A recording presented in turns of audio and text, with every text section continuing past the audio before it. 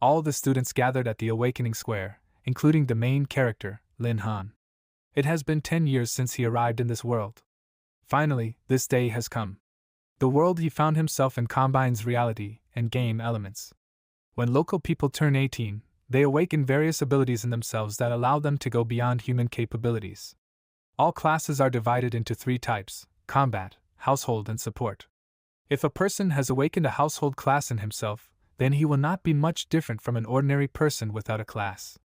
A support class requires a huge amount of resources at the start and pumping, so if a person is not from a wealthy family, it will be very difficult to become a strong enough support. Lin Han dreamed of awakening a combat class from the very beginning. There are countless different lands, forbidden or secret monster zones in this world. He also wants to awaken a combat class, start fighting monsters, clearing the dungeon, and of course, become stronger. Then he will definitely become the strongest person in this world. A guy named Wang Chang, who was standing behind him, touched his shoulder and whispered that it was his turn. Lin Han looked at him slightly surprised, and he said that the homeroom teacher had been staring at him for a minute now, and there was no one in front of him yet, in case he hadn't noticed. He cursed in his mind, and the 6th grade homeroom teacher Yao Xiaowei crossed her arms in displeasure and told her student to stop violating discipline even on the day of awakening. Before she could finish speaking, he rushed to the podium and his friend began to support him, saying that they needed to awaken the combat classes together and go fight monsters. He replied that he would soon return as a true king. Climbing up the stairs, he approached the teacher in the robe, who told him to stand inside the information and resist the power of it.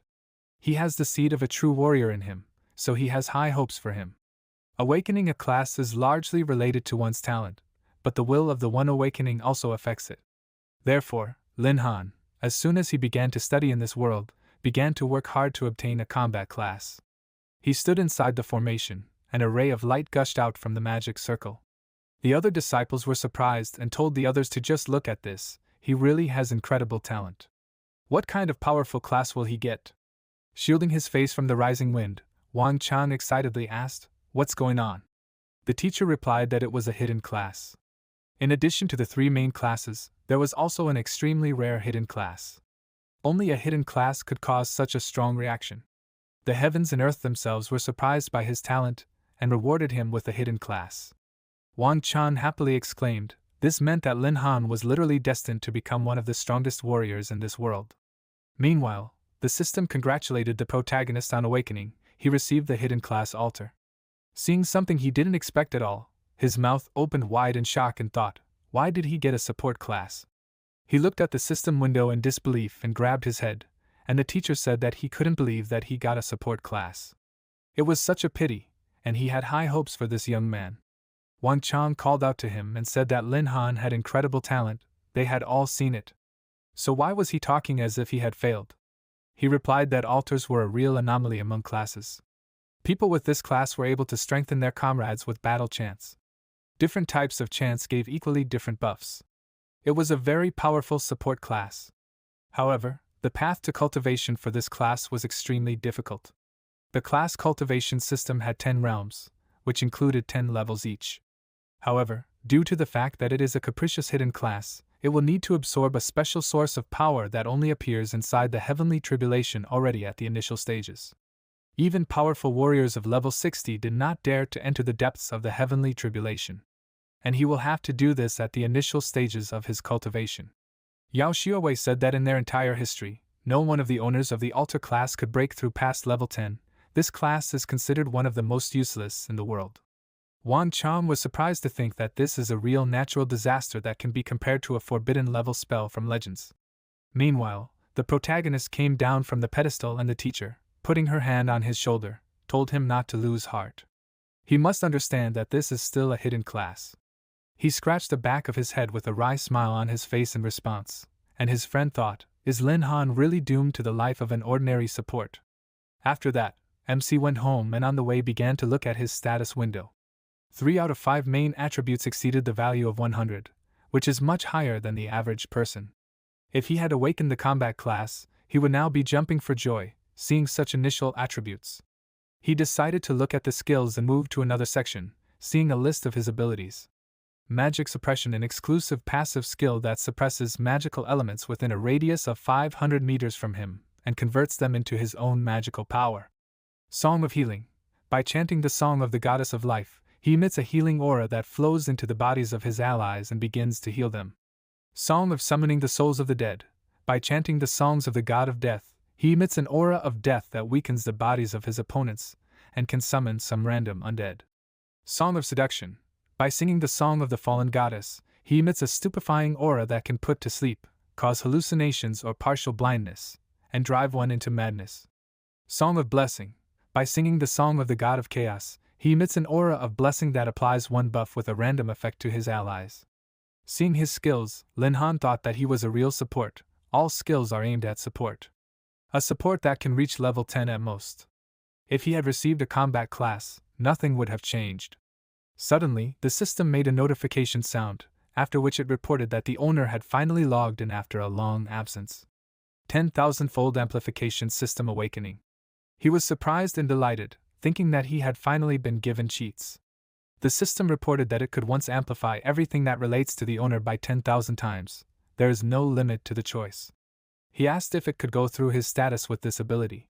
The system confirmed his words and said that the owner's status has been strengthened by 10,000 times. Let him check it. MC opened his status window and saw that all of his stats had increased, and he also had new forbidden skills. Guardian Angel. By chanting the Song of the Goddess of Life, he can save some of the allies who fell in battle. Mechanical, elemental creatures, and the undead cannot be resurrected. Resurrection of the Undead. By chanting the Song of the God of Death, he will summon demonic creatures with a 100% chance. After the battle, 30% of the fallen enemies will turn into controllable undead, excluding undead enemies. Fallen Intervention.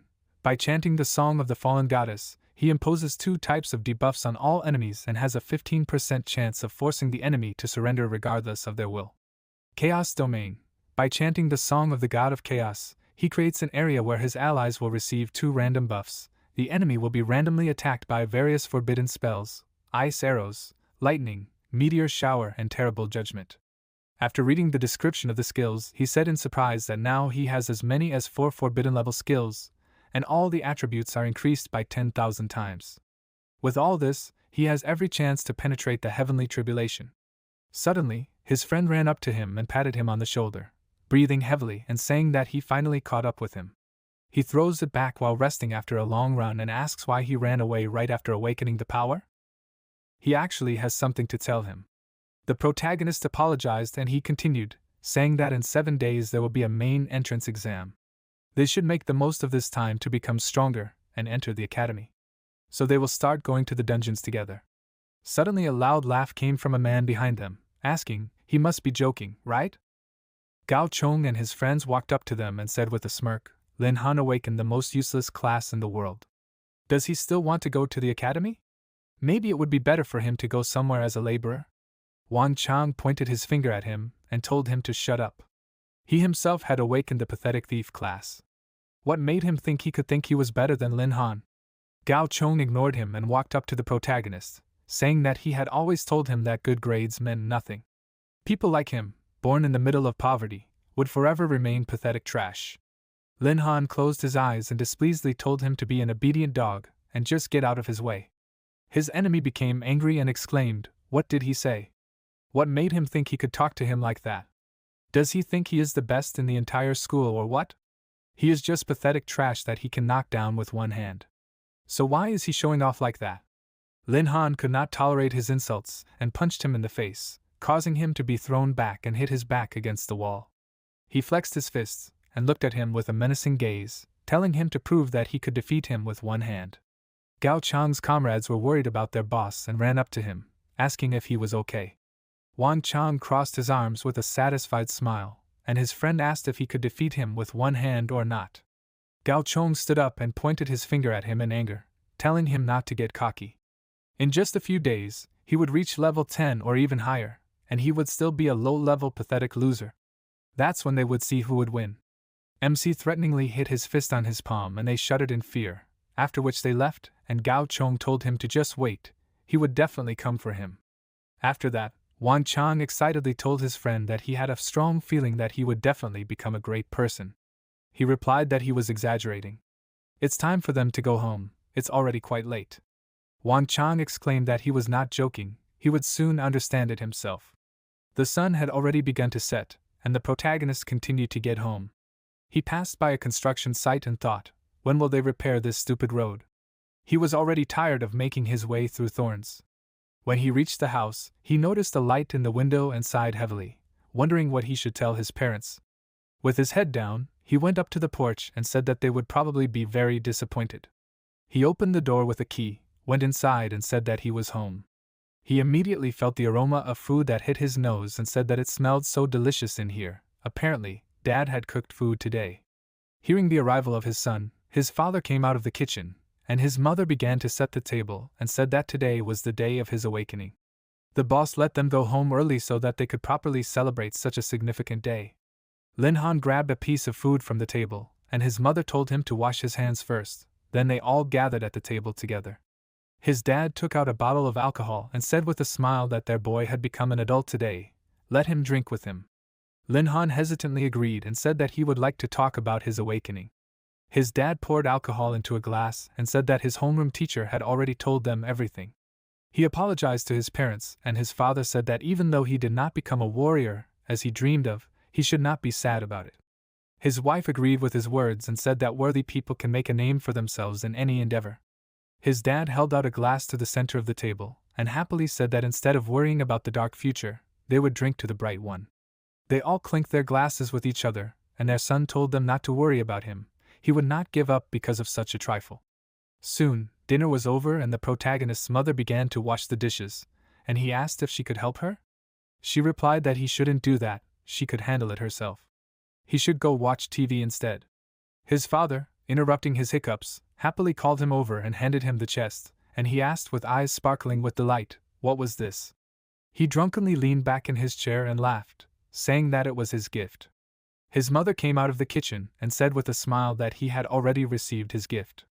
This treasure had been passed down in their family for generations. He repeated in surprise, a treasure? She confirmed his words and said that it had been passed down within their family for over 100 years. He shouldn't judge their family only by his father, they had once occupied a fairly high position in society. Lin Han, who was trying to lift his dad from the chair in the meantime, said that he was too heavy, let her help him drag him to the bed. His dad spoke in his sleep that it was true, their family had been very rich for several generations. Now, an outstanding magician had appeared in their family again. He will bring their family to the previous level, and maybe even much higher. When MC entered his room, it was already approaching night. He opened the chest and, putting on a magic robe and taking a staff, happily thought that this was gold-level equipment for a magician. On the market, such a set would cost almost 1,000,000 gold. It is good for both attack and defense. And the material is very high quality. His magic staff with an 8% chance can inflict additional damage while using earth magic and with a 10% chance can inflict damage while using lightning magic. The magic robe grants him a magic shield, the maximum size of it is 5% of the maximum HP. After that, he asked the system to increase the characteristics of his equipment, and it reported that the request was being fulfilled. His equipment was improved 10,000 times, let him check it out. Now the maximum shield size is 100% of the maximum amount of health, and the divine magic staff can now deal additional damage with a 100% chance of combined earth and lightning magic. Due to the limitations of the item, the additional damage will only be 100% of the main damage. Seeing the new characteristics, he laughed triumphantly in his mind and thought that this is wonderful, now he is wearing legendary level equipment. In addition, he will be able to deal double damage with earth and lightning magic. Mages have fought with long-range spells since ancient times. He began to dance with joy and exclaimed that from now on everyone will call him a master of long-range spells. After that, he undressed and lay down on the bed, thinking that as soon as he reaches level 10, he will have to enter the heavenly tribulation. Only after absorbing the source of the natural disaster, he will be able to move to another realm. The system said that if the owner wants to find the source, he needs to get to the very center of the natural disaster. He decided to look for information about the location of the natural disaster on the forum, and found out that it was in the kingdom of Hei's. It is a state washed by the sea, which is why this kingdom includes countless small islands and volcanic mountains. The coast of this country is literally teeming with various monsters, and dark thunderclouds are constantly gathering over the ocean, which often cause natural disasters. A notification came to his phone that Wang Chan had sent him a message. He opened a chat with his friend and he asked if maybe they could team up for leveling tomorrow. He replied that he couldn't, and Wang Chan asked, but why? He specially chose a low-level dungeon for his sake, where there are monsters only up to level 5. It is ideal for leveling awakened with a support class. Lin Han replied that he himself understands that he will level up much faster alone. He soon has to take the entrance exam, so he does not want to slow him down somehow. His friend sent him a crying emoji in response, and he wrote to him not to worry about him. Even though he can't level up above 10 because of his altar class, low-level dungeons won't give him much trouble, he can handle it himself. Maybe they can go leveling together when he reaches the second realm? Wang Chan agreed and wrote that once he reaches the second realm, he will take him with him to a mid-level dungeon. MC sent him a picture of a cat with the caption, "Deal," and thought that he was sorry, but the Hei's kingdom is too dangerous for a person who is at the level of the first realm. He looked at the time and saw that it was almost 12 o'clock at night. He said that it was already quite late, he needed to go to bed and get a good rest. He hoped that everything would go smoothly tomorrow. The next morning, he went to the teleportation plaza. He touched the small screen where his information was written and said that he was going to Hei's country. After confirming his identity, he was given permission and wished a safe journey, after which he headed towards the portal that appeared in front of him. He extended his hand and walked through it, and found himself on the other side. At the entrance, there was a sign that said that they should be careful when fighting monsters, otherwise they would make their loved ones grieve. Ahead, they will encounter silver poisonous frogs. It is not recommended for those who have not yet reached the second realm to enter. After reading this, Lin Han said that it seemed like this place was fraught with danger. A huge black silhouette of a monster appeared behind him, and when he noticed it, he was very surprised and the frog screamed. The monster summoned many ice spikes, after which it sent them at the protagonist, but a shield appeared around him in time and the spikes smashed against the barrier. Lin Han was surprised and thought that this shield immediately responded to the danger. The robe really lives up to its legendary level. The frog was angry that the attack failed and screamed very loudly, releasing a sound wave. The protagonist grabbed his head and gritted his teeth, feeling like his head was about to explode. The system warned him that the shield only protected him from physical and magical attacks. It did not work on long-range mental attacks, so he should be careful. He sighed tiredly and asked the monster, did it think it had run into some weakling? He raised his magic staff up and began to chant, calling out to the god of chaos. He used the forbidden spell Chaos Area and called down a meteorite from the sky, which upon impact caused a powerful explosion and a huge column of flame gushed into the sky, shaking the nearby seas. Meanwhile, a minister named Sun who was walking through the base with his subordinate. The man looked at the tablet and said that the level of magical fluctuations in Huizhou had reached the maximum. Did their enemies really plan to launch a surprise attack? He replied that Huizhou city was located in the center of the coastal defense line and was surrounded by dozens of large guard posts. There was no way the enemy could launch a surprise attack. They would have known about their intentions long ago. He entered a dark room and a man in uniform greeted him, and he ordered them to open the surveillance screen, after which he told them to quickly contact the higher-ups and ask if there were any people among the entire population who would be able to use forbidden spells.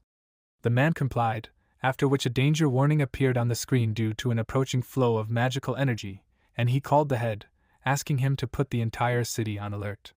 They must be able to quickly determine the direction of the magical energy, and wait for further instructions. Meanwhile, a huge tsunami covered the city and a message sounded throughout the area that the city had been declared a state of high alert. Let them leave their homes without panic and evacuate to specially prepared shelters. People, meanwhile, ran out of their homes and froze in place, looking at the wave inevitably approaching them. But fortunately, a dome was activated around the city in time, which held back the raging waves. The minister, meanwhile, put on his gear and asked if the protective dome was coping. He was told that the first wave had been successfully blocked. Due to the danger to the population, the evacuation has begun. Someone reported that the squad has completed preparations. They are waiting for further instructions and are ready to move out. Meanwhile, the protagonist received rewards for killing the monster.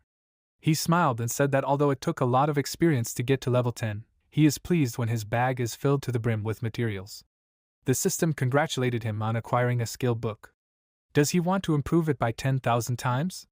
He enthusiastically confirmed the improvement, and the system showed him the description of the improved skill. The Grace of the Gods that does not require chanting is a forbidden spell. The user can omit any preparation before spells.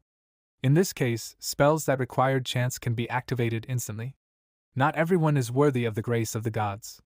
Lin Han was delighted and thought, does this mean that now he can destroy enemies and buff allies without resorting to chanting? He suddenly felt the ground shaking under his feet, and seeing a volcano eruption nearby, he said that all he had to do was get to the center of the disaster and collect the elements of fire and wind. According to the map, the elements should be somewhere there. Having gotten closer to the volcano, jumping over the seething waters, he said that it looked like all the local monsters had simply turned into corners because of the eruption. Now he didn't have to worry about them. Seeing a flaming cube among the fire, he realized that he had found the element of fire, after which the system asked if he was sure he wanted to take the element. He agreed and happily said that he didn't think he could get the element of fire so easily, but now he couldn't relax, he needed to find the element of wind. After that, he went to the raging sea and, flying among the waves on his staff, said that according to the map, the element of wind should be somewhere here. Suddenly, a bright flash appeared among the waves, the water parted to the sides and a crystal flew into the sky just as he was flying past. Having obtained the wind element, he decided to stop in a quiet place and look at his inventory. He managed to obtain not only 2 elemental elements, but also a huge amount of equipment and materials. If he sells at least some of this stuff on the market, he will be able to get a decent amount. Since he was done with everything here, he can now return home. He returned to the teleportation hall and immediately heard a message about the highest level of readiness. Because of this, the entire teleportation hall will temporarily stop working. Let them follow the instructions of the staff and the organized evacuate to the central shelter. Stopping in the middle of the hall, he saw people running around in a panic and shouting that there was a tsunami. Lin Han looked at them in confusion and asked, "What's going on?" The girl from the staff said that unfortunately, the teleport is temporarily out of order right now. He repeated in surprise, "It's not working?" After all, he had just decided to go back. The girl got worried and said that he should immediately go with her to the central shelter. He didn't understand what kind of shelter it was and she said that it must be, he doesn't know about it yet, but some mysterious force caused a tsunami that hit their city. That's why there is such a mess here. They say that this mysterious force originated in the Heiai's kingdom, so he should follow her to the shelter. She pointed her hand to the side and asked him to follow her, she would take him there. But he didn't hurry after her and, once again playing her words over in his head, he thought, was it because of the forbidden technique he used there? He clutched his staff thinking that it was his fault, he was too careless with the power of the forbidden spells, and now because of that the city was in danger. He turned around and walked back with a confident look, and the girl called out to him in surprise and asked where he went. Meanwhile, the city was still under the protection of the dome, which was supported by the magicians on the walls. The soldier told the minister that this was very bad. The equipment showed that the barrier was at its maximum capacity. He became nervous and the soldier continued, saying that there were only 5 minutes left before the next wave would collide. Sun Hu waved his hand and told the other 2 soldiers to convey his order to the scale master. Have them send the strongest soldiers among those who had reached level 30. Also, have them ask for help from the nearby cities. They could not wait any longer. They obeyed his order, and he exclaimed that they had to cope. If the wall separating the waves and the residential areas was destroyed, then their city would be finished. They could not retreat, and they had to protect the people who had taken refuge in the city. The soldier looked at the tablet and cursed loudly, saying that cracks had started to appear in the wall. If this continued, the walls would fall. The minister turned around and exclaimed, "So fast?" He thought that in this case, there was no other choice. He touched the floor and, creating a magic circle, ordered all the soldiers to deploy a defensive barrier at his command. They must push the waves back before the tsunami reaches the city. Let them spare no effort and use all the magic they have. They must protect Huizhou's city. They obeyed his order and began to create a defensive barrier, but it was difficult for them. One of them fell, losing strength, and said that he could not do it anymore, and another soldier ordered him to get up. Another guy who was standing next to him said that they were failing, their magic could not cope with such waves. Sun Hu gritted his teeth and thought, is today really the last day for their city? But Lin Han came to their aid in time and used the Song of Blessing, giving their bodies strength. The soldiers immediately rose to their feet and began to ask whose magic is this? His body begins to fill with magical energy. Since they have recovered, they need to quickly get to work. With Lin Han's support, They were able to continue and they started to succeed. They successfully erected the dome and reported to the minister that they had managed to contain the waves inside the barrier. She ordered them to continue maintaining the barrier. Everyone else who still had strength should use teleportation magic and throw this huge wave as far into the sea as possible. He gave the order to begin and a whirlpool began to swirl inside the dome, and one of the soldiers said that the portal with an unspecified teleportation location had been successfully activated. The sea level began to gradually decrease and soon returned to normal, after which the protective barrier was removed. One of the soldiers looked at the sea in surprise and quietly said that they had succeeded, and then they began to joyfully shout that they had succeeded. Lin Han, who was flying above them on his staff in the meantime, smiled and said that it was thanks to him. He closed his eyes and sighed, saying that it was very dangerous. The power of forbidden spells is simply terrifying. From now on he needs to be very careful when using it. He can't let something like this happen again.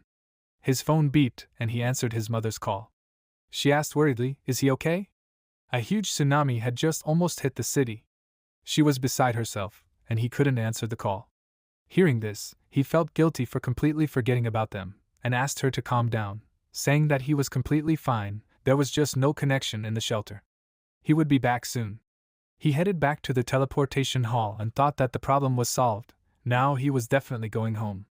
Tomorrow he would go to the upgrade hall and take some task for himself, then go to the market and sell the materials he was able to get today.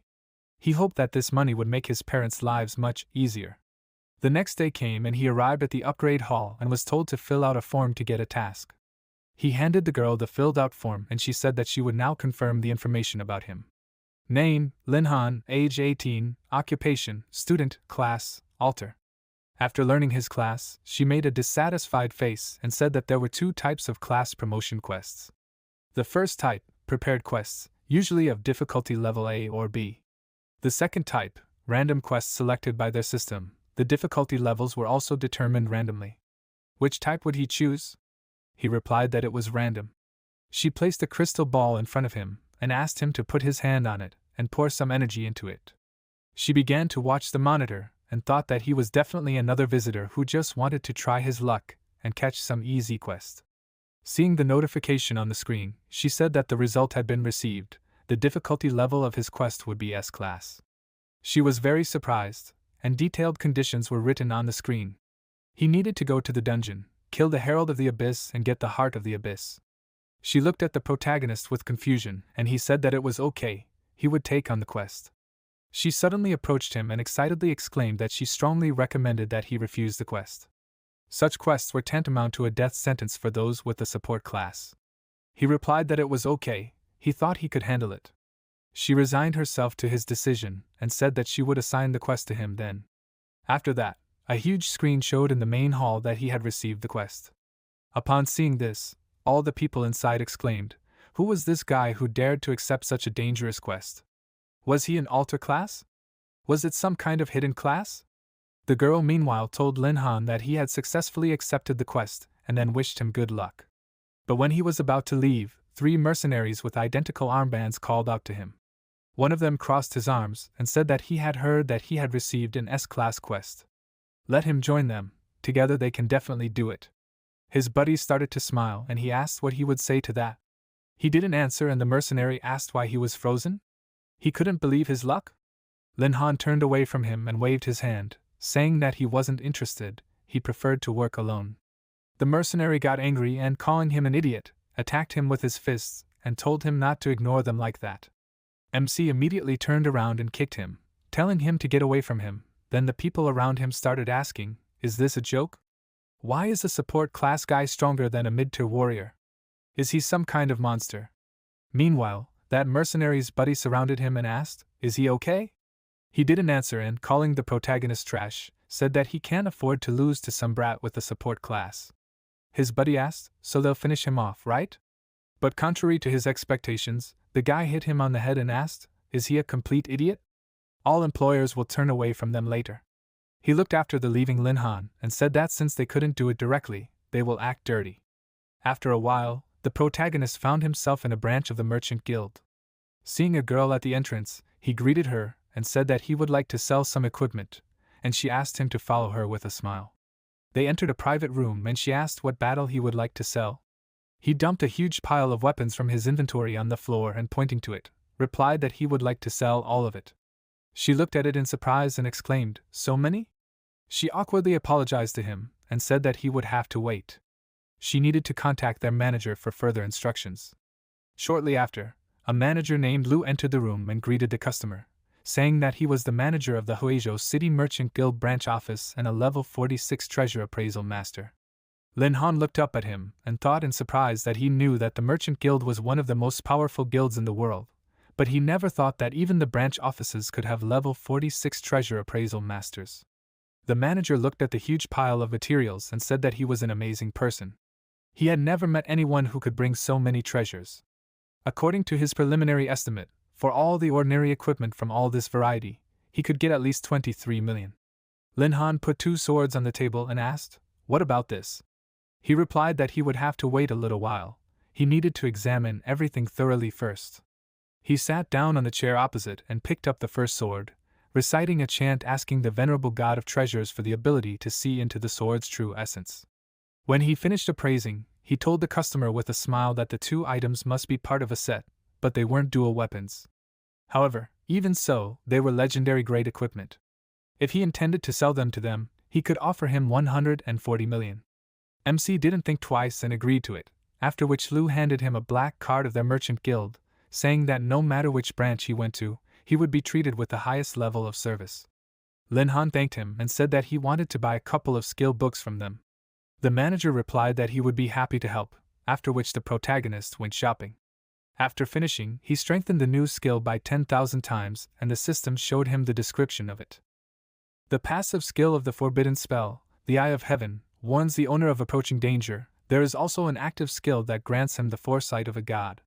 After reading the description, he said that it was great. Now he does not have to worry about sudden attacks. He can consider that he has already completed the dungeon clearing quest. Soon he arrived at the information center, which was inside the dungeon. The center employee handed him a scroll and said that here is all the information about the dungeon with the Herald of the Abyss. She wishes him good luck. Taking it, the protagonist thought that before the dungeons were full of monsters, now so many people are walking around here calmly. Suddenly he felt some kind of weak bloodlust and thought, is it possible that some small fry wants to harm him? For now, he can just ignore it. First he needs to deal with the Herald of the Abyss. He went to the place where the Herald of the Abyss was, and the mercenary who had attacked him earlier watched him from the side with a smirk. Soon Lin Han found himself in a cave and said that according to the map, this was where the Herald of the Abyss should appear. When he entered the spacious hall, a huge monster jumped down from the ceiling and roared loudly, frightening him. He immediately lit sparks around his staff and said that he was so ugly that he had goosebumps. First, let him greet him. Summoning lightning, he struck the monster, and it was electrocuted, causing its body to tremble. Noticing that the monster was not moving, Lin Han thought, was it already baked? But no such luck, the monster suddenly rushed towards him, and as soon as it got close, it struck his face with its fist. This increased the distance between them and he thought, in one blow, it took away a whole 1,800 points of his health. Even that frog could only take away 800. Suddenly, a mercenary's voice was heard behind him, asking, "Is it painful, right?" Now he realized that in front of the Herald of the Abyss, he was just a small fish. Hearing a familiar voice, Lin Han turned around and asked, was it him? One of the mercenaries of the 3 snakes. The mercenary said with a smile that he was too confident for someone with a support class. He even dared to refuse their help and went against the messenger of the Abyss alone. By the way, they followed him for a while and found out that he had acquired a good amount of money. Now all his millions are theirs. Lin Han's face turned red and he asked, knowing how much he got from his trophies, he decided to try to rob him? Has his instinct for self-preservation completely atrophied? The mercenary told him to stop acting like a big shot. A monster suddenly attacked him from behind and he, cutting its body into pieces, said that he was a warrior who had reached the 2nd realm. He could easily deal with monsters like him. He pulled out a weapon towards him and pointing the tip at it, said with a wide smile on his face that, besides, if they killed him here, no one would even know about it. Looking at his comrades, Lin Han thought that he had long wanted to try this spell. He cast the forbidden spell Fallen Intervention and the guys behind the mercenary lost control of themselves and walked towards their comrade, intending to kill him. He turned around and asked in surprise, what were they doing?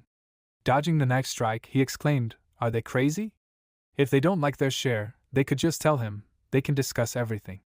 But their minds were clouded and they didn't listen to him, continuing to insist that they would kill him. He backed away in fear and said that he would give them half of their share. Why are they so greedy?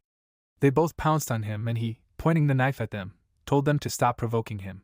He hesitated and was unable to defend himself or hit them in any way, and they began to bite into his leg and arm with their teeth. Linhan asked, did he still not understand what was going on here? The mercenary looked at him and, ignoring the fact that his body was being gnawed, asked, was this all because of him? Did he pay them? MC called him an idiot and said that he still didn't understand. They were completely under his control now. The mercenary broke out in cold sweat and said nervously that this was impossible. He was only a level 10 support class. How was this even possible? Linhan used magic and surrounded himself with sparks of lightning, smiling and asking, who told him that all people with a support class were weaklings? Although it didn't matter to him anymore, let him just enjoy it. He used the Chaos Area spell and, continuously striking the enemy with lightning, walked towards the exit of the cave, and he exclaimed, who the hell is he? He walked out of the cave into the forest, and as soon as he walked away, he heard a rumble behind him and turned around to see that the entrance was collapsing. He got nervous and thought, is it because of his forbidden spell? Is it really possible that dungeons are destroyed so easily by his magic? Meanwhile, the Ministry of Magic Control noticed the fluctuations in magic, and the guy exclaimed that it was happening again. The minister entered the room and asked, what was going on again? He pointed his finger at the screens, and said that a powerful energy wave had arisen inside the dungeon. He was afraid that it was some kind of forbidden spell, the dungeon could collapse at any moment. Sun Hu got very angry and slammed his fist on the table, exclaiming, is the higher-ups definitely not involved in this? First the tsunami, now the dungeon. What are they even doing there? The guy asked, what should they do now? The minister gritted his teeth and asked, is he asking him? Let him call the city mayor urgently. Having reached the mayor, he anxiously said that they had an emergency here, the city dungeon could collapse at any moment. For the safety of the people there, they must act immediately. He replied that he understood everything. Let them assemble a rescue team right away, every second counts. Sun Hu agreed and said that it would not be an easy task, since the students had just awakened. Most likely, there were a huge number of people inside the dungeon right now. The mayor replied that he would ask the higher-ups for help. He was counting on them, just like when he saved the city from the tsunami. After ending the call, the minister told them to quickly assemble a rescue team and quickly go to the dungeon. The ministry workers immediately ran to carry out his order, and in the meantime, people were running inside the dungeon, avoiding the debris, and shouting for others to run too. The dungeon was collapsing. Seeing this, Lin Han cursed in his mind and thought that if someone died because of him, he would not be able to forgive himself for the rest of his days. He used the guardian angel skill and a small copy of himself with wings appeared behind him. This is a forbidden skill. By singing the song of the goddess of life, he can save some of the allies who fell in battle. His magic spread throughout the dungeon and those who were hit by debris woke up and one of them wondered if he was still alive. Meanwhile, a rescue team led by the minister arrived at the scene, telling them to be faster, every second is someone's life. People from the squad began to provide first aid and one of the wounded said that he seemed to have seen an angel there, it was so beautiful. No one attached any importance to his words and Sun Hu, nervously looking around, cursed and began to curse the top, saying that as soon as he finds out what they were planning, he will publicly speak out against them. Hearing this, MC hurried to leave quickly. Passing by the minister, he became nervous and thought that he did not see him, he was just invisible. If things take this turn, he will simply quit his job and move to another place. After that, he went to the upgrade hall and, noticing a worker, took her hand and smilingly called her mistress, said that he finally found her, they need to quickly begin. She was embarrassed and asked in confusion, right here and now? But she was not ready yet. He showed her the heart of the abyss and said that he just came to upgrade his class, no need for ambiguous phrases. She said in surprise that she could not believe that he refused her incredible beauty. She finally tore her gaze away from his beautiful face and noticed the heart, asking, did he complete the quest to kill the messenger of death? The other awakened ones who passed by and heard this stopped, and one of them said that this could not be. The messenger of the abyss just appeared recently, how could he defeat him so quickly? Another guy said that he must be some kind of master who was raised by a very rich family. There is no other way to explain it. The protagonist didn't want to attract everyone's attention and mentally asked them to stop exaggerating, and then awkwardly said that he was just lucky. Other masters came to his aid, and he was just supporting them. One of the awakened called him lucky, and the other grabbed his head and exclaimed, "When will he get such kind masters? This is not fair." Lin Han was glad that they believed him and asked the hall worker to hurry up. He can't wait for the promotion. Crossing her arms over her chest, she agreed and said that now he can ascend to the second realm. MC was happy and said that he was sure that the difference between the first and second realms is like heaven and earth. He asked the system to increase everything by 10,000 times, and a system window with new skills appeared in front of him. Perlite, a forbidden light spell that creates a field where the caster's allies take 50% less damage, and the caster himself takes 80. Covering Night, a spell that creates a field of darkness where the caster's allies become invisible. It is able to hide the very presence of allies and the owner. He looked at the raging aura around him and thought that this was just the perfect spell to protect against retreat. He thinks that next time he will try to take on an even more serious task. When he went outside, he noticed everyone running somewhere and stopped some guy, asking him what kind of commotion is here? "What's going on?" he asked. Does he not know yet? Minister's son, who believes that some incredibly powerful creature has appeared near the city, which has become the cause of the disasters of recent days. The protagonist became nervous and thought that he had just ascended to the second realm, and the minister had already begun to look for some higher being. Who would have thought that this creature was actually just a second realm mage? A minister appeared on one of the screens on the building, announcing that the dungeon would be closed from today onwards due to recent events. For their own safety, leaving the city was currently prohibited. Upon hearing the news, Lin Han grabbed his head and exclaimed in displeasure, were they prohibited from leaving the city? How was he supposed to get new materials now? He entered the trading guild building, thinking that if he couldn't leave the city, he wouldn't be able to get any materials or equipment. Perhaps manager Lu could help him somehow. As soon as he entered, he was greeted by a girl and the manager, who said that he didn't expect to see him so soon. Let him go inside. The girl poured a cup of coffee and handed it to Lin Han, then handed him a book, and the manager said that this was a list of their products. He could choose whatever he wanted. They would give him a 10% discount on everything. He smiled and replied that he wanted to buy all the magic scrolls, all 20 of them on the list. His face became serious, and he said that he wanted to ask him something. Lu replied that he didn't have to worry, the information they had was reliable. Lin Han said that to tell the truth, he wanted to know about the sources of natural disasters. He smiled nervously and hesitated, so Lin Han asked, "Is this some kind of secret information?" The manager replied that there was just very little information about the sources, and it was expensive. He replied with a smile that he understood. "How about one epic grade item?" Lu was very happy and said that he was so generous. There would be an auction in their city soon, and one of the lots would be information about the sources of natural disasters. The protagonist thought that it looked like he would have to wait a little while, then it would be time to start improving his equipment. He said that he had of course been kind to him all this time, but this information was not worth an epic equipment. After all, everyone would soon know about it. Lu smiled and told him not to worry. How could he let their dear customer go with nothing? He waved his hand at the girl and asked her to bring it, after which she put a tray with an item covered with a cloth on the table. As soon as she lifted the cloth, a blinding light struck Lin Han's eyes, and recognizing the item, he wanted to say what it was, but the manager got ahead of him and said that it was the entrance to a silver replica of the legendary portal of the Holy Land. As long as he had this extremely rare item, he would be able to take one person with him and raise his level without any problem. Lin Han took it in his hands with admiration, thinking that the manager was truly an amazing person. Silver replicas are incredibly rare things, you can't buy one even for a lot of money everywhere. Lu asked with a smile, "Is he satisfied?" He replied that he was very pleased, now that he realized how great his generosity was. After that, they walked him out of the room and said goodbye. As they watched their client leave, the girl said that these silver replicas were too rare to exchange for epic grade items. Wouldn't he end up in the red because of this deal? He asked what she was talking about. Hadn't she noticed that his aura had changed noticeably since their last meeting? Besides, he was looking for information on the sources of natural disasters. Perhaps, it wouldn't be long before they saw the first person with the second realm altar class with their own eyes. Meanwhile, MC stopped in the hall and began to think about who he should take with him. Suddenly, his phone rang, and seeing that it was his friend calling, he thought that he had found a candidate. He answered the call and a frustrated voice came from Wang Chang, asking if he missed him. He replied that it was so unexpected that such a busy person had time to call him. Wang Chang replied that he wanted to help him level up, but then the city was suddenly closed. So he was eating away his sorrows with delicious meat and booze. Lin Han replied that everything was still in effect.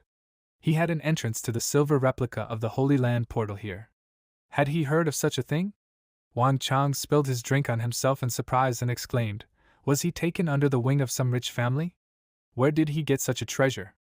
His friend told him to stop talking nonsense and let him just say whether he agreed or not. He excitedly replied that of course he agreed. When were they going? He replied that he would be waiting for him at the entrance to the silver replica of the portal tomorrow at 9 a.m. If he didn't come, he wouldn't wait for him. His friend exclaimed, so early? This is unfair. The next day, they both showed up at the entrance, where a line had already formed. Lin Han walked up to his friend and said that he had come so early. He got excited when he heard about the silver replica of the portal. Hearing his voice, Wang Chang turned around and pointed at him with a smile, saying that he just wanted to look at the rich woman who took him in. But for some reason, he didn't see anyone next to him. He just got up early in the morning in vain. Lin Han looked at him with displeasure and asked what kind of nonsense he was talking about. He walked closer and grabbed him by the neck, asking, did he want to die? Just let him say it, he will arrange everything. The footsteps of several men were heard behind them, and one of them, noticing the familiar faces, asked, who is this? He spread his arms out to the sides with a smile and asked, isn't this the same number one of their school? One of his friends laughed loudly and said that he was a laughing stock. Why did he, a poor man, think that he could afford a silver replica of the portal? Wang Chang got angry and rolled up his sleeves and walked towards them and asked what he said. Lin Han stopped him and the guy told his friend to let him give him some advice. Let him take a bottle of alcohol with him so that if they found his dead body, they could at least drink to his repose. Wang Chang started to break free from his friend's grip and asked him to let him go. He wanted to fight these idiots. But he continued to hold him and told him to stop wasting his time on losers. They would understand everything themselves when they passed through the portal. The guy took out a sword and pointed the tip at him, telling him to watch his language. They are warriors of the second realm. The protagonist asked in response, do they need to watch their words just because they have become a little stronger? Is he laughing at them or something? Gao Chong got angry at these words and hissed through his teeth, what did he just say? Noticing something to the side, MC lost interest in him and looked towards the bushes, asking, did he finally decide to show himself? How long was he going to keep watching from the shadows? Gao Chong came out into the clearing and stood next to his buddies, and Wang Chang said that they hadn't seen each other for a long time. And why was he hiding there? He replied with a smirk that he just wanted to watch their ridiculous provocations. If he had come out, he wouldn't have been able to hold back his laughter any longer. A guy with a support class who would never be able to level up was trying to snap back. Isn't that funny? He turned to Wang Chang and said that he strongly advised him to find another team. He wouldn't last long on the other side with this trash. Wang Chang got angry again, and when his friend stopped him with his hand again, he told him to let him go. He was going to beat all his pomposity out of this idiot. Lin Han turned to him and thanked him for standing up for him, but he would somehow deal with this himself. One of Gao Chang's friends got angry and rushed towards him, exclaiming, does he not care about them at all? Let him just die then. But as soon as he approached, the protagonist suddenly swung his hand up and knocked the sword out of the enemy's hands, which surprised him greatly.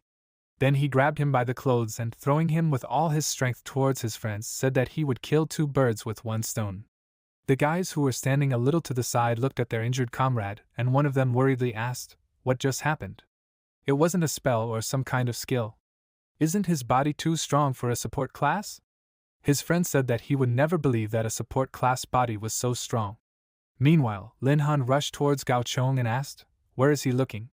Now it's his turn. His enemy became very worried and told him not to approach him. In the end, the 2 friends tied him to a rock and he said that he admitted that he had made a mistake, so let them forgive him. Wang Chang said with a smile that he thought he was lying. Let him hang there for a while and think about his behavior. He called out to his friend and invited him to enter the dungeon. When they left, several awakened ones crowded around the rock and one of them said that he was just a loser. He lost to a support mage while being a warrior. His friend said that he did not envy his parents, he was just a disgrace. Hearing this, Gao Chong thought that this was so humiliating. One day, he would definitely get revenge on them for this. Meanwhile, Lin Han and his friend were on the other side. Seeing many skeletons rising from the ground in the middle of the desert, Wang Chang asked, "Is this the ancient battlefield? It doesn't look that impressive." His friend said that the monsters here were very different from the ones he saw in the beginner dungeon, so he shouldn't relax. Wang Chang lazily agreed with him, and when he felt someone grab his leg, he excitedly said that it seemed like they had already been found. He stood up for his friend and told him not to worry. His class was a cards master, those monsters wouldn't be able to even get close to him, so he should stand behind him. Surrounding himself with cards, he began to throw them around and explode the skeletons, smiling and asking his friend, "Did you see that? This is the power of his class." Lin Han, who had already dealt with a huge group of skeletons, grabbed one of them and dragged it to the resulting pile of bones, saying that it looked impressive, but he was faster. Wang Chang exclaimed in surprise. This was completely abnormal. How could he deal with them with his bare fists? He just tricked everyone, and in fact, he has a warrior class, right? After throwing the skeleton to his dead comrades, he grabbed the next one and dragged him to the pile, saying that he was simply born with some divine ability. In his mind, he added that if he weren't afraid of being spotted by the authorities, he would quickly clear everything out with a forbidden spell. His friend sighed sadly and said that he suddenly felt superfluous and useless. Indeed, given his strength, he could grind everything into dust if he got his hands on a hammer. Lin Han hugged him and asked why he was so sad. After all, they were just getting started. He would take those from behind, and he would take those from the front. Wang Chang smiled and said that there was no problem with that, he could rely on him. He began to recite a chant, calling on the god of thunder and lightning, asking him to cleanse this world of evil spirits. Cards swirled around him, after which he began to hit all the skeletons around with lightning. After finishing, he said that for now, leveling up is easy. He noticed that his face suddenly became somehow anxious and he asked, "Is something wrong?" Leaving him without an answer, Lin Han grabbed him by the clothes and dragged him aside, and he exclaimed that he is not some kind of thing to him, he can get there himself. But before he could finish speaking, a huge monster axe struck the place where he had just been, and they saw that a huge minotaur had appeared in front of them. Wang Chang said in surprise that this was incredible, he had found the hidden boss. MC took out his staff and worriedly told him to be careful, he was a dangerous opponent. He told him in response not to worry, they could handle him. He would wear him out with his long-range spells. The minotaur exhaled hot air from its nostrils and at the same time, Lin Han rushed to attack, and his friend excitedly waved his hands and exclaimed, "Where is he rushing?" The monster attacked and the protagonist, having blocked its attack, turned to his friend and exclaimed, "What is he waiting for? Let him attack him." Wang Chang took action and hit the monster with lightning, which made him noticeably exhausted. Seeing that his friend was standing still, he told him to dodge. This monster is already on its last legs, most likely, because of this, he will definitely do something. Blood spurted out of the minotaur's mouth, and he began to swing his axe around randomly. Lin Han, who was right above him at this time, swung his staff and shouted at him not to underestimate the support class. He swung his staff at the monster's head with all his might, causing blood to spurt out of the monster's mouth again, and it fell to the ground with a crash. After finishing with him, the protagonist walked out of the dust cloud with a cool look, and his friend thought that the guy with the support class fought the hidden boss one-on-one and defeated it without magic. He must be crazy. Although what is surprising, it's his friend. Meanwhile, a system notification appeared outside the dungeon that 2 participants in the ancient battlefield completely cleared the dungeon in 16 minutes and defeated the hidden boss, the Minotaur Lord. Seeing this, the other awakened were very surprised, and Gao Chong thought, how is this even possible? No one has ever cleared the dungeon so quickly, and they also killed the hidden boss. Time passed, and the day of the entrance exam came. Seeing a huge crowd in front of the entrance, Lin Han said in surprise that so many people came to the entrance exam. Wang Chang confirmed his words and said that almost all the great masters studied in this academy. Gao Chong, who was also among the applicants, noticed them and asked, did they come here too? He smirked and told Lin Han that he couldn't use his tricks this time, so everyone would see how insignificant he was. Wang Chang asked with a smirk, did he enjoy hanging on the pole? Their enemy pointed at him in anger and exclaimed that he was just careless last time, but this time it was different. He had already reached the second realm of the thief class. Let them remember his words, they will still beg for his mercy. MC laughed at his words, and Wang Chang looked at him with a confident smile and thought that although he couldn't handle a warrior of the second realm, he couldn't say the same about Lin Han, he would simply crush him. The academy student named Gao Jin, who was in charge of the exam, rang a huge bell and everyone immediately turned towards the sound. She walked into the arena and said into the microphone that today they would have to show the academy their full potential. They could use everything except illegal drugs that would temporarily increase their strength. They should do everything they could to defeat their opponent. The exam was about to begin. Lin Han was overjoyed and patted his friend on the shoulder, telling him to give it his all. Even if he lost, he should do it with dignity. He laughed in response and told him not to worry, he wouldn't let him down. Gao Jin said that the first match would be between Gao Chong and Lin Han, so they should step into the arena. They both walked onto the platform and stood opposite each other, after which Gao Chong angrily pointed at his opponent and told the referee that Lin Han had violated the ban on using drugs that enhance strength. She glared at him and told him to stop talking nonsense. He thought she wouldn't notice that? She could smell it a mile away. If he doesn't want to fight, then let him get off the platform. He asked her to wait, and then told the protagonist to just admit that he cheated. The support class would never be able to break the ancient battlefield dungeon record. He looked at him with displeasure and told him to speak plainly. What is he trying to achieve? He replied that it was simple, they could make a bet. If he lost, he would admit that he used the drugs and refused to enter the academy for another 5 years. The same applies to him. Lin Han sighed tiredly and said that he had picked on him so many times already. His patience was not infinite either. He agreed to the bet, and his opponent began to quickly move from side to side, smirking as he said that he had no idea how much stronger he had become after reaching the second realm. Trying to keep track of him, the other examinees were surprised, and one of them said that it was incredible. So this is the strength of a second realm thief? He can't even keep track of him properly. How could he even fight someone like that? The guy next to him exclaimed that this was unfair. Gao Chong, who was still moving around the arena at random, told his opponent that he knew he was strong. But what good was his strength if he couldn't catch him? The protagonist smiled wryly and asked, "Is that all?" He would activate the skill that allows him to see invisible creatures, but he can already see all of his movements. His opponent rushed towards him, saying that he would make him pay for deceiving everyone, and he just sighed tiredly. As soon as Gao Chong approached him and lunged forward, intending to stab him with a dagger, his opponent dodged and he thought, was he lucky again? He did this move a few more times, but as soon as he got closer, Lin Han immediately dodged. A guy from the crowd exclaimed that he was so fast, he only had time to make out his silhouette. Another guy said that this Lin Han is not inferior in speed at all. Are they both second realm masters? The old man who was sitting on the steps and carefully watching the fight said in surprise that he has a strong body and incredible reflexes, but it's a pity that he is an altar class, it spoils everything. Meanwhile, Gao Chong was completely exhausted, sighing heavily. He asked how this was possible. Why couldn't he hit him? The MC shrugged and said that although he thought he was very fast, but in his eyes, he was still a slow turtle. Wang Chang, who was standing in the crowd of spectators, pointed his finger at Gao Chong with a wide smile on his face and asked, "Where is his arrogant mockery?" It's somehow unusual to see him so depressed. Gao Chong turned to the referee and said that he wanted her to check everything. He was sure that he took enhancing drugs.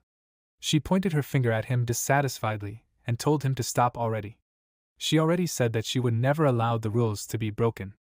If he's finished, then let him leave the platform. After replying that that's not all, he suddenly jumped up and said that he wouldn't lose to such a loser. Extending his hand with the dagger forward, he used a spiral strike and told his opponent that he was finished. Meanwhile, he frowned and clenched his hand into a fist, gathering strength, but suddenly Gao Zhen stood in front of them and sharply waved her hand towards Lin Han, ordering him to stop. He obeyed and looked at her silently, and then Gao Chong landed on the arena and said that he would have won if he had finished his move. Why did she stop him? She replied that if she hadn't stopped the fight, he would have been dead by now. If he didn't like something, she could resume everything. Hearing this, he fell to his knees, and the referee loudly announced that Lin Han was the winner. But Gao Chong didn't give up so easily. He rushed towards his opponent and shouted that he would never admit it. But as soon as he got closer, MC hit him in the head with his elbow and slammed him to the floor, after which he shouted that he was saved from death, and he was asking for it again. Life teaches him nothing. The judge said with a smile that he was so strong. Does he really have a support class? He winked at her and confirmed her words, and then stepped on his opponent's head and told him to stop pretending and get up. He didn't hit him so hard that he could lose consciousness. After that, the medics carried him away on a stretcher, and he shouted at the end that he would definitely get revenge on him for this. When Lin Han left the arena, his friend patted him on the shoulder and said with a smile that he performed well and did not disgrace him. The protagonist threw his hand over his shoulder and asked displeasedly, "What did he say there?" His friend immediately apologized, and then the judge announced the next candidates and called Wang Chang, Zhang Xiwen, Su Jiamei and Lu Yunyan into the arena. If anyone does not come out, they will automatically be considered losers. Lin Han let go of his friend and said that he thought all the fights would be one-on-one. Let him not let them squeeze him in close combat. Wang Chang gave him a thumbs up with a smile and told him not to worry, let him just watch how he scatters everyone there. After entering the arena, he summoned cards around himself and told his opponents that they need to give it their all. Zhang Xiwen said that he didn't know that there would be a level 10 cards master here. Why don't they get rid of the strongest among them first, and then they will decide everything among themselves? Lu Yunyan said that she is a healer with a support class. So as long as she can show her skills, she doesn't care which side she takes. He asked, "Is that so?" He suddenly rushed towards her and said that then he should get rid of such a variable first. She gasped in pain, having received a blow to the stomach, after which he showed the bloody claw to the second girl and said that now she would no longer be able to side with Wang Chang. What about her? Will she join forces with him? Xiao Jiamei agreed after seeing his smile, after which he smirked and said that this was great, then they needed to completely get rid of the healer. When he was about to deliver the decisive blow to the girl, a card suddenly flew in front of his face and he asked Wang Chang, why was he stopping him? This was a battle of everyone against everyone. He replied that he was simply not so mean as to give up on a person just because he did not want to side with him. The guy rushed towards him with a loud laugh and said that then he would start with him. He smirked in response and asked, so he thinks he can defeat him? Su Jiamei meanwhile started casting a spell and said that she had a hypnotist class and would now put him to sleep. Wang Chang's eyes were dark circles, his eyelids began to grow heavy and he exclaimed, why did he suddenly feel so tired? At that moment, his opponent was very close and said that close combat is a master's weakness. And for him, an assassin, these are ideal conditions. After these words, he waved his hand to strike, but Wang Chang managed to put a card under his claw in time, thus avoiding the blow. The assassin froze in surprise, not understanding what happened, and Wang Chang, pressing his hand to the wound, said that he knew little about his class. These cards are capable of not only attacking, but also defending. The old man meanwhile smiled and said that this youth is so talented. He managed to cover his hand with a card, and then, without hesitation, counterattacked. His colleague agreed with him, and said that if he started practicing in the academy, he would definitely grow into a strong master. This year, many talented youths came to them. Meanwhile, Wang Chang began to gather cards with the elements of earth, fire, water, wind and light around himself, saying that now he would show them the true power of the master class cards. Meanwhile, Su Jiamei began to use hypnosis spells again and made it so that he could not concentrate and did not hit the target. The fire projectiles hit past them and Zhang Xiwen chuckled, asking, so thanks to her, he could not hit them now. This made Wang Chang purse his lips and became nervous, and his opponent laughed and said that his technique was useless if he could not hit the targets. Wang Chang decided to change his strategy and said that since his own eyes deceived him, he would simply stop using them and start firing all over the platform. So he finally managed to hit the girl and Gao Zhen announced that Su Jiamei had lost. Wang Chang opened his eyes and smirked and told his opponent that he was all alone. Was he still hoping to win? The assassin rushed towards him and said that he had probably used up all his mana. He even wondered how much longer he could last like this. He attacked but hit the shield of cards and exclaimed that it was impossible. Where did he get so much strength from? Meanwhile, the healer entered the battle and said that he seemed to have completely forgotten about her. She began to chant and turned to the goddess of spring, asking her to give her her strength, and then summoned a silk thread that enveloped Wang Chang and gave him strength.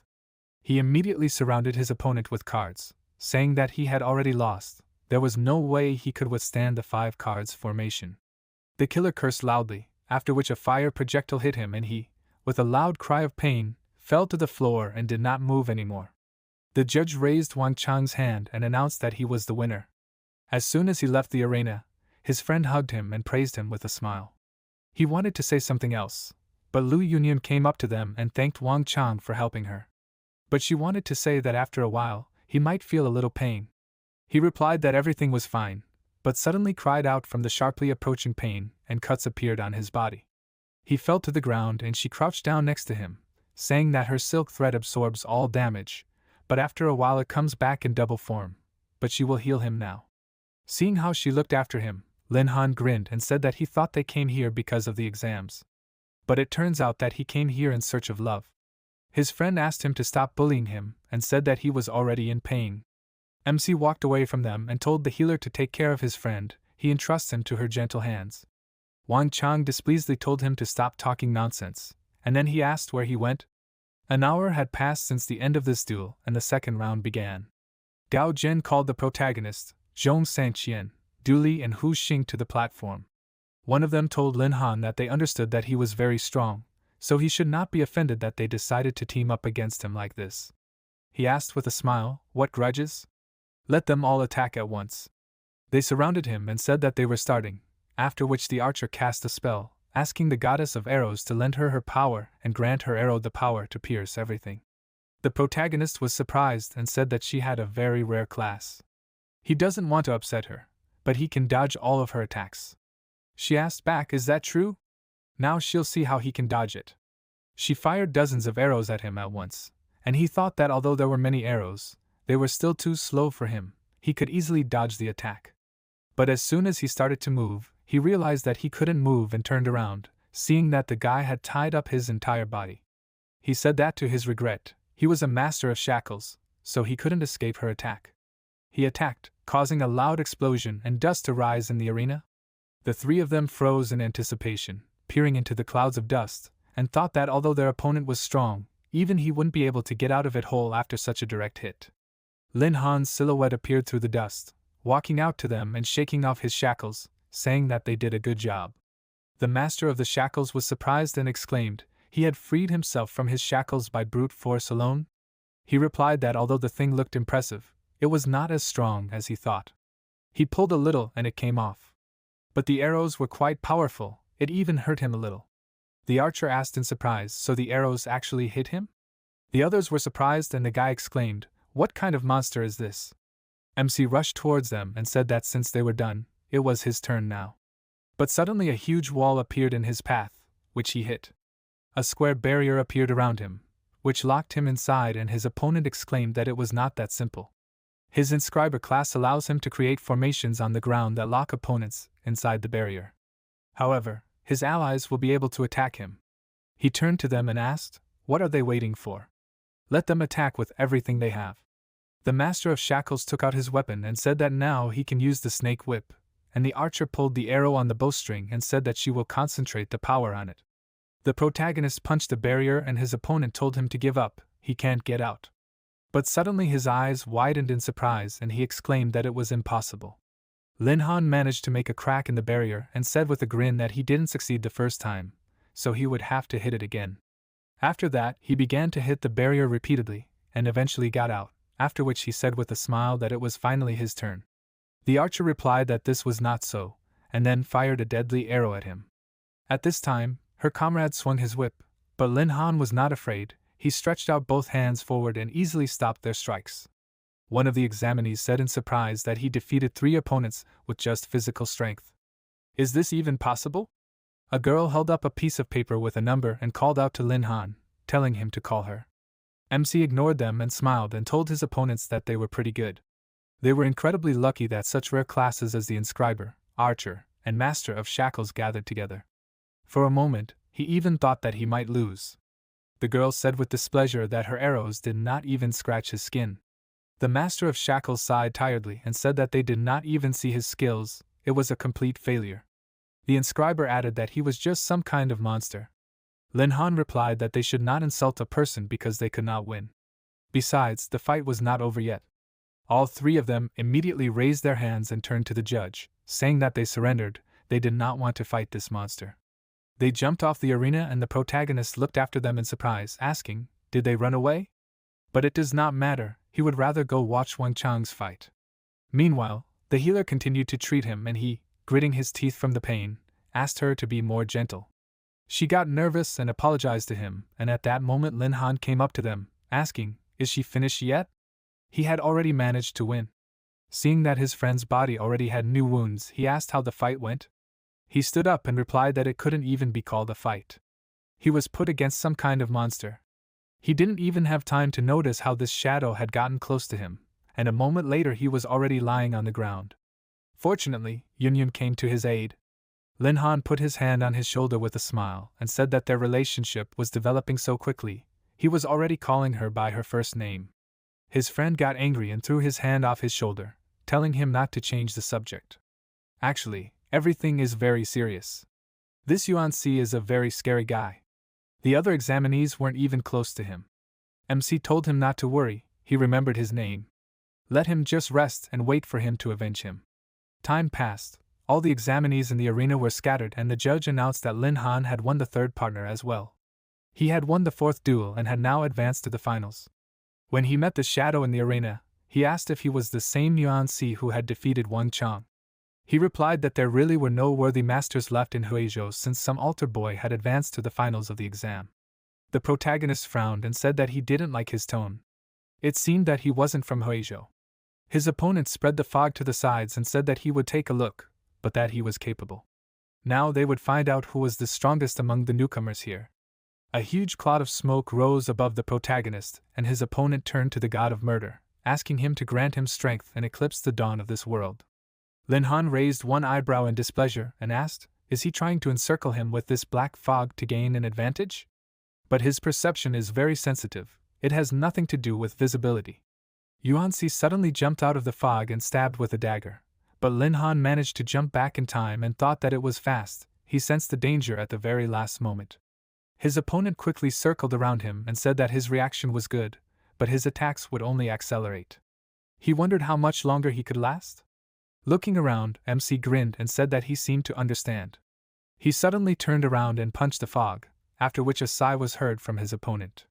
He immediately jumped back to the edge of the arena and asked in surprise, how did he know where he was?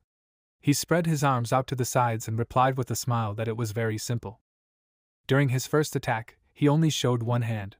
So he guessed that he was simply running around inside that black fog and waiting for an opportunity to attack from behind, and in the end, he was right.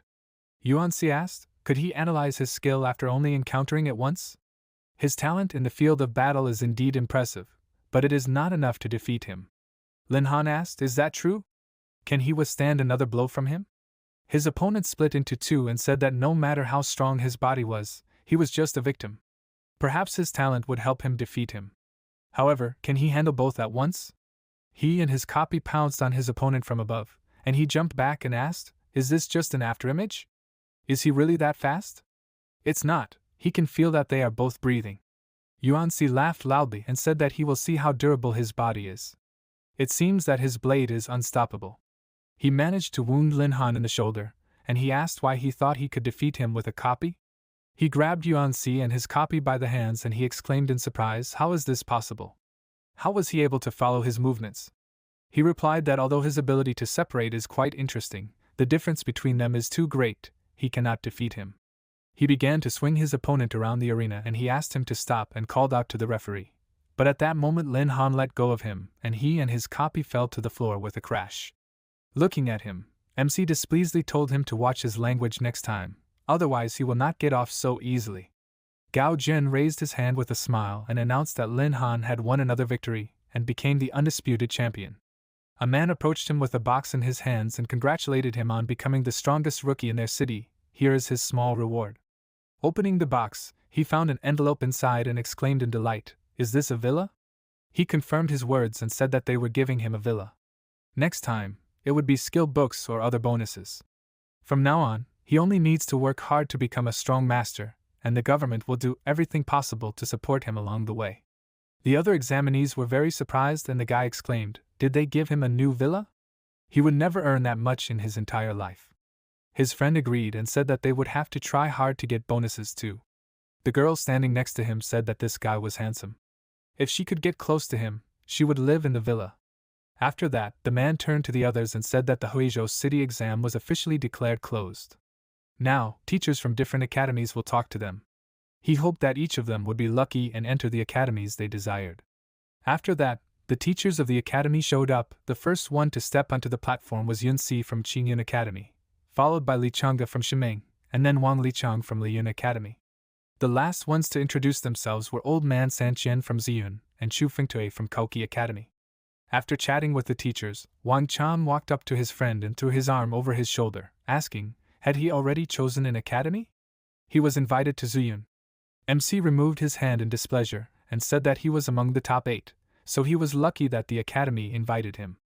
As for him, no one invited him. His friend exclaimed in surprise, how come? He was the best among the examinees. Things can't be done that way, he will talk to them.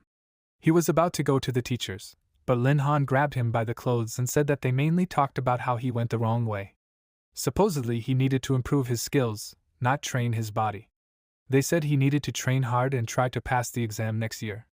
Wang Chang turned to him and said that they were right in some way. He didn't look like someone with a support class at all. His skills were somehow not right. His friend hit him on the head and told him not to talk about things he didn't know. Let him just forget about it, he didn't need any academy. Besides, he had already received his reward, so they needed to go home. The next day, somewhere in the forest, the minister and his subordinates met an old man named Si Lingtian, rejoicing at his return. The old man said that he had inspected the scene. There were indeed traces of a very powerful spell. There were masters capable of doing such a thing in the imperial capital, but each of their movements were carefully monitored. Then where did this mysterious power come from? Meanwhile, the protagonist was already sitting at home and the news was shown on TV that yesterday at 3 o'clock in the afternoon, the head of the patrol of the imperial capital, Si Lingtian, arrived in Huizhou City. He didn't pay attention to it and continued eating, but suddenly choked when he saw that manager Lu was calling him and thought, why did this old man need him? His mother told him to eat more slowly. When he showed up yesterday saying that he had won a new villa, she thought that he had grown up. But now she sees a small restless child again. MC answered the call and asked how he could help him. The manager replied that they had information about natural disasters. Lin Han was very happy and said that this was great. Did he find out where it would be? He told him not to worry, he knew his job. This natural disaster would be in the form of an earthquake. It would occur in a place called Yanyan. The protagonist repeated the name of the place in surprise and told him to send the exact address. He would go there now. The manager said that natural disasters are no joke. He would need some equipment to survive there. Of course, they have all of it. He shouldn't worry, all their prices are fair. Lin Han replied that he didn't need it, his equipment suited him perfectly. As soon as he returned, he would sell him all the materials he got from inside the natural disaster. Lu replied that he would personally make sure that he was satisfied. His items were always of the highest quality. Last time their department made a fortune from the treasures he brought back. Lin Han replied that he was glad to hear it. He was a master of his craft, so he didn't even worry about it. After ending the call, he looked out the window and thought with a smile that the source of the natural disaster should be his. Meanwhile, the manager was smiling and drinking alcohol and laughing and said that Mr. Lin was so unpredictable. Boss Tian called him and he answered the phone and asked what he was calling for. Had their testing ground really gone bust? He angrily told him to go to hell and said that unlike his auction, it hadn't gone bankrupt yet. He was calling on business. Was he the one who gave Lin Han the pass to the silver replica? Lu got a little nervous and confirmed his words, asked what was wrong with him investing a little in a promising talent. He replied that it was bullshit. Maybe this guy had some potential, but it was clearly not enough to give him an expensive pass. The manager tiredly said that he had nothing to say to him, but he hoped that he would not bother his client. He had been in this business for many years and he sensed that his potential was beyond their imagination. His boss calmed down and asked, "Does this mean his intuition?" He ended the call and said that Lu's intuition has brought them profits more than once. What kind of person is this? After a while, MC arrived at the Diamond Forest. Looking at the map of his location, he looked around and said that the Diamond Forest lives up to its name. On sunny days everything here shines like a diamond.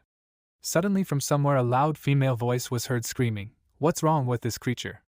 Why didn't her attacks even scratch him?" A girl named Du-Wan ran out from behind the trees and apologized to the monster running after her, saying that she didn't want to bother him.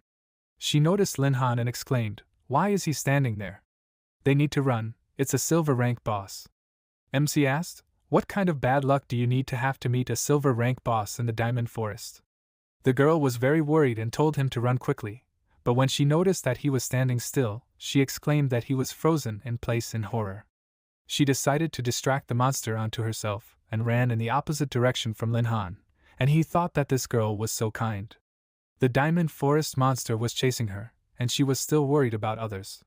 Because she ran too far, the monster stopped and, opening its mouth wide, shot its tongue at her. Noticing this, she closed her eyes in fear, but when she opened them, she was very surprised. Lin Han, who appeared in front of her at the last moment, grabbed the monster by the tongue and said that she was a little mistaken. This is a gold rank boss. How will she repay him for saving her? At that moment, a red glow suddenly appeared around the monster, and Du-won told him to be careful. The protagonist grabbed the monster's tongue tightly, and then slammed his other hand forward, sending a shockwave at it that first lifted it into the air, and then sent it flying back. Du-won exclaimed in surprise that it was incredible. He killed a gold-ranked flame lizard with one blow. They definitely needed to form a team. MC scratched his head in confusion and said that he didn't even know her name, and added in his mind that besides he was heading towards a natural disaster, so he didn't need any extra trouble. Du-won gave her name, and said that her class was Thousand Change Mage. Lin Han thought that she had told him everything about herself. After all, she was trying to save his life. He thought that nothing would happen if he just walked her to the exit of the forest. He pretended to admire her, and said that her class was quite rare. It was incredible. She became a little embarrassed, and said that it was nothing special. What's his name? He hesitated and thought that he couldn't tell her his real name, because a natural disaster was about to happen here. After a short pause, he nervously introduced himself with his friend's name, and said that he was from Yaoguang City. Du-won was happy and said that he was incredibly strong. He was able to kill a gold-rank boss with one blow. What kind of hellish training did he go through? Maybe they could go for a walk sometime when they returned to the city? He pursed his lips and cursed in his mind, thinking that she was so talkative. She had already managed to ask so many questions. He cleared his throat and said that he was strong, but he was older than he looked. She replied that he was still too strong for his age. How lucky she was to meet him. He decided to change the topic and asked why she even went to the Diamond Forest.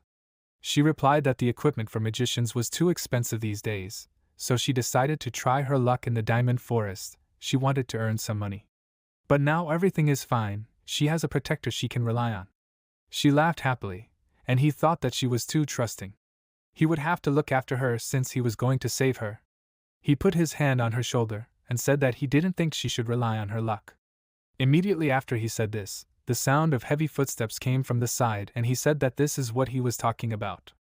A bloodthirsty gold-ranked gorilla appeared in front of them, and began to beat its chest with its fists.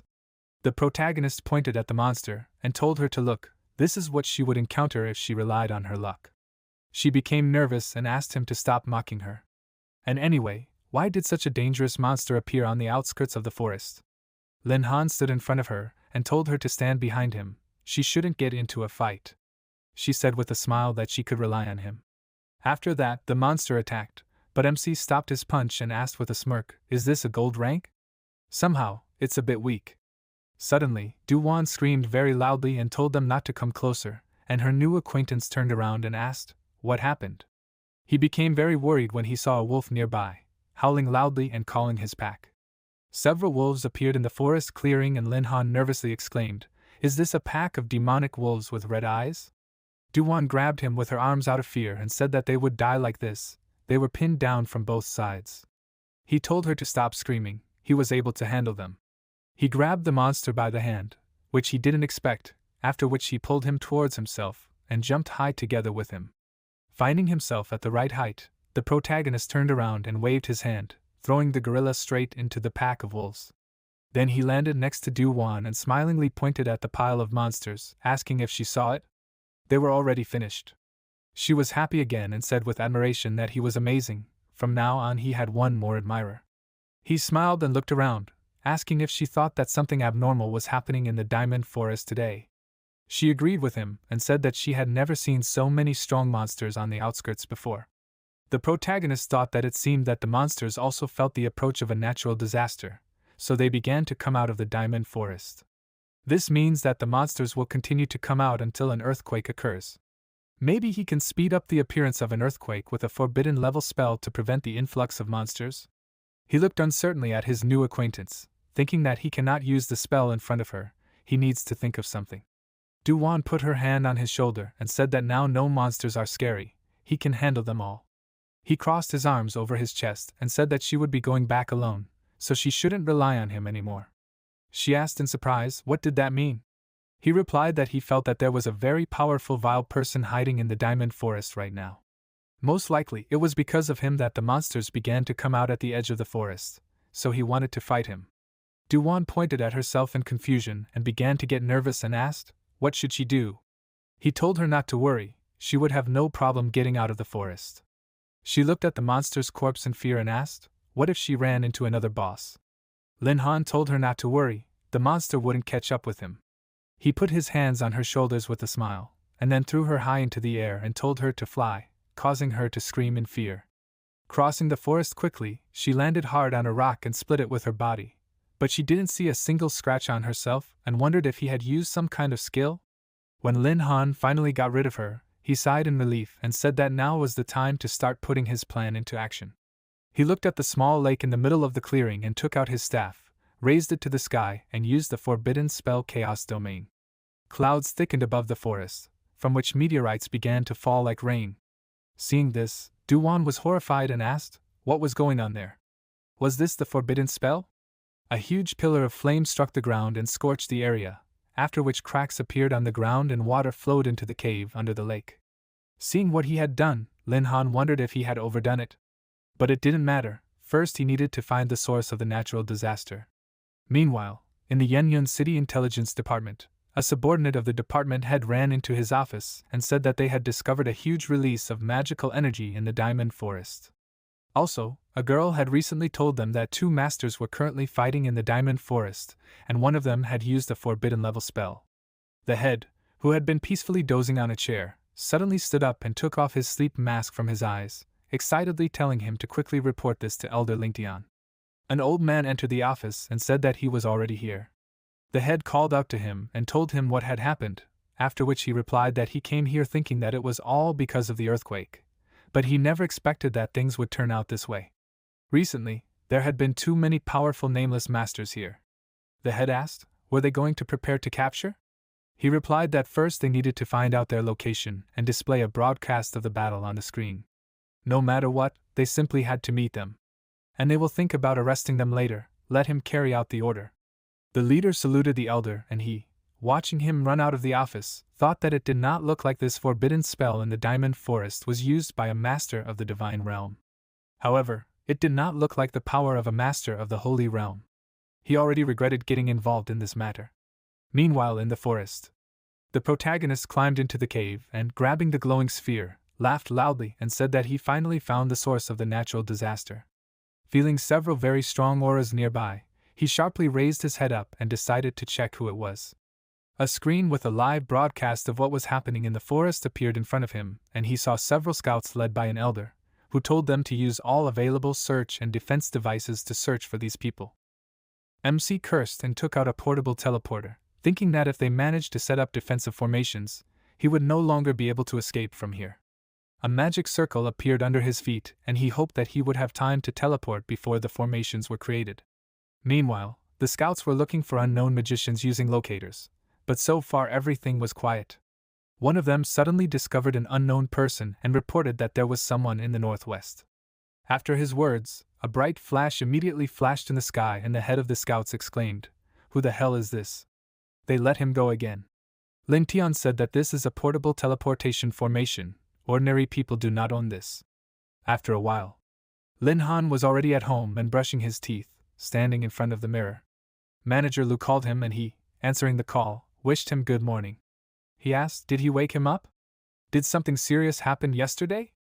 MC got nervous, but did not show it, and asked what was wrong. He replied that there was an earthquake yesterday, then a mysterious master showed up there.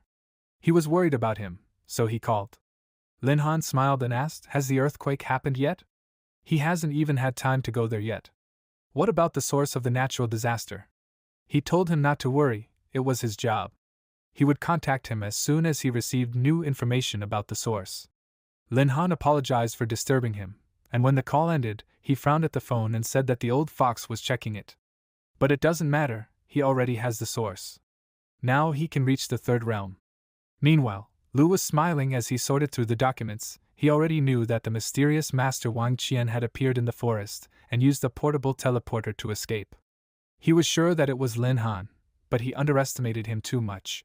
He understood that he was trying to act secretly, but he couldn't leave such obvious traces. After a while, the protagonist went to the promotion hall and was met there by a girl he had known for a long time. She was very happy to see him, and he said that he had come again for a promotion. She was surprised and said that he had only upgraded his class 2 months ago. Could it be that he had a natural disaster source on his hands? He slapped his chest with a smile and confirmed her words, saying that he had already prepared everything. Passers-by asked, "Is he a monster?" "He cuts down monsters quickly and gets materials easily." "How can they even compete with him?" The girl asked with admiration. Would she really see the birth of the altar of the third realm with her own eyes? The hall worker told Lin Han with a smile that he was simply incredible. He could put his hand on the crystal and she would give him a quest. He did everything as she said, after which he was given an S-rank group quest. He needed to go to the Iron Forest, defeat the Forest Guardian and bring back its heart. Seeing the difficulty of the quest, he frowned and thought that altars really had a hard time. And what kind of Iron Forest was this? He didn't think they had one like that in their city. He decided not to dwell on it, and with the thought that he just needed to complete this task, he told the worker that he accepted it. She replied that she would assign this task to him right away. The deadline for completion was tomorrow. She wished him luck, after which he went to the merchant guild. The manager poured him coffee and said that he was sincerely glad to see him. Lin Han handed him a list and said that he came to him on business. This list contained all the equipment and materials he needed. He had a quest to upgrade his class, so he needed to go to Yanyan City. Lu looked at the list and asked with a smile, "So this is a quest to upgrade to the third realm?" He congratulated him in advance on this. He will be the first altar of this level. He looked up at him and thought that for the third realm, altars need 3 sources of elemental killing. It was no coincidence that Lin Han found himself a third one right after the earthquake yesterday. Noticing his gaze, MC thought that he was clearly suspicious. He needed to come up with something to divert suspicion from himself a little. He took a sip of coffee and said that his master had taken such a risk to get him the third source of natural disaster, he simply couldn't let him down. After all, he was only a support class, so he even felt a little sorry for the master to have to do all the work. Hearing this, the manager was surprised and wondered if he was talking about that mysterious master that they had never been able to find. Then that explains how he was able to quickly gather 3 disaster sources. However, how strong is this master? He must do everything to improve relations with these 2. After that, he said that he had one artifact here. Would he take a look at it? The protagonist became interested, and then Lu brought him a plate with a gold-level transformation mask on it. This thing allows the face to change at the owner's will, but it is not recommended to wear it for too long, otherwise the face may retain the changed appearance forever. Lin Han really liked this thing and asked how much it cost. Lu replied that he was their regular customer, so he would give it to him for only 4 million. Lin Han began to bargain and said that he would take it for 2 million. The manager named the price of 3,800,000 and said that he could not sell it for less. Lin Han said that he would buy it for 2,400,000 and Lu lowered the price to 3 million, saying that this was the lowest threshold. MC agreed and shook his hand, then took the purchased item and thanked Lu, saying that this item was so good. The manager was also satisfied and wished him well, thinking that this price was worth good relations with people who have unlimited potential. As soon as the protagonist left his office, he ordered the system to strengthen the mask by 10,000 times, and it changed its name to the legendary level God of Freedom mask. Now he can not only change his appearance, but also gain the abilities of the person he transforms into. He said with a smile that with this mask, he can pretend to be his master as much as he wants. No one will guess that it could be him. Deciding to try out the mask, he transformed into Gao Chong and, looking in the mirror, thought that he looked very much like him. Wang Chang seemed to have said that Gao Chong was planning to go to Yanyan City tomorrow to train. If he pretended to be him, no one would know he was there. After that, he went out into the streets of the city and started following Gao Chong. When he saw him going somewhere, he put on a mask and thought that it would become his alibi. He transformed into one of his comrades named Liang and, upon seeing him in the middle of the crowd, called out to him and said that he immediately knew it was him as soon as he heard his voice. Gao Chong was surprised and asked what he was doing here. Lin Han did not answer his question and grabbed his hands, smiling and congratulating him on entering a prestigious academy. He was sure that he would achieve greatness there. Now he simply had to buy him a drink. Gao Chong was at a loss and agreed to it, saying that they should somehow arrange it. MC put his arm around his shoulder and offered him a drink right away. He needed to congratulate him somehow. After that, they went to a bar and Lin Han got him drunk. Taking off his mask, he thought that he was sleeping quite soundly. He thought that he would stay here at least until tomorrow morning, and in the meantime, he would quickly complete the task in the Iron Forest. Putting the mask back on and turning into his friend, he picked up Gao Chong and pushed him towards the bar worker. He showed her the VIP card and asked her to take his friend to the best room they had. Just don't let her wake him up, he doesn't like it. After leaving the bar, he went to an alley to change his appearance again, and taking the form of Gao Chong, he said with a smile that now no one would know that Lin Han would be visiting the Iron Forest. Early in the morning, he was already in the forest, but suddenly he felt the weight of someone's hand on his shoulder. A man named Wang Qian asked, "Does he want to join them?" They often come to this forest, so they have already earned a reputation for themselves. Lin Han turned around and confusedly called him uncle, asking who he was. Wang Qian was very upset and asked, did he really look that old? He was actually only 27 years old. Apparently, a beard does make people look older, so he will have to shave it off. Lin Han thought that he did not even imagine that such a big guy would be vulnerable. He told him his name and class and decided to ask who he was and how many people were in his party. Wang Qian smiled, threw his arm over his shoulder again, and introduced himself, saying that he was a level 30 guard knight. Besides him, there were 2 more in the party.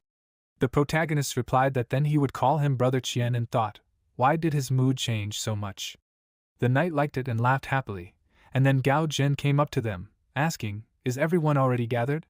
Hearing her voice, Lin Han turned around and was very surprised to see the girl who was the judge of the exam. Gao Jin noticed him and said that he had recovered quickly. She introduced herself and said that she would be his teammate today. 3 more people appeared in the clearing and Du Wan, who was in the middle of them, apologized for being late. Wang Qian asked, who are these 2? She introduced herself and said that the 2 were investigating, so for now they were following her everywhere. One of them said that they came to protect this girl and find out more about the mysterious master, and his comrade confirmed his words and added that she was the only one who managed to see his spell with her own eyes. Lin Han became nervous and wondered why he was so unlucky. He joined a team that would have employees investigating the case about him. Wang Qian said that since they were all gathered, they should get down to business. After that, a magic circle appeared under their feet and they teleported to the Iron Forest, and Wang Qian, smiling, spreading his arms to the side, said that it was so beautiful here. Gao Zhen called out to him displeasedly and asked why he was shouting. Didn't he notice that it was too quiet here? This had never happened before. He asked what was wrong with that. They were both level 30, if it wasn't the Lord of the Iron Forest, then they could handle all the creatures. She asked him to stop fooling around and suddenly a tiger appeared on the path in front of them, running towards their voices. Wang Qian said that it was just a steel tiger. Was she really scared of this little one? She called him an idiot and asked if he still didn't understand what was going on. It turned out that other tigers had also come running. 2 of them pounced on the group of people, but Wang Qian greeted them with a smile. He took out his sword and placed his shield on the ground, saying that he would protect the left flank and leave the right flank to them. Gao Zhen said that she would leave their defense to him, and she would go on the attack. Although there were many of them, to her, they were still just small prey. After that, she suddenly disappeared from the scene and, moving around the area in a zigzag pattern, injured all the tigers around.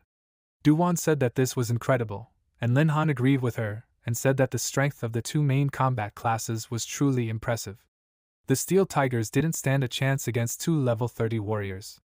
Suddenly, a tiger larger than the rest arrived and immediately rushed to attack, causing Wang Qian to become nervous and exclaimed, "Is this a joke? Where did the king of the steel tigers come from?"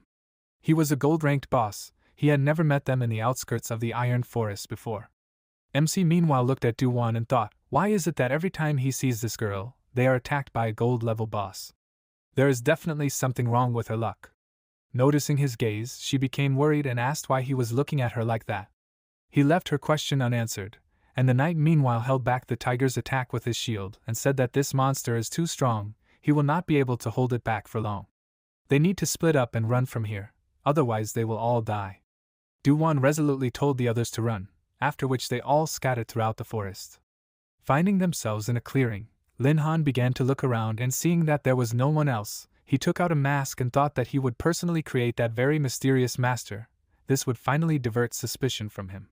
He took the form of an old man in a robe and said that now the mysterious old man will save them all. Who should he start with? Meanwhile, Wang Qian asked, "What kind of bad luck is this?" They had just entered the forest and immediately came across a whole crowd of monsters with a boss at the head. Gao Jian noticed something to the side and told him to be careful, after which the tree trunk behind him was cut by someone's sharp claws. A new huge monster resembling a wolf appeared very close to them. The knight was very surprised and exclaimed, "Is this a shadow wolf, a gold rank boss?" Wang Qian laughed and said that their luck has not completely abandoned them yet. This shadow wolf is alone. He threw his shield and it flew, leaving spirals of wind. The wolf was frightened and jumped up, dodging the attack. Gao Gang was already behind the wolf and said that she apologized, then this was her prey. She swung and powerfully hit the wolf on the head with a dagger. The monster opened its mouth in pain and blood gushed out. Falling, it hit the ground, making a hole. She put her foot on the wolf, and Wang Qian said stealing someone else's prey is bad. She proudly said that it was his own fault. He shouldn't have been so slow. What if the wolf had escaped? They looked at each other angrily and intently, and asked at the same time, did they really need to fight? While they were quarreling next to the body of the shadow wolf, Lin Han was watching them. He frowned and thought, this was to be expected from level 30 masters. They easily dealt with a gold rank monster. And this shadow wolf's fur is good, he wants to take it for himself. He went down and asked the guys if he could take the shadow wolf's fur for himself. They stopped arguing and turned around, looking at him in shock. Both of them thought, where did this old man come from? He got so close, and they didn't even sense his presence. Wang Qian stabbed his sword into the ground with dissatisfaction and asked why they should give him their prey. They were surprised when Lin Han said that the shadow wolf's fur would be very useful to him. It was a pity that they refused. They started running towards him. He shouted that they should attack, and she replied that he didn't have to say that. Lin Han quickly dodged and grabbed their heads and slammed them into the ground. He asked maliciously, are they ready to talk now? The two warriors stood up shyly and said that the elder could take the wolf for himself. It was a gift. Gao Gang told him to take care of himself. Lin Han smirked and thought, strength always solves all problems. He walked through the dark forest filled with a bloody aura. Suddenly he felt that he was surrounded by monkeys from all sides and were attacking. As soon as they jumped on him and grabbed his body, screaming loudly, he began to glow brightly. When he raised his hands up, he created an explosion that threw all the monkeys in different directions at once. Lin Han happily thought that this did not even look like a battle. With his current strength, they could not even scratch him. But suddenly a giant gorilla appeared in front of him. It jumped down and created an earthquake, lifting stones up. The monster screamed loudly, attacking with sound waves. This is the Lord of the Forest, the three-eyed demonic monkey. Lin Han tensed up and thought, now it's clear why those monkeys dared to attack him. They knew that this giant was with them. He could of course deal with him quickly, but first he wants to see his hand-to-hand combat skills. He quickly ran towards the monster, gathering magic in his fist. The gorilla tensed up, and when he powerfully hit, creating an explosion, the monster jumped high up and dodged. Lin Han said that these are good reflexes. He will see how long the gorilla will be able to dodge. Suddenly the monster put his hand forward, asking to stop. He was very surprised by this. What, the monster is asking for mercy? He watched in confusion as the gorilla shook its head and looked for something. He asked, what does this even mean? Then the gorilla broke the tree in half with one blow, and then grabbed a part of the trunk and began to twist it in his hand and create a stream of wind. Lin Han said, is that so? Decided to try with a weapon? It's even more interesting. The gorilla screamed loudly and swung the tree trunk, and when the monster lowered the weapon down, Lin Han stopped it with one fist and broke the trunk. The gorilla was surprised and angry, and then Lin Han applied even more force and exploded the tree. The monster flew far back, surrounded by a shock wave. The gorilla slid along the ground, creating a rut. The protagonist confidently said that an ordinary gold-rank monster was too weak for him. Then he tensed up when he heard that the team was checking the area and looking for him and the other monsters. Suddenly, they saw a beaten gorilla and were very surprised. They screamed in shock, a three-eyed demonic gorilla? Lin Han thought dissatisfiedly that he would not like to contact this girl. He was too unlucky around her. The search party inspected the monster's body. One guy said, judging by the marks on the body, the monster was killed with one blow. The second guy said, Apparently the master, that he did it, fought only with his hands. He found marks of a fist on the pieces of wood.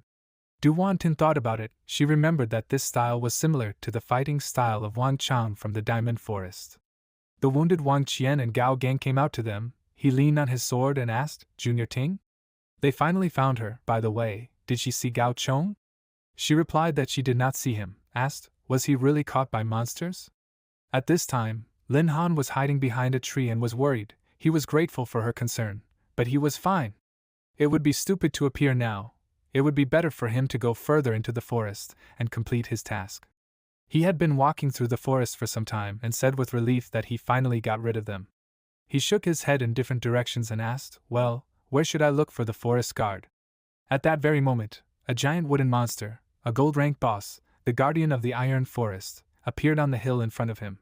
The monster immediately pointed its stalks at Lin Han, who jumped up as the thorns slammed into the ground. He thought that this monster had both good attacks and defense. In order to finish it off, he would have to break through the tentacles and hit its body. While he was up there, many branches were already trying to grab his legs. His limbs were wrapped in stalks. Lin Han confidently told the monster that he couldn't handle it with just tentacles. He strained his body and simultaneously tore apart all the stalks.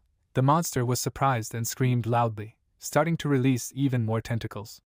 After that, the entire forest was covered in a strange aura and distorted. Lin Han was shocked when an army of monsters summoned by the boss appeared in front of him.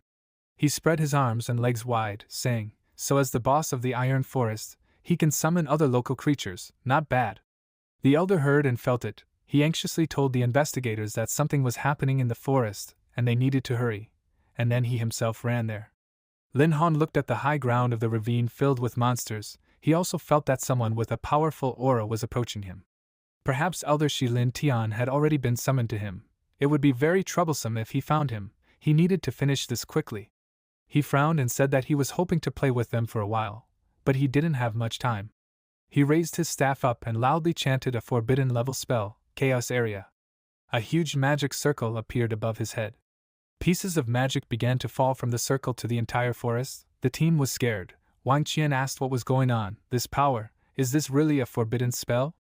Du Wan thought she had seen it before. Maybe it was the same master that Wang Chang was fighting. They were surprised when the magic did not reach them and the particles hit the barrier. They looked around. Indeed, only they were protected. And then they noticed Shi Lin Tian casting a spell, and Wang Qian said happily that they were saved. He walked up to the staff and said that he arrived as soon as they reported the appearance of a mysterious master. Is that true? One of them grabbed his head and said in shock that just a few moments ago, the entire Iron Forest shook. And then a whole crowd of monsters headed deep into the forest. The second guy thought about it and said that it was true. Now an incredibly powerful spell appeared above us. He is sure that those masters are fighting there now. Du Wan said that there was another guy with them, Gao Chong. They still couldn't find him. Shi Lin Tian said he would take a look at what was going on, and the team was surprised by his running speed. Du Wan asked, so strong, what level is he? At this time, Lin Han was standing on a completely empty and scorched land. He held the artifact in his hands and happily thought that he had the guardian's heart. The task was completed. It seemed to him that the old man was already close. How could he divert suspicion from himself? But then he came up with a great idea and took out a spare phone. He called the merchant guild and asked if they were interested in the guardian's heart. Manager Lu said happily that he could not worry. They traded everything that could be sold profitably. How was he going to make the exchange? Would he come himself or should they pick up the item? Lin Han said that tomorrow morning he would leave the guardian's heart in one of the tree trunks on the outer left side of the forest outside the city. He asked them to leave the money there. He would only accept cash, and did not advise them to look for his traces. There would be problems. Manager Lu said with a big smile that he doesn't have to worry. They understand everything and will do everything perfectly. Lin Han exhaled and thought that he would just buy the guard's heart from Manager Lu later. At least that should divert suspicion a little, he smirked, thinking about the mustachioed Shi Lin Tian. When he approached that place, he saw only frozen monsters that were frozen right in the attack pose. In addition, there was a huge crater left from the battle. Looking around, he saw a frozen Gao Chong who was trying to escape. Shi Lin Tian used a spell and the ice on Gao Chong broke. He began to tremble and say that he was incredibly cold. Shi Lin Tian asked, is he that Gao Chong? Lin Han asked, imitating excitement, how did he know his name? The elder replied that his friends were looking for him. By the way, Did he not see what happened there? He was shivering and nervous, saying he was sorry, but he was just trying to get out of the forest. But somehow he got even further away, and then he was blinded by a strong light, and he couldn't see anything anymore. Shilin Tian said that his comrades were waiting, so he would take him to them. He didn't think the guy was lying, but how did the second realm assassin survive the forbidden spell? Was it just luck? The whole team said in surprise that he was incredibly lucky. The forbidden spell did not kill him. He laughed awkwardly and said that he was really lucky. He thanks them for worrying and hopes that everything will be fine from now on. Wang Qian said that he needs to complete a quest, so he will go. Gao Gang said that she also has things to do. The workers were talking to the elder when she asked if they were going. The guys said yes, they will go soon. Shilin Tian said that something was alarming about Gao Chong. They should send someone to follow him. He will go to the scene and thoroughly inspect everything. While Lin Han was walking in the forest, he was followed by an employee who indifferently thought that he was an ordinary guy. The protagonist smirked. Will they have enough strength to follow him? He used the skill and began to move incredibly fast. Then the employee was surprised and jumped down, and then grabbed his head and screamed in panic. What? Where did he disappear to? The next morning, the sun was already high when Lin Han woke up and stretched. He looked out the window and used the all-seeing eye skill, which enveloped the entire city. He analyzed each person, checked and rocked. Lin Han concentrated in the lotus position. He counted 1, 2, 5 in total, and they were all from the Ministry of Security. It seemed that they had started to monitor Gao Chong and were trying to track Wang Chang, but they were still suspicious of him. But if he was careful, they would never be able to figure out that it was him. After that, he was washing his face and brushing his teeth as usual, when he received calls. He answered and said hello. Manager Lu said that he had great news. Yesterday, they acquired the Guardian's heart, which he needed for the promotion of the realm. When is he coming to take a look? He asked. Really? He will come right away. Lin Han thought that yesterday's deal went perfectly. Now everything will depend on his acting skills. He needs to act like this is good news for him. He happily ran out of the gate of the mansion. One of the surveillance staff noticed. He told the boss, he can't believe that Lin Han is pretending. Should he really be monitored? He said that the guide became the champion in this year's exam, so his current behavior is too suspicious. He should continue to monitor. Manager Lu greeted him hospitably and said that he was glad to see Mr. Lin. He asked him, does the guild really have the heart of an Iron Forest Guardian? Manager Lu replied that he wouldn't lie to him. He asked him to come in. They have everything prepared. The investigators stood on the roof of the building and watched them. The boss asked how Lin Han, an ordinary high school student, could establish such a good relationship with Mr. Lu. The employee asked the boss, what will they do next? After all, they don't have the authority to search the branches of the Huiwen Merchant Guild. The boss replied that he would stay and monitor for now until he contacts the top. In the VIP room, Lin Han examined the heart and said that it really was the heart of a guardian. Mr. Lu never ceases to amaze him. And he replied that it was a trifle, they always have something for him. He said that his master was also pleased with their cooperation, so he asked to give them 2 of his items. Maybe he could evaluate them. The manager happily looked at the sword and armor. Bloody Butcher's sword, long sword type, legendary level. Under the influence of the berserk state, increases strength by 30%. Under the influence of the bloodthirstiness state, increases strength by 50%. Earth armor, armor type, legendary level, increases the owner's defense by 30%. If the owner is wounded, the bonus will be increased to 50%. Manager Lu said with delight that this equipment is legendary level. Who is his master? Where did he get such equipment? The protagonist took the heart and said that these 2 items are worth nothing to his master. In addition, he does not want much to be said about him, so he does everything through him. He said that he understood everything. They will not tell the owner of this set. Lin Han asked slyly and with a grin, doesn't he think those people outside are too annoying? Manager Lu also smirked and said that he understood Mr. Lin. At this time, the guards did not let the employees pass and said that this is a VIP area, outsiders are not allowed in. The head of the investigation asked displeasedly, are they joking? Lin Han is an ordinary guy. How did he get into the VIP area? They are not going to tolerate this, so they will go there. At this moment, they left the room and Manager Lu said that they cannot decide who enters the VIP area. He told the guards to take the violators out, let the management deal with them. MC waved his hand at them and said that he was sorry, but these are the rules. After that, he said goodbye to Mr. Lu, who also told Lin Han to take care of himself. He looked where Lin Han was going and thought, it seems like there is a promotion hall in that direction. Has he already managed to reach level 20?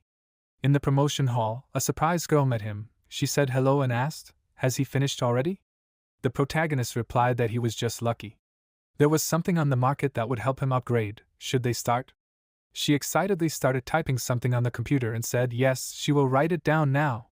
Lin Han was surrounded by yellow and blue magical energy. When both streams crashed into him, he almost fell and said in surprise that it hurt. He lay on the floor, trying to catch his breath, and thought, now I understand why there were never any third-grade altars. The sources of natural disasters literally force the body to evolve. Without a resilient body, it cannot be survived. But then he stood up and thought contentedly that he was eager to see how much stronger he had become. Now he is level 20 of the third realm, energy is 30 million, agility is 10 million, magic is 15 million, endurance is 30 million, strength is 30 million. He has additional skills, Thunder God Fortress. This is a forbidden level thunder spell. In the area of the spell, the damage from lightning spells to the owner is reduced by 80%. The damage from all lightning to enemies is increased by 50%. There is also a skill, Wind God Fortress, a forbidden level wind spell. In the area of the spell, the damage from wind spells to the owner is reduced by 80%. The damage to enemies is increased by 50%. He happily said that this is incredible. He absorbed the power of the sources of natural disasters. If any master of lightning or wind spells attacked him, then he will not have a chance against Lin Han. Everyone looked at the long, huge screen with strange numbers in surprise. They asked what it was. Maybe the screen was broken? But then a notification appeared that Lin Han had advanced to the third realm of the altar class. Everyone was shocked. They asked, is this serious? How could an altar even advance to the third realm? A guy in the crowd said that he was still a newbie and didn't understand why everyone was surprised. Was a third realm altar really that rare? Another guy hit him on the head and asked, what did they even teach him in school?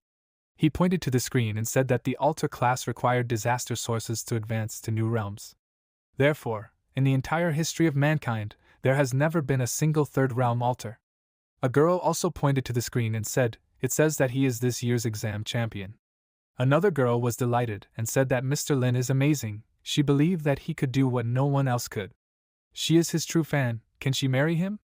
At that moment, he walked out of the portal and looked at the crowd that had gathered around him in surprise. He excitedly asked the guys, why are they looking at him like that? After that, the whole crowd joyfully ran towards him. They shouted that this was the same Lin Han. They needed to catch him and take a photo. He got scared and asked them to stop, but no one listened. After a while, his mansion was under the protection of security. Guys and girls stood at the gate with posters and shouted to let them in. They wanted to see Lin Han, get his autograph. They loved Mr. Lin and want to be near him. He walked around the house gloomily in a hoodie, and his mother asked, did he rob a bank? The main character asked, why would he rob a bank at all? It's just the other side of popularity. He was tired and sad, saying that if anyone came looking for him, he was not home. He jumped from the window and told his parents that he was leaving, but when he landed, he was noticed by a girl who wanted to climb into the house using the stairs. He ran away from the crowd of fans again, while his parents watched from the balcony. The father said that celebrities have a hard time. The mother cried and said that their son had become an adult. The main character was able to hide and stood around the corner of the building. He would never have thought that fighting off fans is much more difficult than fighting off monsters. The auction is about to start. He needs to hurry. There was an auction hall in a tall skyscraper. Near the entrance, he met Gao Chong and his friends. They asked, Lin Han? He said that it was an incredible coincidence. What are they doing there? Gao Chong was dissatisfied and asked, does Lin Han think he can come to the elite auction just because he has become a little famous? He shouldn't make him laugh like that. This place is not for country bumpkins like him. A girl came out of the building and finished, saying that Manager Lu was already waiting for Mr. Lin inside, and Gao Chong was shocked by this. Lin Han smirked proudly and said that he would not make Mr. Lu wait and would go. He walked past, pushing Gao Chong. The guy was incredibly angry, and his friend asked, did the elder say that his family was below average in wealth? He hit him and asked irritably, why remind him of this? He thought, is Lin Han really supported by such a powerful person? At this time, Manager Lu met Lin Han on a beautiful balcony and said that he assured him that he would not leave without a good thing today. He thanked the gentleman and asked if he could ask for a cloak. He didn't want anyone to recognize him. The manager said that he understood everything and would bring it. he came closer and with a sly smile. The gentleman handed him a VIP card and said, "By the way, this is 100 million for the equipment he sold them. He hopes that they will continue to cooperate." A beautiful girl came out on stage and welcomed everyone to the Hui West City auction. The goods they will present today will definitely please them. She pointed to the table and said that she was presenting them with the first lot. This is a steel hand forged from the fur of a steel tiger, a gold level lot that can increase their endurance by 10%. If someone uses shields, they will also automatically rise to the gold level. She said that the starting price is 1,200,000, the minimum bid increase is 100,000. After she loudly hit the hammer, she said that the bidding is starting. The hall immediately became very noisy. Someone offered 1,300,000, someone offered 1,400,000, number 61 offered 1.5 million. The protagonist watched the noise from the balcony and thought that he was surprised by the popularity of the steel hand. The employee hit the hammer and said that the item was sold for 2,300,000. They congratulated him on acquiring the steel hand. Manager Lu laughed and said that this was to be expected. Mr. Lin is not interested in such an insignificant thing. However, if he likes something, he will have to fight for it with those who are located in the other VIP rooms. He looked at the other balconies with the guys and asked if there were any important people there. The manager said that in their empire there are 5 great families: the Ma family, the Li family, the Chen family, the Wang family, the Gongsun family. They have business all over the world, they own all the wealth of the empire. As he himself understands, they have special privileges. However, he cannot worry. At the auction only the rules of the auction itself apply. Whoever pays more will get it. MC smiled and said that he was not going to worry. He will definitely buy what he likes. The stage darkened and the light was only above the girl. She said that they were getting down to the main thing. The next lot is one of the most important items of today's auction. A bright card appeared in her hands. This is a pass to Ruins number 3. Ruins number 3 are one of the largest ruins in the world. These ruins open once every 30 years and require special fragments to enter. Now there are only 100 such fragments left in the world. All masters up to and including the diamond level can enter Ruins number 3. Masters entering the ruins must not be more than 30 years old. The starting price is 10 million. The minimum bid increase is 500,000. They must have time to buy a unique pass to Ruins number 3. The hall became incredibly noisy. Someone stood up and shouted that he should get the pass to Ruins number 3. 12 million. Number 49 said that 12 million is not enough. He offered 20. Someone else offered 30 million. The last one in a panic offered 50 million. The protagonist smirked and said that this lot can really be called the main commodity of this auction. Manager Lu said, "It seems that this lot has interested Mr. Lin a little." He resolutely said, "That's right, he must get this pass," so he offered 80 million. The 4th son of the Ma family, Ma Ting excitedly said, "Someone offered 80 million. Are he and his sister still playing?" She said yes, he must offer more. He offered 100 million, and also told Lin Han that this pass will be very useful to the Ma family. Therefore, he hopes that he will give up the bidding and give it to them, and they in turn will compensate him with 50 million.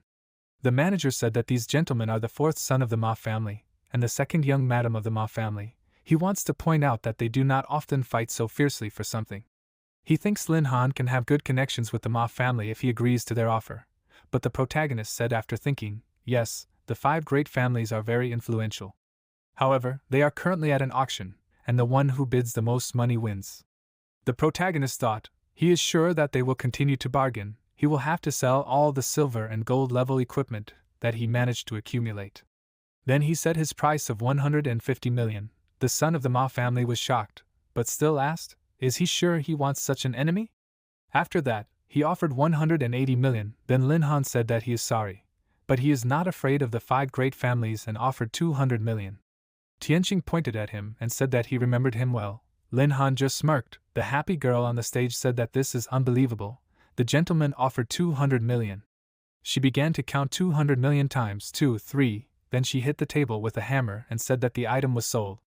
Manager Lu was nervous and wiping his forehead from sweat. He said that Mr. Lin does not know how to restrain himself at all. He is afraid that today's disrespect to the Ma family will be known to the entire empire tomorrow. He replied with a smirk that anyone who goes to the auction should be prepared for the fact that someone will offer more money for the lot he likes. Besides, they have already agreed that no one will know about his identity, right? The manager said that this is true, although the Ma family will not let it go so easily. but he can be sure that their auction does not disclose the personal information of its guests to anyone. Even if someone starts looking for him, the most they will be able to find out is that he is their secret guest. Lin Han smiled and said that Mr. Liu can be relied on as always. The manager blushed and waved his hand. He said that Mr. Lin is always a pleasure to deal with. He would like him to bring 5 items of the same level as before to the auction next time. The protagonist asked, does he consider him a legendary equipment wholesaler? 5 is too much. The manager laughed and said that he wants 2 then, and then Lin Han immediately shook his hand and said that they had a deal. The manager thought that being too impudent was also not allowed, otherwise he would anger the powerful master Lin Han. They looked at the stage, and then the manager said that they were about to put the butcher's blood sword and earth armor he brought up for sale, so it would be a little noisy. Why don't they move to the VIP room? The protagonist said that they would do so. An hour later, they were quietly drinking tea when an employee came in. She said that his 2 equipments were sold for 6,350,000,000 silver. Lin Han was shocked by this. He thought, my god, these families are incredibly rich. Even if the auction takes 20% for the service, he will be able to live the rest of his life without wanting for anything. The manager told the gentleman to calm down. He could continue to cooperate with them. He could get much more. They would transfer the money to his card soon. He said yes, he was just a little worried about offending the Ma family, and now he had so much money. The manager told him not to worry so much. A very powerful merchant guild master would be looking after him for 3 days. He promised that his safety would not be in danger. The protagonist was walking back to the alley, then Tianqing and his sister, also 2 guys, met him. He turned around and frowned and asked how they found him. Tianqing laughed and said that his family's people had surrounded the auction building for a long time. No one would have passed unnoticed. They remembered everyone who entered there, and only one unknown person in a green cloak came out. He said tensely, of course, they tried hard and did well, but he was not going to give them a pass to Ruins number 3. They didn't want to take it away. They asked to sell the pass, and they would also give 100 million more. The protagonist thought that the fact that they were willing to pay another 100 million meant that this relic was truly priceless. His sister told him that their family had no evil intentions. They were not trying to take away what they had earned through honest labor. They only wanted to offer him money to let them use the pass. Lin Han told Tianqing to look at his sister and learn from her how to talk to people. Tianqing clenched his fist angrily and asked, so did he agree or not? His sister told him to calm down again. At this time Lin Han began to laugh confidently, and said that he would not share what he bought with his own money. If they wanted it, then they should come and take it themselves. Tianqing was angry and said that he wanted it himself. Then he told his guys to beat him up and explain everything. The guys started shouting and running towards him. They wanted to attack, but at that moment, the wind and the papers that flew up blocked their way. They, along with newspapers, glasses and other trash, flew through the air. When they fell and were in a cloud of dust, they looked forward in surprise. The girl asked if anyone wanted to continue. Lin Han turned around in surprise and confusion, looking at her. Tianqing was shocked and scared. He said, this is the goddess of murderers, the elder Fei Hua. She frowned and said that there was no need to call her eldest. She was not that old, by the way. The guys had not forgotten the rules of the 3-day auction, right? Everyone immediately became scared and tense. The girl of the Ma family said that she was sorry. It seems her brother had completely forgotten about it. They were already leaving. Everyone immediately ran away as quickly as possible. Lin Han thought that his sister was able to assess the situation and act decisively. Whether it was a show of force or a retreat, this girl was not as simple as she seemed. He turned around and smiled when he said that it was time for them to go then. He called her a beautiful sister. She was surprised to hear this and asked where he was going. The protagonist asked. She was ordered to protect him for 3 days, right? Then it turns out that she will go to the same place he did. He felt like someone else was watching him. Will she help him get rid of them? She began to peer ahead and felt that there really was someone nearby. 2 guys were hiding around the corner. She asked why should she do that? Should she protect him, not get rid of his enemies, or did he want to hire her? He said it sounded fair. Then how much would it cost to hire her? She thought about it and awkwardly said, well, it would be at least 2 million. She blushed as she said that, and then a bright magic appeared in his hand. He said that she could take it. Now would she help him? A large stack of bills appeared in the girl's hand. She was surprised, but then confidently told him to leave it to her. She walked over. A second later, trash flew towards Lin Han and a large cloud of dust appeared. Voices were heard from there, asking Mrs. Fei Hua to stop. They did not mean any harm. They were asking her to spare them. The main character covered himself with his hands from the garbage and happily said that this is incredible power, she deserves her title of the goddess of killers. After a while, she stood next to a whole mountain of beaten men, dusted her hands and said that everything was ready. She had already checked the surrounding area within a radius of 10 li, she had not seen anyone suspicious anymore. She smiled and said that she could expand the search circle if he paid another 1,600,000, that was a 20% discount, he should not refuse.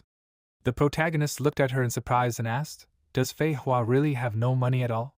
She sadly walked away to the wall and sadly said that the materials needed to upgrade the class are very expensive, and also fashionable dresses, bags and shoes. Everything around is expensive, but there is not enough money. He was surprised because he did not understand this, and said that there is no need to worry so much. He can hire her as a bodyguard for a month for which he will give 500 million. She was incredibly gloomy, and a second later she came closer, sparkling with happiness. Fei Hua said, "Stop talking about money already, it does not matter, she just feels that she must protect him, there is definitely some kind of connection between them." He moved away scared of her. Fei Hua blushed and said that from today on she was completely his. At night in the mansion, Lin Han was sleeping, and at this time he was being watched by the intelligence service on the roof of another building. The worker asked, "Lin Han has not done anything suspicious in these few days, how long should they watch him?" The boss said that they just continue to watch, this is an order from above, so if they find something, they can count on a promotion. Then they all looked at the boss in shock, as if they were scared of something. He raised his head and said that they need to watch Lin Han, why are they looking at him like that? But behind him was a huge laughing shadow, the frightened worker said, behind the captain.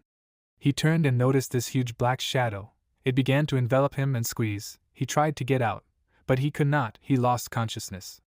The shadow grew taller, she said, this was the last warning, if another spy is spotted, serious action will begin, they will not buy off one loss of consciousness. The workers looked forward in fear and put their hands forward to defend themselves, they said, yes. After that, the laughing shadow watched them run away, as soon as they left, it took its usual form. Fei Hua said that they would not bother the boss anymore. In the morning, Lin Han calmly stood up, yawned, but then he blushed, realizing that Fei Hua was bending over in front of him. He said good morning, and then asked, "Wait, what is she doing in his room?" She stood up and yawned, Fei Hua said she wondered who he could anger so much, there were all sorts of people walking around his villa. She had to deal with them all night. Lin Han anxiously said that they were government people, he hoped that she did not kill anyone. He thought, are they really okay? Fei Hua asked him not to worry, she only scared them, but they will not bother him anymore. She told Boss Lin that she was doing quite well in her duties. Maybe they would consider extending their cooperation? He became worried and asked how long she wanted to extend it. Fei Hua began to count everything, she saw only money in front of her, she said there are 12 months in a year, multiply everything by 5, a discount every 10 years and about 100 years. The protagonist began to stop her and tell her not to rush so much, that's why she is the goddess of killers. But Fei Hua replied that she won't earn money on modesty. They came to the main training ground. Fei Hua asked, did he want to train so much? He answered, no, he was there to meet a friend, then they would enter the golden portal. Lin Han smiled and said that he came. Wang Chang and Yin Yun ran to him. He laughed, because he thought that Lin Han had already forgotten his friend. He said that Wang Chang does not waste time, and they both became embarrassed. Wang Chang said no, they just got a little closer after the exam. Yin Yun also said yes, they are friends. The male lead frowned and asked them to stop denying it, he is not blind, and then he turned around and asked the eldest, is he right? Wang Chang said yes, he himself is with a girl, who is she? He smiled and said that it is his eldest relative, she began to play along and cry. Fei Hua said, at first he called her cute, and now she is an eldest relative. Is he going to dump her, is it because she is too old for him? Wang Chang made an approving gesture and awkwardly said that the MC is good. He began to wave his hands and shake his head in a panic, saying that this did not happen, she should stop mocking him and introduce herself normally. She said her name is Jian Reixin, she is the killer of the third realm, nice to meet her. He asked in surprise, when did she change her name? But at the same moment, they turned around, the worker said that the golden portal would open soon, so they should get ready. The players began to walk around the hall more cheerfully. He asked with excitement, will she be okay? There, they will need to go through authentication by name and face. She folded her arms across her chest and proudly told him not to worry. Her sister's name is Fei Hua, they look very similar, she will take her identity. Her face appeared on the screen during authentication. Lin Han thought, will this really work? Then the guy looked at the list and said that there was only one left. Everyone get ready for the portal to open. A guy from the crowd asked, were Wang Chang and Lin Han coming too? They turned around and happily said that they hadn't seen Yuan for a long time. But then Lin Han looked sadly at how dissatisfied Yuan approached the organizer. He said that he did not want to be in a squad with these pests and asked to change the team. The irritated organizer shouted that he did not care what he wanted. The party has already been formed, so he should stop complaining and quickly go to the portal. After a while, they found themselves in a deserted place among various artifacts and rocks. The group stood at the foot of a huge cliff. Wang Chang asked Lin Han, doesn't this seem strange? Is it just him, or have they already been there when they passed the copy of the silver portal? The protagonist replied that he also thought so, they should be careful, he sensed danger. But Wang Chang asked what he was talking about. They had already fought the hidden boss, it was easy. But then he asked, what? An army of shadow monsters appeared in front of him, which gradually materialized and approached. The protagonist smirked and asked who made him say that? Now they would have to fight a whole squad of these hidden bosses. They stood back to back, surrounded by giant minotaur monsters on all sides. He asked how it was that the hidden boss suddenly became an ordinary monster. Was this place really that dangerous? Yuan began to swing his weapon and inflict wounds on the monster. He said that these minotaurs were at least level 15, and he himself was only level 18. Let them stay themselves, and he would leave. Yuan ran away, and Wang Chang asked, is he an idiot? If there are so many of them at the beginning, then in the depths of the ruins there will be even more. It would be safest to stay close to Lin Han's brother. At this time, he used the magic of the staff and his lightning surrounded the minotaur, which was burning, and there was an explosion around it. The monster fell, and Lin Han said that he certainly did not like it, but he did not want it to die. He should quickly go after Yuan. Wang Chang was scared and asked what about them? Yunyun also asked, that's right. Fei Hua was standing behind him with a dagger and a displeased expression. She was nothing to them. He was scared and awkwardly said, of course not. He was sure that the elder was incredibly strong. However, there were too many minotaurs, even she would have a hard time. Immediately after these words, a huge monster fell to the ground behind her and raised a lot of dust. Fei Hua wiped the dagger and said with a smile, yes, she had relaxed too much lately, she still needed to train her skills more often. He jumped away from her and said in fear that he did not understand what she was talking about. He thought that Lin Han was a monster, but it turned out that there were monsters scarier than him. The protagonist asked him to take care of them and quickly ran away. She shouted with a smile that there was a separate fee for this, and he irritably said, okay, the main thing is that she protects them. Yuan continued to fight the monsters that attacked in a crowd. He inflicted severe wounds on them with his claws, but it was difficult for him. He screamed, this is terrible, why are there so many monsters? He can't defeat them, but he can't escape either. Will he really meet his death in such a place? He grabbed his injured shoulder and clenched his teeth, and then heard Lin Han say, Yuan doesn't need help? He was standing on a small hill. If he asks nicely, Lin Han will help. Yuan frowned and told him not to dream about it, he will die, but he won't ask him. At the same time, the Minotaur swung his axe and almost killed Yuan, but he dodged at the last moment. Lin Han sat on the cliff and smiled, telling Yuan to take his time and think it over well. There is no need to worry about him, he has a great view from there. The Minotaur screamed furiously and again hit Yuan with his axe, who covered himself with his claws, but still flew back from the blow. He slid along the ground and stopped, then frowned and said, it seems they started the conversation on the wrong note. He was already wounded and tired. The protagonist just grinned and spread his arms. He had already said his condition, only Yuan decides. A giant monster raised its axe above him to kill, then the frightened Yuan screamed. He begs Lin Han to save him. He immediately began to run towards him, and said that he should have said so right away, he wouldn't have to take hits. He stood in front of the Minotaur, and blocked the blow of the huge axe with his staff and magic. Yuan opened his eyes and said that he was saved, but when he turned around, he began to panic and scream that they were surrounded. A whole crowd of Minotaurs was indeed running towards them. They were angry and wanted to kill them. Lin Han asked, did he forget what class he was? Yuan asked, the altar class, but how would that help in their situation? The protagonist said that he had a good memory. Sometimes he had to sacrifice, this time he would be the victim. He grabbed Yuan by the leg, and he looked at him with fear, then Lin Han threw him up. Yuan shouted that Lin Han was a scoundrel, he would definitely kill him. After a while, they stood in front of a field filled with the bodies of minotaurs, which were surrounded by dust. The protagonist asked, "He has an assassin class, why is he so weak?" He couldn't even stand such a speed. At this time Yuan was nauseous. He grabbed Lin Han by the jacket and angrily shouted, "What kind of nonsense is he talking about? No one would be okay after flying at such a speed." Lin Han awkwardly said, "Why is he so angry? But he raised a lot of levels, right?" He said that it was true, he gained a lot of experience, a little more, and he will be able to raise his class. In the distance, they saw a huge flash of rays of light and began to worry. The protagonist said, "It seems that the others are not as good as them, will he go with him?" Yuan said, "Yes, he is not the type to simply forget about help." The Minotaur grinned viciously when his weapon was cut in half by Wang Chang's card. He laughed and said, "It turns out that the monsters of the Gold Dungeon are not that strong." He was scared when Yun touched him and said that without Jian, they would have already been dead. She covered them with her body and told them to stop messing around, it would soon become really dangerous. Yun asked in fear, "What happened?" She frowned and asked, "Did they not notice themselves?"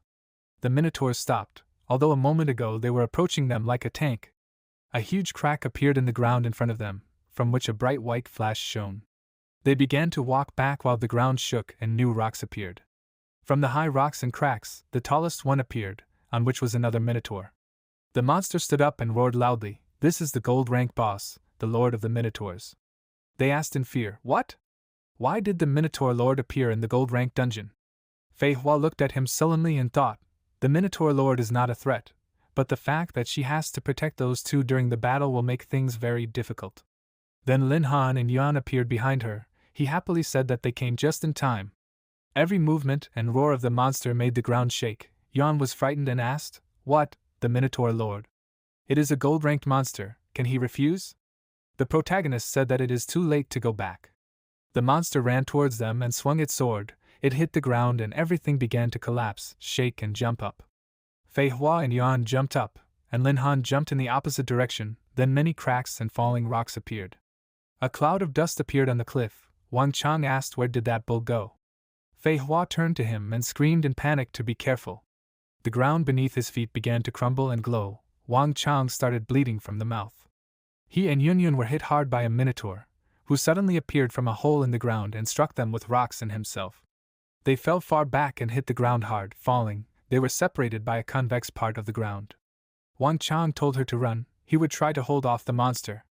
But she extended her hand to him and said, "No, they should run together." While they were lying there injured, a Minotaur towered over them, shouting and waving his sword. Just as his weapon was about to fall, MC managed to cover them with himself and created a protective barrier with his staff. He asked in annoyance, what was wrong with them? If they were injured, they should step aside, not make a drama. Yuan took them on his shoulders and began to carry them away, and Wang Chang asked when he became so wide, even decided to help. He replied that he was doing this because they were in his way, they should be taken away. Upset, Wang Chang said that he thought so too. The Minotaur tried to break through the barrier, but each blow caused large flashes, after which the earth began to collapse and shake again, and the monster disappeared. The protagonist said that this bull can hide underground, this is a problem. Fei Hua asked, "He is very strong, how did it happen that he could not hurt the Lord of the Minotaurs?" He turned around and asked in surprise, was it he who hired her? Why does he have a feeling that they have switched places? Fei Hua armed herself with a dagger and confidently told him not to worry, if she was paid, she works well. He sat down and stuck his staff nearby, saying, "Good, it will be useful to watch the battle of such an experienced master." A Minotaur jumped out from the ground next to Fei Hua, like an explosion that destroyed everything around it. She calmly waited for its attack, and at the last moment, her aura glowed and she jumped up as the monster's sword struck the ground. It was as if she surrounded the monster with her clones and flipped with a dagger in her hand. While she was flying around, she dealt many blows with her blade all over the Minotaur's body, and also cut its sword and landed. She used the skill Floating Petal Execution, Bloody Fall. Immediately, all her attacks became stronger and more powerful. They cut the monster into many pieces while it screamed, and then the Minotaur fell behind her, raising a cloud of dust. She proudly asked, "Did he like it? Did he not waste his money?" The protagonist said, "Yes, he definitely liked it. He thought she dealt more than 100 slashes to this monster in just a second. Well, She is worthy of the title of the goddess of killers. Yunyan was treating Wang Chang, and he asked what was going on. Yuan said it was strange. It seemed like there had been no movement for a long time. Were they killed by that bull? Suddenly they were surprised when a large magic circle appeared under them. She asked what? The dungeon was cleared. Did that mean Lin Han and that girl were able to defeat the boss after all? But it was too fast. There were screens in the dungeon hall. A notification appeared on them that all the hidden tasks had been completed. The list of team members: Lin Han, Fei Hua, Wang Chang, Yuan, Yinyan. They appeared in the hall through the magic circle. There were already many people there, and Lin Han was stretching his shoulders. The worker smiled and said that he was really good. If he was free in the evening, he could be treated to a dinner of the new heroes of their dungeon. Lin Han replied that the first gift from Boss Tian was already enough. He asked in surprise, a gift? What is he talking about? Did Boss Tian offend him somehow? The protagonist handed him a piece of paper with displeasure and said, in the gold rank dungeon that their training ground owns, they met a strange monster. It was the Lord of the Minotaurs, the gold rank boss. They invited them there themselves. If they did not have enough luck, they would not have been able to get out alive. Boss Tian looked at him in shock, then excitedly took the paper and said, no, he didn't send out an invitation. He doesn't know how this happened, but he's really sorry. Lin Han said again that they almost lost their lives, and he's trying to buy it off with a simple apology? Boss Tian was scared and asked, then what does he want? The protagonist smiled and turned to Wang Chang, saying that he received the most serious injuries, so he should decide. He asked in surprise him? He looked at the embarrassed Yunyan, and then confidently said, they're not villains to blackmail the owner of a gold dungeon. He can give them 2 gold-level equipment, and they'll forget everything. The protagonist looked at him with displeasure, and then thought, is he a complete idiot? He could have asked for something much more valuable. Boss Tian happily said, no problem, they'll have everything delivered to them tomorrow. In addition, they will include 3 free passes to the dungeons that all masters below the Saint stage can enter. Each pass can be used 3 times. Wang Chang scratched his head and said with a smile that he thanked the master. Then he can deliver everything to Lin Han's house. Boss Tian again apologized for this incident, and said that they would deliver everything tomorrow. Lin Han put his hand forward to stop him. He would forget about this time and hoped that it would not happen again. Then he thought, judging from the behavior of the owner of Tian, he had nothing to do with this. He and Fei Hua were walking through the city. Lin Han wondered if it was the Ma family trying to get rid of him. But that would be too open for them. Fei Hua slapped his cheeks, and he asked what she was doing? She smiled and said that she just wanted to dispel his sadness, and that's all. He frowned and asked her if she thought the Ma family did all this. Fei Hua, like a detective, began to explain everything. Hidden changes to the properties of the portal or the dungeon itself are not such a simple task. As he said, the Ma family must be involved. The protagonist thinks that they will not stop there. Fei Hua can deal with the Ma family. She began to wave her hands and said, he is overestimating her. Although she is strong, she is not comparable to the head of the Ma family. This old Uncle Zhang is a level 76 master. They say that he will soon be able to reach the divine stage. He asked disappointedly, was it not she who boasted about her strength? She shouted in annoyance, this is completely different. In the entire Dragon Empire, there are only 3 divine stage masters. Of course she does not want to fight a damn monster. He said that he understood everything. He understood. Fei Hua said that on the other hand, the head of the family is too old to get involved in this kind of conflict. She does not think that he will personally intervene, but the family is among the 20 strongest families in their empire. Among them, there are many Supreme Saint Stage Masters. She and the Supreme Early Stage are not comparable to them. He asked, are there many Divine Stage Masters in other empires? She replied, according to the words of the high-ranking people of their empire, other countries have about 10 Divine Stage Masters. They are very secretive and dangerous. It is said that they have united into one squad to stop the advance of monsters. He said that she is quite knowledgeable. It was not for nothing that he hired her. Fei Hua replied proudly, it is just that he is too young and has not been to many places.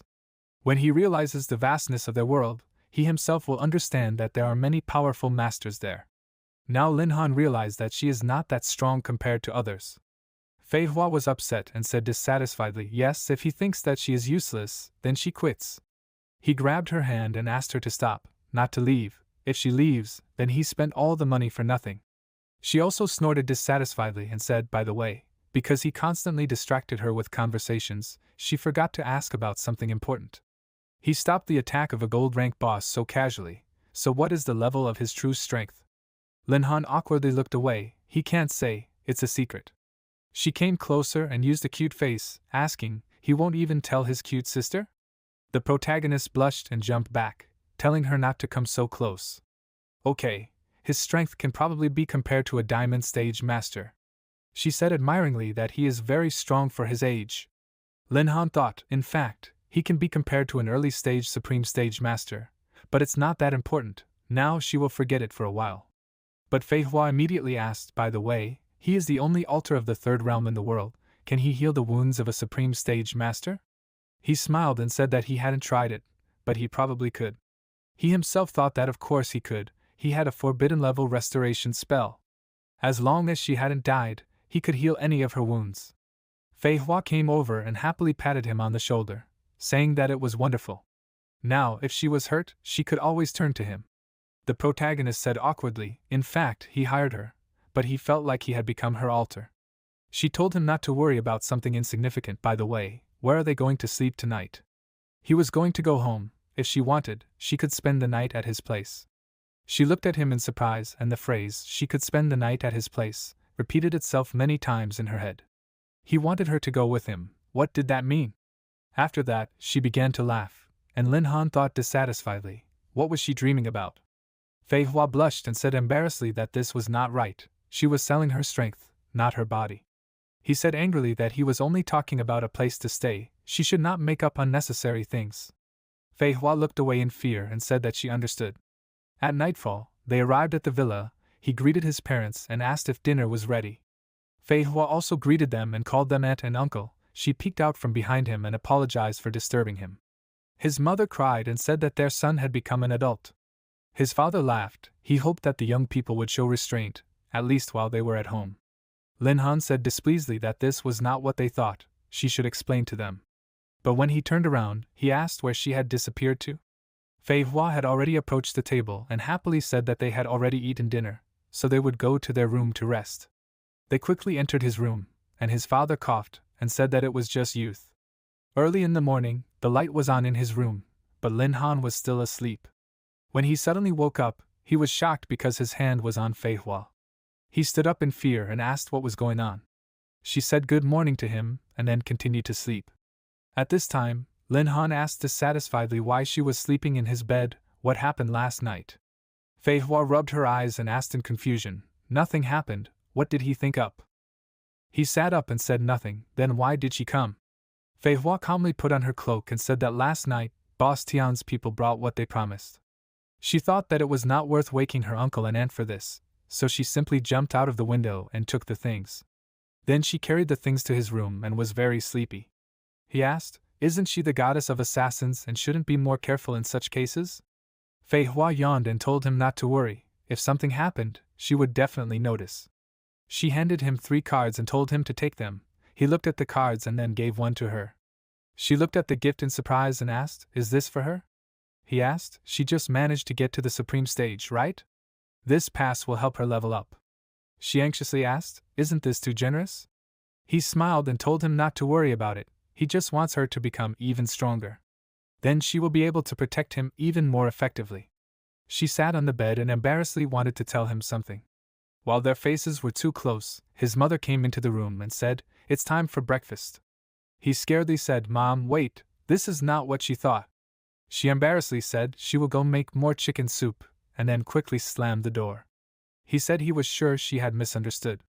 Fei Hua laughed and asked if she should explain. But he said she shouldn't, because her explanation would only make things worse.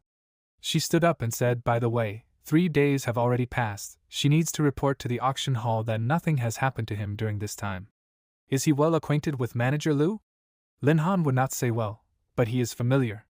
She frowned and asked him not to let down his guard with him, he is not as simple a person as he seems. She heard that the head of the entire merchant guild also has the surname Liu. The protagonist thought, is Manager Liu really a relative of the head of the merchant guild Huiwe, or is he a secret boss? She also said that the 5 major academies will soon begin accepting disciples. Would he like to enroll somewhere? She thinks that the altar of the Third Kingdom will be accepted everywhere. He knew that a huge amount of resources is required to raise his class. But he will not be able to use his master often. Perhaps he should consider enrolling in the academy. He came to the student reception hall and felt uncomfortable when he saw a lot of people. He said that there were too many. The staff came up to him and said that there was a general admission of students. Mr. Lin could go inside with them and undergo a double selection. He asked, "What, a double selection?"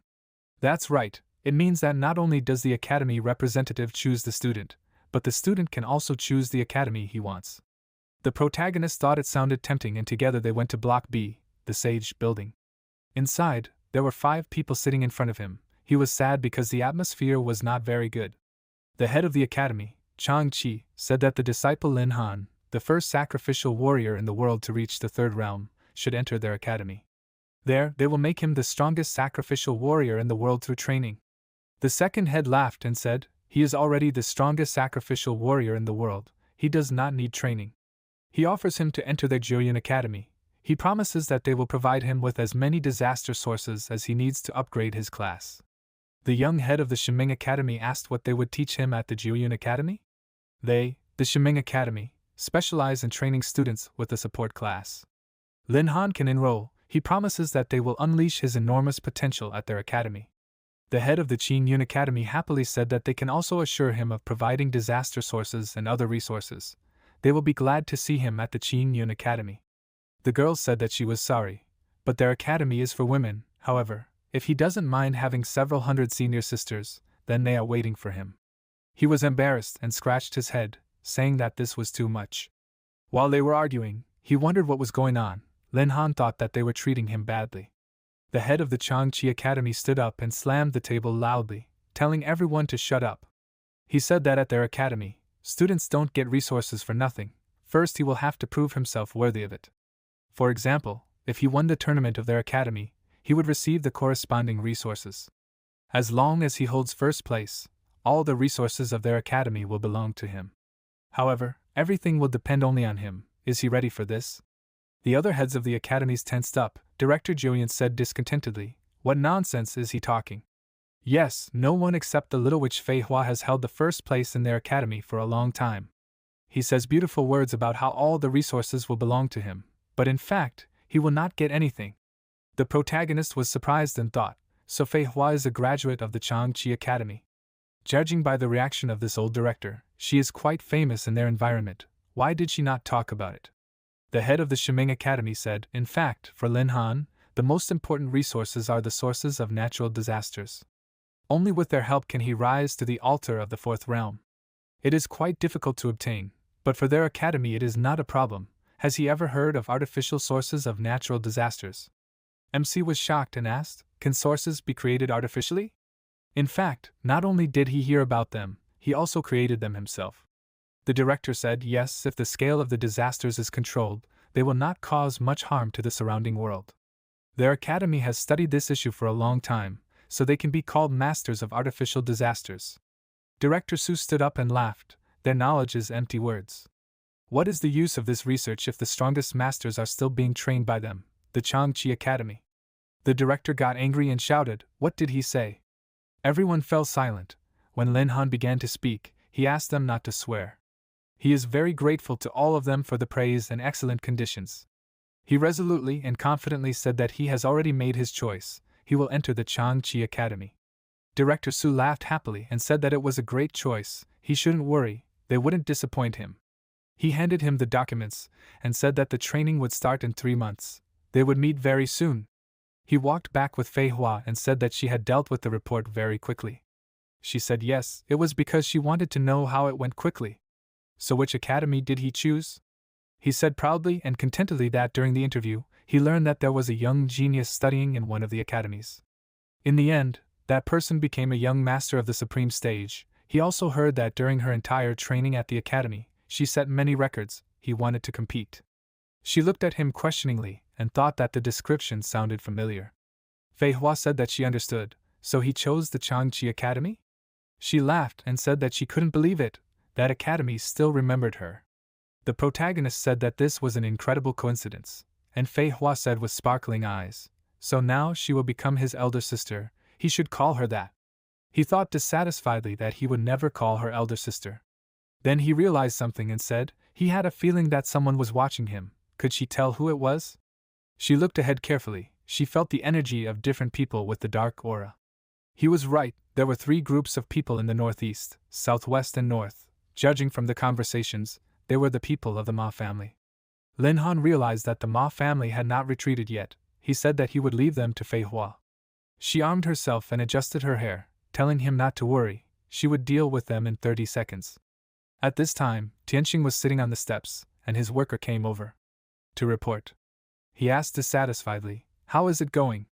He said in a frightened and anxious voice, all 3 groups had been eliminated, they no longer had people who could handle this guy. He didn't think they could do anything to him. Should they retreat? Tianxing stood up and shouted in frustration, "They can't retreat now, his sister has already been locked up, if he retreated, no one would save her. They can't let go of the pass to the number 3 ruins." The guy said that the young master's opponent was stronger than they thought. It seems that this Lin Han hired Mrs. Fei Hua as his bodyguard. He frowned and said that he had no choice. Tianxing looked towards the house. He and his worker sat down near the gate of the house. He asked Uncle Zhang for forgiveness. His sister was locked in the residence. His father couldn't help her, since many elders were in favor of this measure of punishment. The pass number 3 was too important. He bowed his head and said that he had no choice but to ask him. The door opened slightly. He said that this boy was impudent, they should meet. Tianxing created a magic circle, magic particles spread out, and Lin Han suddenly opened his eyes at night when he felt it. He got up, and Fei Hua was already on his bed. She frowned and asked, did he feel it too? The protagonist sweated and said, he didn't know that they would go this far. Fei Hua was scared. She felt the aura of a very powerful master on the outskirts of the city. He must be at least at the peak of the supreme stage. MC confidently said, if he continues to hide from them, sooner or later they will get to his family. Well, then I'll have to take the initiative on him. She asked excitedly, is he crazy? She said that there is a peak supreme stage master there. He smiled and said that she is also a supreme stage master. Besides, they have already prepared the battlefield. They will be offended if they don't come. On the dam of the abandoned area of the city, Tianxing was meditating. He felt that they had arrived.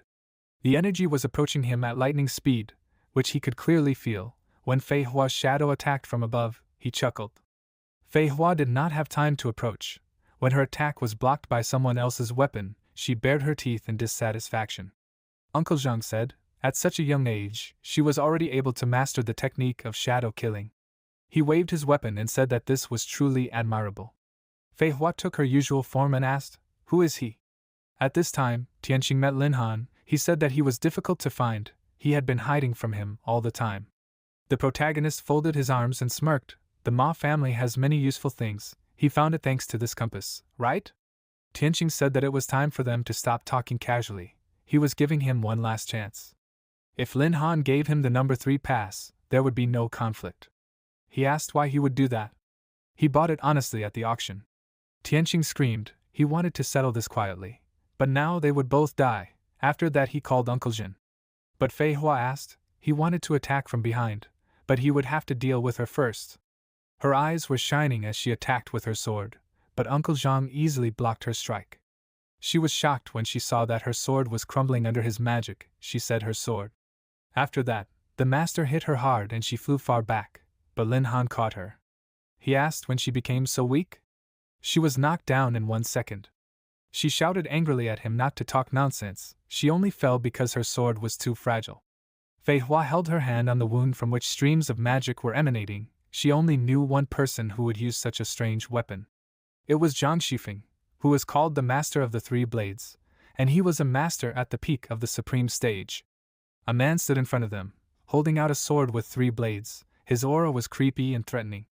He looked at them with disdain and said, that's right, he is the same Zhang Xifeng, the Master of the 3 Blades. If they want to live, they should just give up the pass and leave. They looked at him in fear. He said if this does not happen, he will kill them both.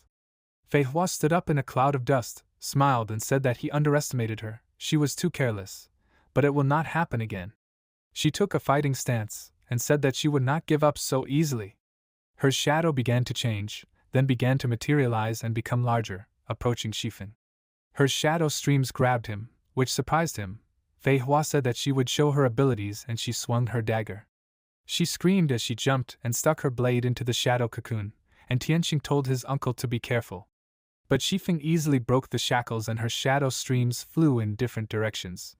Fei Hua proudly emitted streams of fire magic, while the master dispelled her shadow. He said first she distracted him with an illusion, then in a split second she enclosed him in a shadow cocoon and tried to deal fatal damage with a legendary dagger.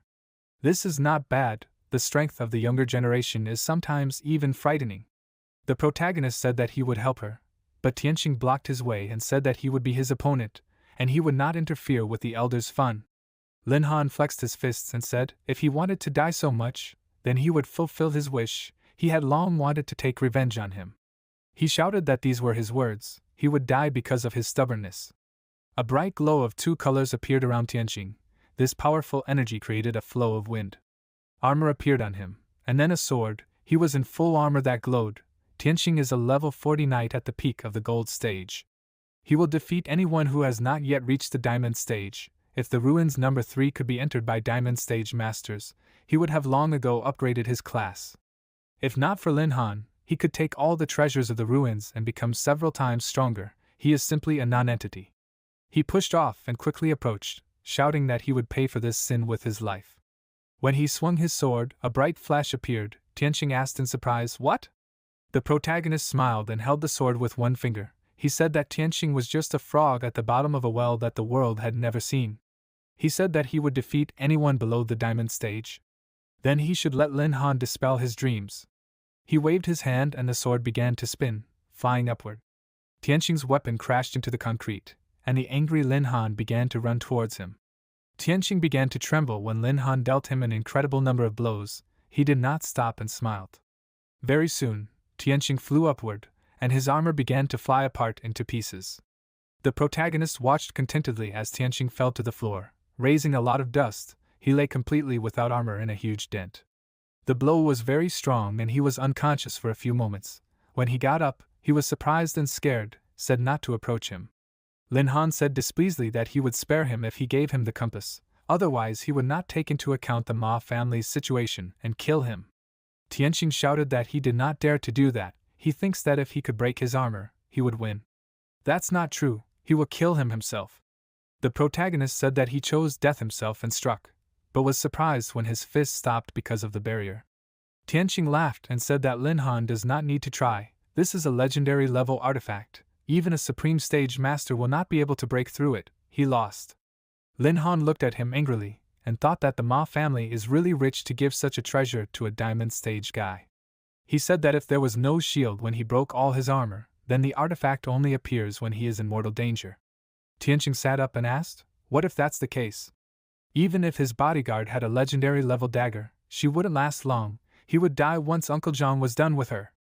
Lin Han thought about it. He had a point. This shield was too strong, even he couldn't break it with just a few hits. Fei Hua would have a hard time without it. Well, he had no other choice. Suddenly, an explosion and a large thick cloud of smoke appeared. Tianqing's barrier disappeared. He screamed in fear. What's going on? In front of him stood an old man with a bright sphere in his hand, lightning radiating from it. He said, so it was he who made his disciple ask him for help? The youth of their time are strange, making an old man tense up. Tianqing said in fear, this power, the power of a supreme stage master, is it somehow related to Lin Han? The evil man said that it was true. If the Ma family seriously intended to kill his disciple, then he, as his master, would not stand by. He would have to help solve this little problem. The sky darkened, a spiral of black clouds appeared above them, and lightning stretched towards the middle. Tianqing excitedly said, wait, this is just a misunderstanding. He asks him to say his name and his family will make up for everything. The master asked, say his name? He thinks that such a blatant lie can be believed? He just wanted to pass his name to the saint stage master of his family, so that he would get rid of him forever. He raised his hand up and used the skill Chaos Domain, Terrible Judgment. From the mass of dark clouds and a cloud of magic, lightning began to strike the ground. There were an incredible number of them. He put his hand forward and delivered the most powerful punch. A stream of magic powerfully struck downwards and made a large hole. In the Ministry of Magic Control of Bureau City, an employee saw these terrible lightnings on the screen. He screamed and called out to the head, they have a problem. A huge surge of magical energy has been detected. The boss slammed his hands on the table and asked, is it another forbidden level spell? Why hasn't this mysterious master left their city yet? He asked. What should they do? Lin Tian thought, this time the spell is much stronger than the last one. Are they really the same master? He said, perhaps two mysterious masters who can use forbidden level spells have appeared in the city at once. We must immediately declare a top-level alert and begin evacuating the population. He will personally go there. He looked at the sky, completely covered with clouds and huge lightning. The spell's radius is too large. He hopes that Lin Tian can handle it. Fei Hua was seriously injured. Blood was flowing from her mouth. She said that the next blow would be the last. She used the skill Floating Petal Execution. Her body began to split into many copies that quickly attacked. Even Uncle Wives was having a hard time. She dealt many blows, cut him and inflicted wounds. After that, although he was injured, he smiled. She said, if it weren't for his old injury, she wouldn't have had a chance, but this time she won. He smiled and asked if she was celebrating too early? If it weren't for the injury, he would have already entered the Saint stage. She thinks he's weaker than a primary stage Supreme Master? Fei Hua asked in surprise, are there really any more techniques? Uncle Jing put his sword in front of him and said, her Floating Petal Execution is indeed a powerful skill. But it's still not as strong as a forbidden level spell, but he has one. He hasn't used a forbidden level skill for a long time, the Three Blades Domain. As soon as he cast the spell, a fiery explosion appeared behind him, and the ground beneath his feet began to crumble. She thought in fear, such a terrifying energy, if she were attacked by this, she would definitely die. 3 phantom blades appeared above the master's head, but then he sensed that Tianqing was in danger and stopped. He saw a powerful stream of magical lightning and asked, is this powerful aura a forbidden level spell? He began to leave and said that Fei Hua was lucky, and she said with relief that she was saved. But then she thought, will Boss Lin really be okay? Lightning struck in a powerful stream and a white aura of a barrier appeared above Tianqing's head. He noticed the cracks on the shield and frowned and said that it was impossible. His artifact could withstand the strongest attack of a Supreme Stage Master, so how could he break it? His hands and feet were shackled by chains. A master appeared from the smoke and said that for him, a Gold Stage Knight, it should be an honor to die from a forbidden spell of the forbidden level. He asked, what kind of joke is this? Lin Han replied, this is part of the capabilities of his forbidden spell, although it chooses targets randomly. If it latches on, it will not let go until it kills the victim. Tianqing saw a glowing weapon made of lightning above him. He asked, will it kill the victim? No. As the spear flew towards him, a shield of 3 blades appeared in front of him and protected Tianqing from the attack, but the shockwave destroyed the concrete surface, raising dust and stones. Uncle Zhang blocked him and said that his spell was so strong that even he, the master of 3 blades, was curious about who cast it. Tianqing was happy that his uncle saved him, and Lin Han wondered why he came. Did something happen to Fei Hua? Angered, Tianqing said that Uncle Zhang could not hold back. He was trying to kill him.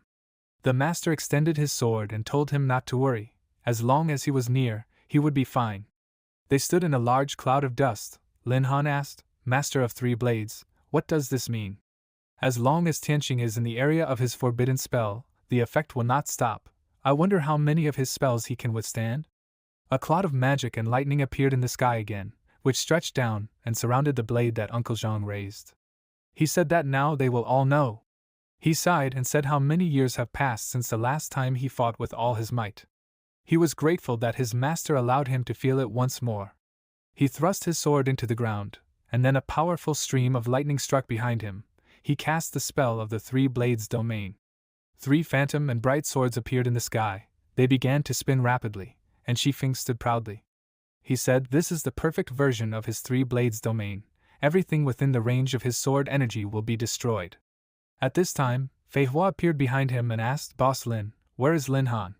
He said that he moved his disciple to a safe place. She asked in surprise, disciple? Okay, they need to escape urgently. He frowned and told her not to worry. He is not afraid of his sword energy. He knew that due to the low level and stage, he cannot often use forbidden level spells. After the second he will simply have no strength left. But he will have to take the risk. He jumped high into the air and cast, will be destroyed? Then let his 3 blades domain try to destroy it. A real meteorite with a burning tail began to fly into the spinning blades. When the collision occurred, an incredibly strong explosion thundered. A lot of smoke in the city began to collapse from the shock wave. 2 swords shattered into small pieces and MC said that Uncle Jing lost, and he calmly stood there and laughed.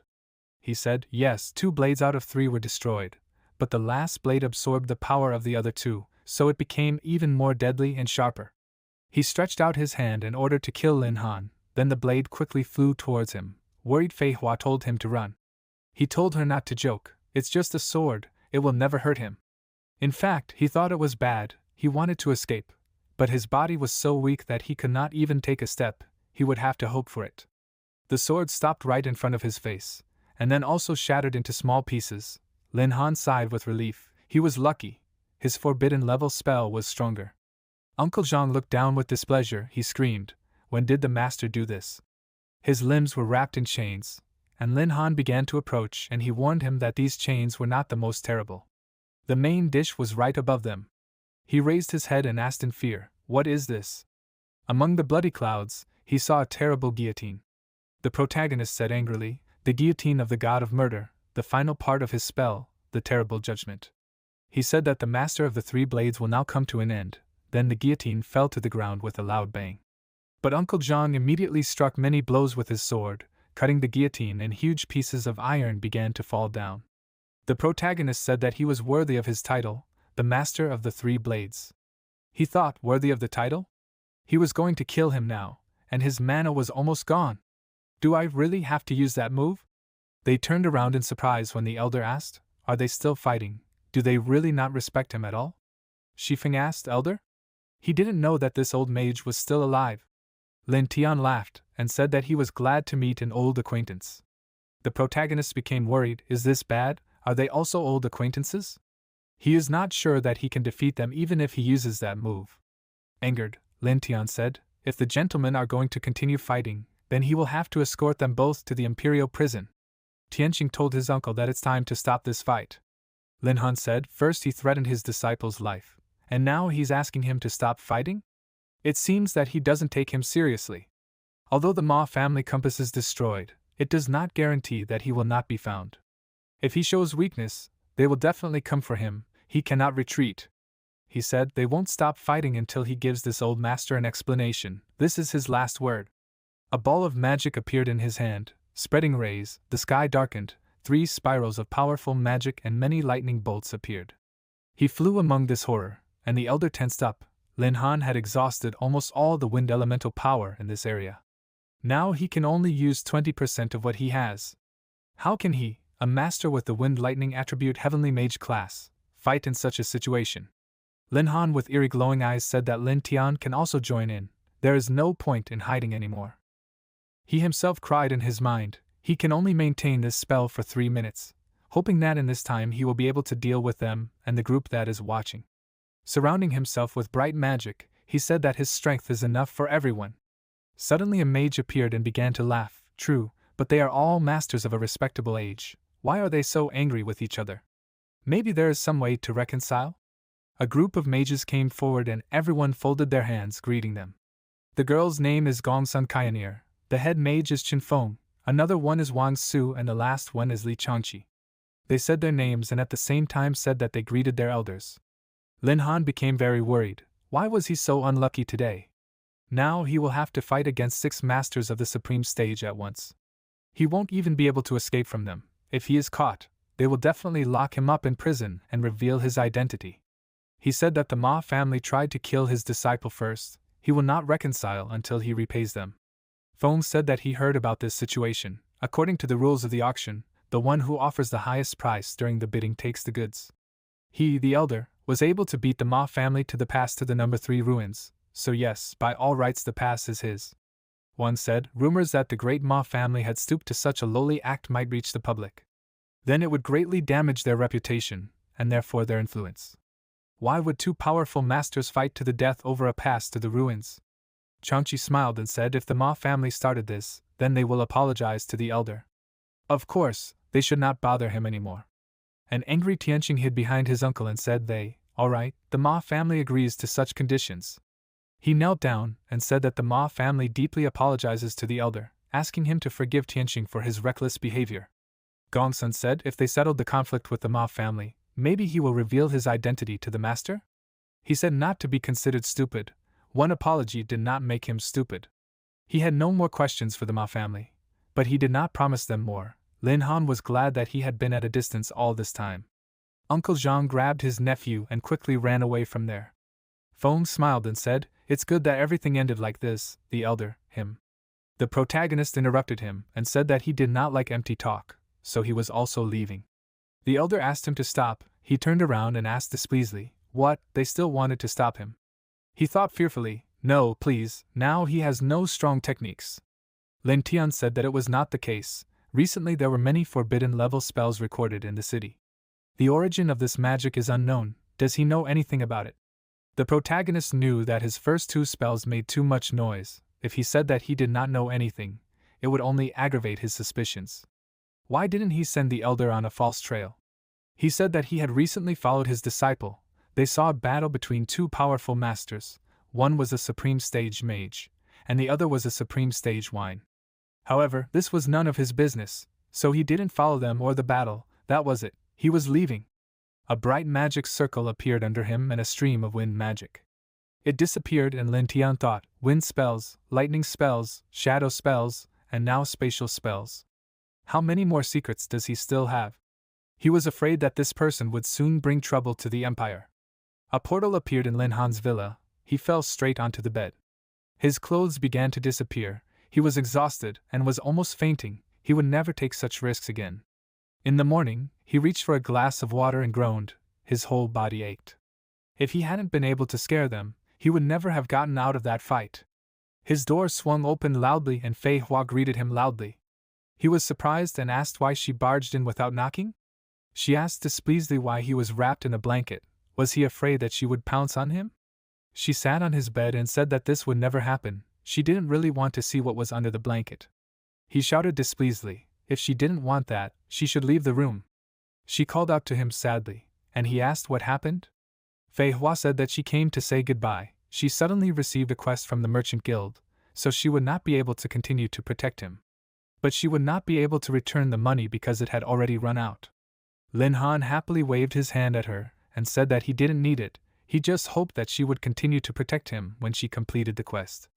He patted her head and said that it was hard for her too. He was sure she had not fully recovered yet, so she should not overdo it. She blushed and said that she was grateful to Boss Lin. She said, "By the way, he will be entering Changqi Academy in a month, right? Her younger sister Jian is studying there. He should take care of her." But Lin Han had better say that it was Fei Hua's request. He asked, "Is that story with her sister true? Why shouldn't she talk about it? She could talk to her herself." Fei Hua was embarrassed and said, "How can I explain this? She thinks her sister hates her." The male lead frowned, but then Fei Hua's phone rang. She smiled and said that it was better not to talk about sad things. She was leaving. He should take care of himself. Fei Hua was about to jump out the window, and he asked, "Why didn't she use the ordinary door?" A month later, Hangyan City, Lin Han and the other guys were standing in a crowd. They asked in shock, "This?" They stood in front of a huge gate with the inscription Changqi Academy. Everyone remained silent. He thought that this gate was simply terrible. Maybe it was not too late to choose another academy? The girl walked up to them from behind and asked, "What?" They felt ashamed when they looked at their gate. They may not be worried. She felt the same way when she first saw it. However, after the words of their director, she realized that even such an art has a deep meaning. Lin Han asked, "What did the director say?" She replied, "He said that after training in their academy, they will become powerful masters. They will not be ashamed to declare themselves and stretch their hands to the sky, and this gate will be the symbol of their goal. After completing their training, this gate will be the place from which they will set off on their great path." Lin Han folded his arms and said, "Well, it doesn't look so bad." She said her name is Feng Yun, she is a senior. He also introduced himself and they shook hands. "The reception hall of Changqi Academy, there?" she asked. "So he was the same Lin Han who won first place in the exam? They say he is the only support player in the world who can kill a monster with one hit." He scratched his head awkwardly and said that rumors are always exaggerated. She happily said that she was lucky enough to meet this year's top star on the first day. She took his hand and said that she would take him to the reception room. A guy appeared in front of them with a sparkling bouquet. He said that he felt that he and Feng Yun were supposed to meet there. After all, their souls are connected by an unbreakable bond. She asked displeasedly, "What kind of bond is he talking about?" It's time for him to stop pursuing her. He asked her not to be so cold. Then he noticed Lin Han and asked, "Is this one of the applicants?" Did she decide to personally escort him? She said that this was Lin Han, the strongest disciple of Huiwa City, so she decided to help him with the admission procedure. He asked in surprise, Lin Han? But then the guy called him an adult. Lin Han can handle it himself, and he needs to talk to Feng. The protagonist stretched out his hand and said, it seems she doesn't really want to talk to him. The guy and the other students began to laugh. He said that Lin Han was funny. He won first place in the exam in his city. But does he really think that now he is allowed to behave so insolently with the elders in the academy alone?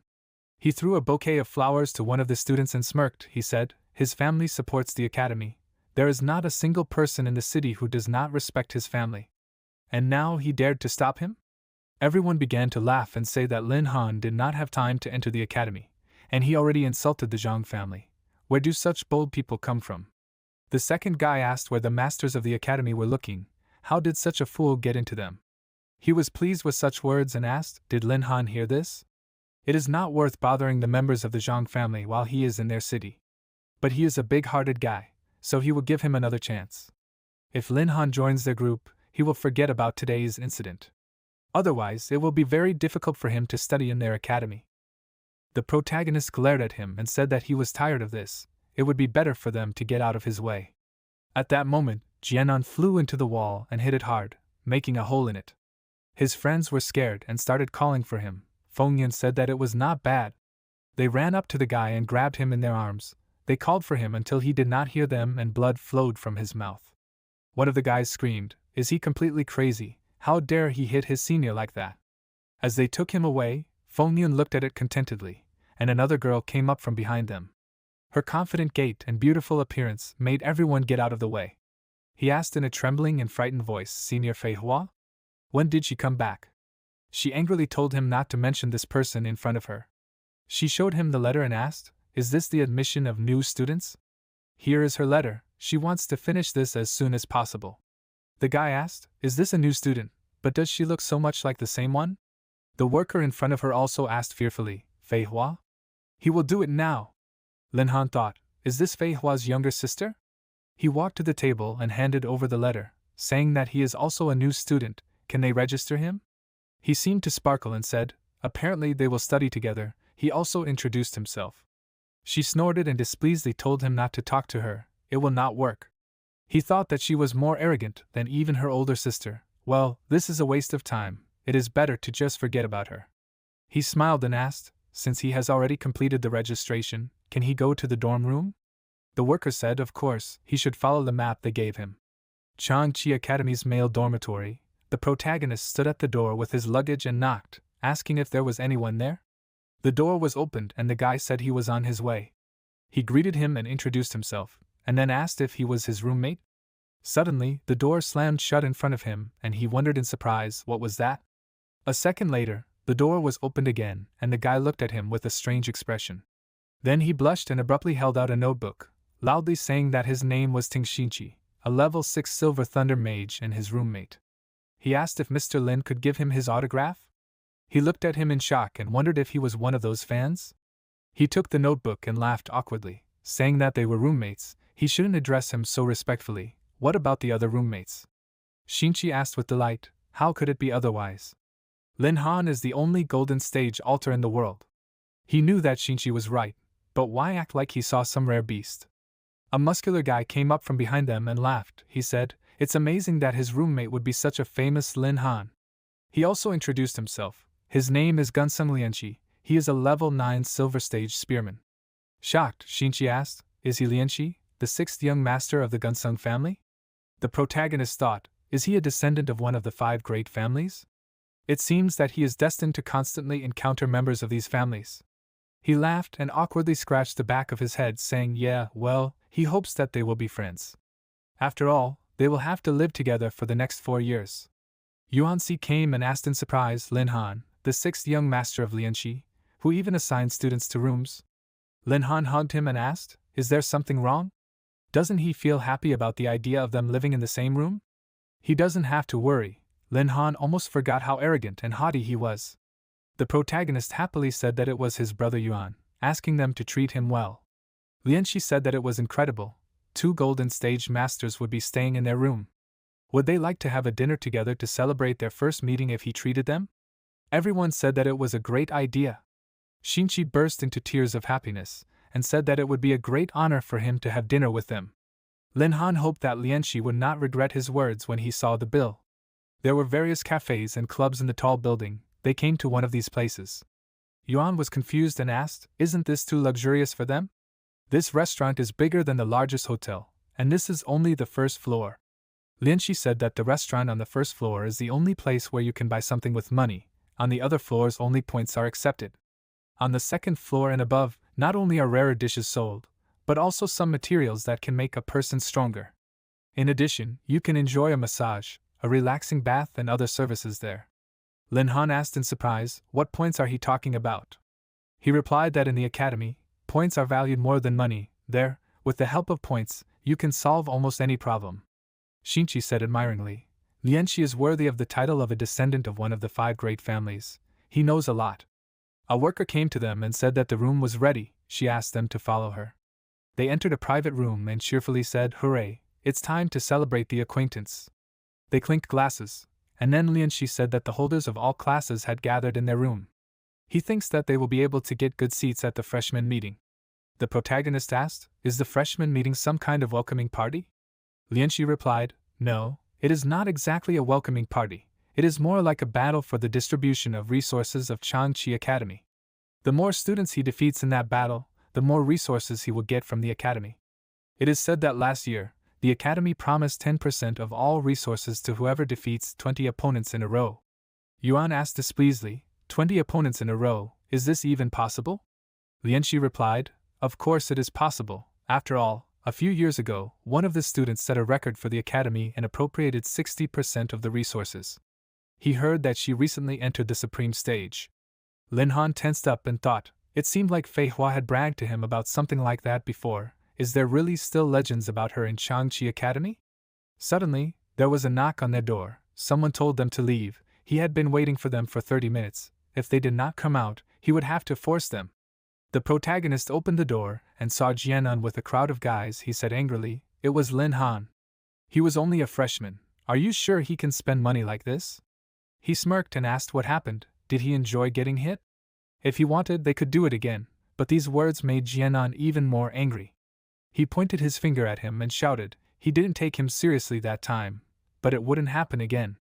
He would show him what happens to those who don't respect their elders, so he had to get out.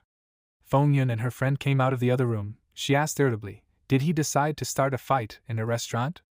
"Jianan, does he want all his points taken away?" He turned around and asked Feng Yun. He immediately blushed and said with a smile that it was already quite late, he could give her a ride. She said dissatisfiedly that she didn't need it, she would walk. The freshmen weren't even at their first meeting, he should stop causing them trouble. He scratched his head and awkwardly said that he didn't mean to do that. It wasn't worth ruining her mood. He started to leave and angrily said that the fool Lin Han was just lucky. They were leaving. Shan Shan walked up to him and patted him on the shoulder with a smile. He was not a coward. "Why were you so angry at Jianan? Did you really fall in love with Feng Yun?" She walked up and told her friend to stop talking nonsense, and Lin Han could just call her if Jianan started to misbehave again. He was embarrassed and thanked his older sister, and the girl asked, "Have they exchanged numbers yet?" "They are definitely a couple." Feng Yun was embarrassed and screamed that she was going to rip her mouth apart. Shan Shan ran away and laughed. She said she was sorry. Well, they will meet again. Lin Han looked at them in confusion and thought that the students of Changchi Academy were too energetic. Yuan hugged him and blushed and asked, "Is he flirting with a senior girl right after entering?" He underestimated him. The protagonist clenched his fists and asked, "Yuan underestimated him. How can he best dispel doubts?" Yuan fell to his knees and said that he was to blame. Said too much? Lin Han thought it was strange. Jianan left, but he felt someone's hostility. He said that Yuan was already very drunk. It was better to take him to his room so that he did not have time to disgrace himself in front of the entire academy. Everyone supported his idea and decided to go back. But they were really being followed. At night the door to their room opened. Yuan was sleeping and he was feeling bad. At this time, an assassin was watching him. He began to approach his bed with a dagger, and when he was about to stick the blade in, Lin Han stopped him. He smiled and said that he had noticed him a long time ago. Who was he? The guy snatched the weapon and jumped out the window. but Lin Han followed him and they began to run further and further. After a while, they ran to the cemetery of the Changchi Academy. Lin Han tried to hit the assassin, but missed. The guy waved his dagger and said, "He knows Lin Han is strong, but there is no point if he can't hit, so he's better off dead." He frowned and looked to the side, catching the guy's elbow. He grabbed it tightly and he was surprised.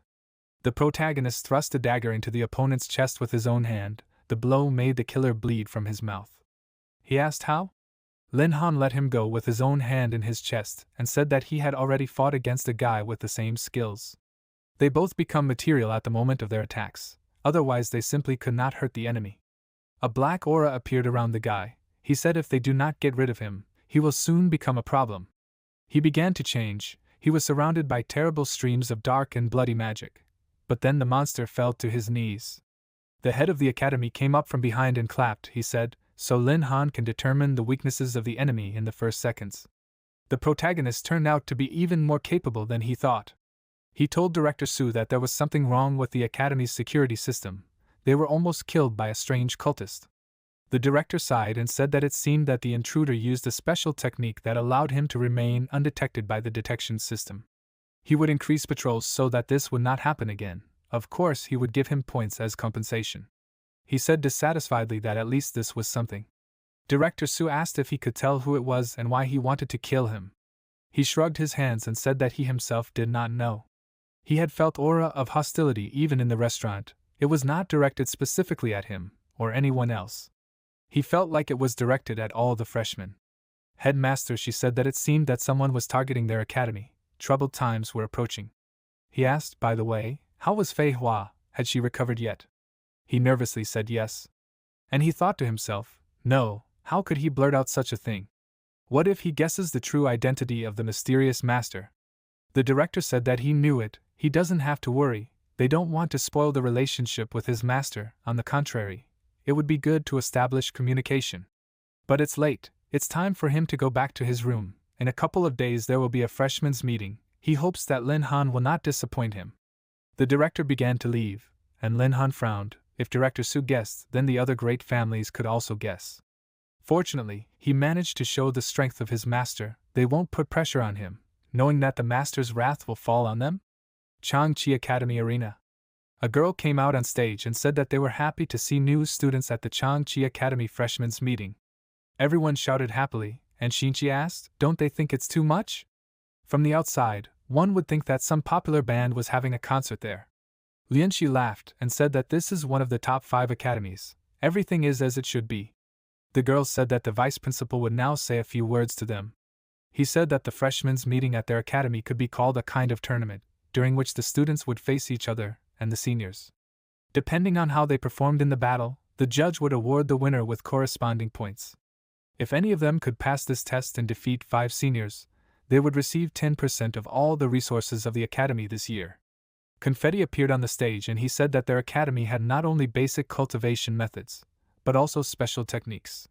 These techniques would allow them to reveal their talents, strengthen their fighting spirit, and become stronger. They have to prove to him that those who excel in the high school graduation exam are worthy of being called real monsters. The students laughed and said that the vice principal is good. He can definitely be called a monster.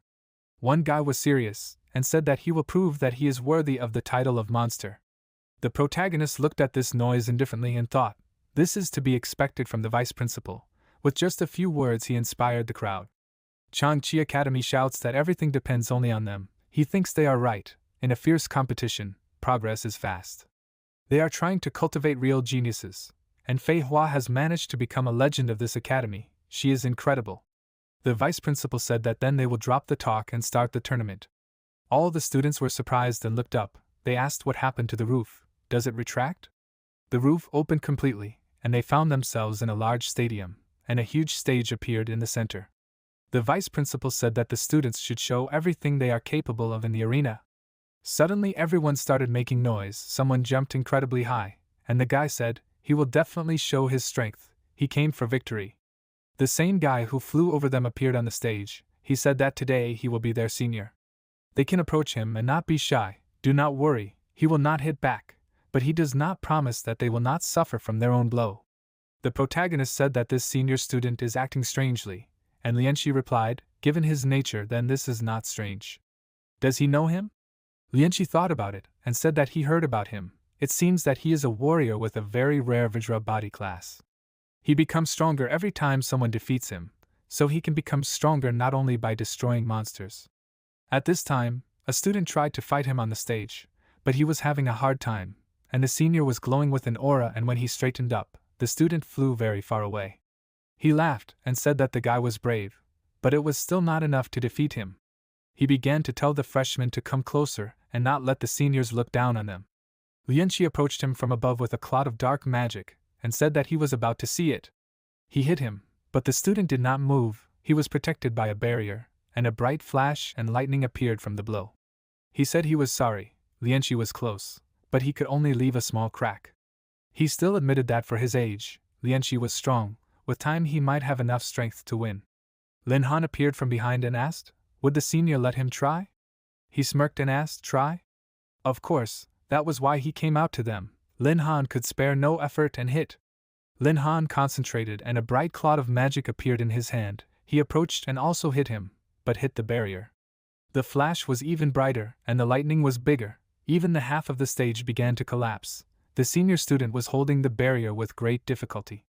The protagonist continued to press and finally the barrier shattered into pieces, and the senior fell to the stage screaming. All the students were shocked. Is this a joke? Is he really a freshman? They hope that he will not fight them, otherwise it will be fatal. The vice principal raised his hand and said that student Lin Han earned 10 points for being able to pierce the body of the Vajra. So, is there anyone willing to challenge him? Jian appeared on the stage and said, of course. Yuan asked in surprise, Senior Fei Hua, when did she have time to quarrel with Lin Han? No, something is wrong, the style is different, and she looks younger. He also thought that her face was too stern. Are they related? She seemed to sense it, and said displeasedly, apparently this stupid sister used her name again to get into trouble. She said Lin Han, then she starts. Her hands began to be shrouded in shadow, and then her whole body emitted many dark streams of magic. She used the skill triple shadow kill. The protagonist blocked the blow of a large shadow and was surprised. He thought that these were illusions, but it turned out that the attacks were material. He dodged again, but this was to be expected from Fei Hua's younger sister. He countered her shadow, and then closed his eyes. Well, it seems he will have to show his real skills. He used the Eye of Truth and Jian tensed up.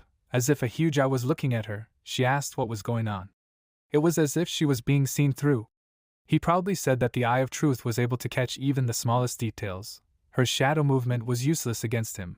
He sees everything. He stood with his eyes closed, but the shadows could not attack him. Then he suddenly opened his eyes and said that he found her. He smiled and punched straight into the thick shadow. There was Jian, and he stopped his fist near her face. She took her form and sighed, saying that she would admit his victory. She walked out of the arena dissatisfied and said that they would have a rematch someday. The vice principal said that student Lin Han had defeated freshman Jian and earned 15 points. Who else would challenge him? The students asked each other, who would dare to fight him after he had defeated the strongest students? Yes, he did not want to fight this monster. The girl looked at them and said, what is this? How can they not be ashamed to act like this in front of the freshmen? It seems that she herself will have to play with the junior for a while. She jumped on the stage towards him and hit him with her whip, greeting him. But Jianan appeared in front of her and told her to wait. He angrily said that Lin Han had first attacked him secretly. Then he escaped thanks to Fengyun. But today he will not leave so easily. He will make him pay for disrespecting his seniors and the Zhang family. She asked, why is Jianan interrupting them? Lin Han will fight her. But he said that this guy is acting wrong. He is proposing to beat him together. He is finished. The protagonist folded his arms and asked, Zhang Jianan, why is he throwing around such big words while having mediocre skills? Do you want to lie on the ground again? Jianan replied dissatisfiedly, Lin Han, him. Last time, he was just lucky. He attacked him when he was not prepared for it. This time, it will be different. He turned around and ordered Hongyun to use her magic on him. He will fight from the front. Hongyun frowned and replied, okay, just let him not run headlong. Yuanqi walked up to the judge and pointed his finger forward and asked, Judge, is it okay for the two of them to team up against Lin Han alone?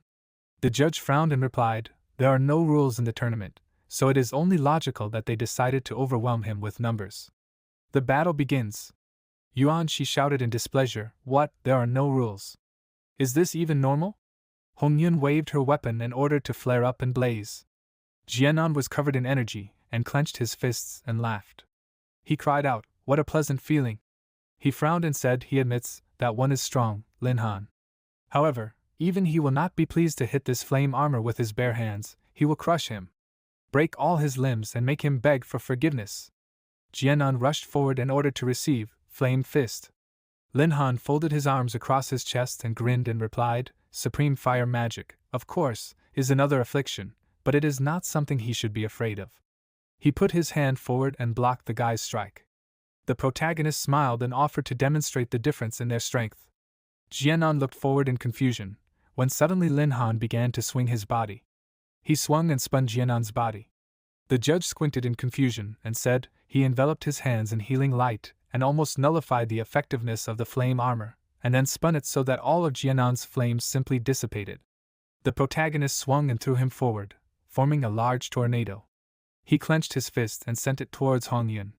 Lin Han stopped right in front of her face, and she screamed in fear. He smirked and asked, Elder sister, she is a mage, right? Then just give up. At this moment, Jianan fell to the ground behind him and split the ground. He opened his mouth and spread his arms out in different directions. Yuanmi smirked and shouted loudly, Elder, his flame armor was completely useless. Jianan stood up and shook himself off, saying discontentedly, Lin Han, his Zhang family will never forgive him for this. The protagonist wondered why all the children of great families were so similar. He should have at least chosen different words. Hongyun raised her hands and said she gives up. Junior Lin Han, he is too strong. Even if they united, they could not cope with him. By the way, they should have more frequent sparring sessions, it will be useful for both of them. And also, she is excited by the mere thought that they are with her. At this moment, a guy from the crowd of spectators screamed, This is a real monster. Can he really break Senior Feihua's record? The spectator looked at him and asked, Dude, does he think he understands demons like them? He suggested that they just watch from the sidelines. Lin Han turned around and shouted, Deputy Director, he wants to continue the tournament. But fighting each opponent one by one is too boring, he wants to go straight to the last stage of the tournament. The judge spread his arms out and laughed. He didn't think that this year there would be a freshman who would reach the last stage. He didn't disappoint him, Lin Han. If he could defeat 5 Diamond Stage seniors at once, he would receive 10% of the entire Kaoki Academy for the whole year. Lin Han looked ahead at the squad and thought that physical strength alone would not be enough to deal with 5 early stage Supreme Stage Masters. But he didn't want to reveal too many trump cards either, otherwise he would get into trouble. The protagonist raised his hand and cried out, Deputy Director, he wished he had a team too. The judge replied that he could pick 4 more, he would give him 10 minutes to prepare. But he warned that a hastily assembled team would not be able to compete with people who had been through dozens of battles together. Lin Han looked down and waved his hand, telling the brothers to get up. Gong Sunlianshi stood up and said he didn't think he would be able to participate in the final battle of the tournament. The protagonist placed his fist on his palm and looked forward. Gong Sunlianshi looked at him and said, But Lin Han, they are still missing one. Does he have anyone in mind? Lin Han turned around and replied that he would rather do without the uncontrollable variable. After all, not everyone there is eager to see their victory. At this moment, Duwan waved her hand and asked if she would come. The protagonist chuckled and thought, Duwan, did she also enter this academy? If he remembered correctly, she is a mage, this girl will perfectly compensate for the shortcomings of their team. Lin Han waved his hand and said, Okay, let her get up. Gong Sunlianshi, and he smiled and looked away. But Yuan Shi and Ting Xinchi looked ominous and wary. Duwan stood up and looked around fearfully, pressing her hands to her chest. In front of them were members of the other team, knights and mages. The referee waved his hand and shouted, Both teams are ready. He gave the order to begin the fight. The girl in armor rushed forward, clutching the hilt of a sword.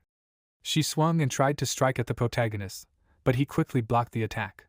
The girl screamed, Zhang Jianan was right, he was amazingly strong. However, he was also right that he should show more respect to his elders. Lin Han smiled and thanked them for the praise. But don't they think their armor looks too bulky? He burst into laughter just looking at it. The girl jumped back and asked in displeasure, What kind of nonsense is he talking about? Armor is supposed to be like this. She will never accept this newfangled elegant armor that only covers vital parts. Her armor is 1,000 times cooler. Suddenly, green vines tied the arms and legs of the protagonist's team. The mage extended her staff and screamed, "He thinks they have time to talk in the middle of a fight?" The plants turned into big monsters with toothy mouths. The girl screamed, "Life magic!" The vines lifted Duwan's body and pulled her to the big toothy mouth. The mage laughed and said, "Under the onslaught of her little ones, no one will be able to roam to their fullest. How did such a small and fragile girl get into the cruel tournament arena? Let her return her to her pink room." Gong suddenly and she began to cut the vines and laughed and asked, "Half?" The guy swung his sickles and said, "Young Master Gong's son, first you will have to deal with him." Yuan Shi rushed forward at the knight, and Ting Xinchi put up an energy block in front of the other team's mage's energy. Duwan ordered not to worry about her, she would handle it herself. She screamed, "Thunder magic, heavenly thunder." Lightning began to strike the eyes of the plant monsters, and the girl laughed and said that it was not bad, however. "Little one, doesn't she know that plants do not conduct electricity?" The monsters began to burn with bright flames and the girl coughed discontentedly from the smoke and said, "What a naughty little one she got." So thunder magic was just a distraction. Then she almost immediately released low-rank fire magic. So she is a dual attribute mage? After a while, Duwan turned away and began to vomit. She wiped her mouth and said, "It feels better now." "No, she is not that class." The girl waved her staff and sent the vines forward. She screamed, no matter how many attributes she had, she still couldn't escape her wood blades. Duwan put her hands forward and said, "They'll see about that." She created a large bell-shaped dome in front of her, and the vines slammed into it. The girl looked at it in fear and asked, "What? How did she do that?" Director Chu looked at it and thought, "Isn't that Wager Qiani's body? So she's 1,000 changes class holder? An excellent class. Thanks to this, she can now fight equally with students who have already reached the supreme stage." The protagonist blocked the strike with his staff and said, "It seems he doesn't need to worry about his comrades, they're doing just fine on their own." The knight looked at him and laughed and said not to worry, they've only just begun. Soon, even he'll have a hard time. The mage raised his staff and shouted, "He's finished, it's time to show them what the senior students of their academy can do." Phantom Flame. At this moment, Ting Xinchi moved to Duwan and cast magic. He shouted, "Not so fast, Black Lightning." The energy flow shot forward and hit the vines and ghost flames. There was an explosion, and the boys' bodies were thrown back. The girl laughed and said, "His black lightning was quite good." However, their combination attack was many times stronger. The girl laughed again and said that with their silver stages, there was no way they could withstand this. Gong suddenly and she swung his spear and said, "Their stage is much higher than theirs. In addition to this, they have been fighting together for a long time, so they have already worked out certain combinations. Sooner or later they will simply crush them." He thinks the most effective thing is to just attack head-on and show everything they can do. Yuan Shi shouted, "He supports." The boys ran forward and shouted, "Let's go." Gong suddenly and she used the shadow of 1,000 spears, and Yuan Shi used a deadly slash. A large stream of energy was directed towards the knights and the guys were thrown back. They hit their backs on the walls and looked forward, where the members of the enemy team were standing. The spectator looked at the knight in surprise and asked, "What, was that a girl?" The girl looked at him with displeasure and asked, "What are you staring at? If he looks at her again, she will poke out his eyes." The protagonist ducked and said, and he was wondering which of them was the support in the team. It turns out that she just hid behind a huge shield. He admits that even in close combat she is not as weak as other support class owners, so he mistook her for a warrior. The knight laughed and replied, "Yes, this is their special tactic designed for fighting people. Lin Han, he is alone, it is better for him to surrender right away." Lin Han adjusted his hair and asked, "Surrender?" He doesn't think it's a good idea, they've just started. Yes, he was left alone, but he learned everything he needed to know about them. In addition, his comrades weren't unharmed either. The protagonist rushed forward and the knight looked at him puzzled. The mage put his hand forward and activated the seal and said, "Wall of Flame." Lin Han swung his fist and passed through the seal, hitting the mage. At that moment, vines appeared from under the stones again and grabbed the protagonist's body. The girl laughed and said, "He won't pass, go ahead, her little ones." Lin Han jerked his hands and looked ahead with displeasure. He threw the vines over the warrior's hands, and she asked what he was doing. Suddenly, the vine covered the mage's girl's body, and she looked at it in fear. A loud scream was heard and the audience opened their mouths in surprise. The protagonist tied the girls' bodies and smiled, and they screamed loudly and were embarrassed. Lin Han turned around and looked at the guys and said, "Now there are only the two of them left." The judge frowned in surprise and said he guessed the moment well when the support was unprotected, and then, when his attack was blocked, he quickly switched to another target. Strength, speed, and reflexes are simply impeccable. He thinks that in time he will turn into the same monster as Fei Hua. No, he will even surpass her. The knight pointed at Lin Han and said, "He is no slouch." Instantly took advantage of the gap and knocked out 3 of their mages and supports at once. He did not expect this from the younger one. The protagonist spread his arms in different directions and said, "He is flattered. He is also very good, the elder. However, he would become even cooler if he got rid of this strange armor." The guy grabbed the knight by the arms and he shouted, "What did he say? How dare he call his armor strange?" The guy asked the captain to calm down, but he demanded to let him go, he would tear him to shreds. The main character looked at him from under his brows and thought that he did not think that he would find his weak spots so easily. He laughed and thought that he lost his temper because of one word. Lin Han said, "Seniors, since they are not going to attack, then he will do it." He swung and hit the ground with his staff, causing it to crack. The knight jumped to the side and swung his sword. The guy snuck up on the protagonist from the other side and swung his sickle. Lin Han grabbed the weapon with his hands, which began to drip blood from the cuts. The knight looked at him puzzled and asked, "Lin Han, has he completely lost his mind? This is just a tournament, and he is already ready to lose both his arms." The protagonist clenched his fists, smashing the weapon and said, "Thank you for your concern, senior, but he is quite a strong altar." The guys fell back and Lin Han used divine light. The bright glow healed the wounds on his hands and he smiled and said, "Forgive me, seniors, but it seems that he has already won." The audience began to chant enthusiastically, "Lin Han, Lin Han." People raised their hands and shouted joyfully. The judge smiled and announced that Lin Han had defeated 5 senior diamond stage students using only his physical strength and altar class spells. "Excellent!" He declared Lin Han the winner of this year's tournament. As a reward, the protagonist will receive 10% of all resources in Koki Academy for the entire year. The guy pointed at him and said, "My God, this guy was born under a lucky star. It's hard to believe that they are almost the same age." The spectator said, "And he told him that this guy is strong, he saw him back during the exams." Suddenly, Lin Han felt someone staring at him and turned around with displeasure, wondering who it was. Was there really someone even watching him? After a while, on the 2nd floor of the Koki Academy restaurant, in a private room, the guys clinked their mugs of foamy drink and a loud cry was heard. They were happy to welcome the elder Tianyi and sister Du Du Wan to their small company. Gong Sumlianshi was embarrassed and hiccuped and said, but he thought that he was the richest among them. But brother Lin Han earned himself a whole bunch of points in one day. Now they will drink only at the expense of brother Han. Ting Xinchi put his hand on the protagonist's shoulder and raised the mug up and said, "They will drink to brother Han." The protagonist smiled and told them to take pity on him. After a while, when it was already light, Lin Han was drinking from the mug, and all the other guys were sleeping at the table. He grinned and said, "These guys don't know how to drink at all. They will sleep again until tomorrow morning."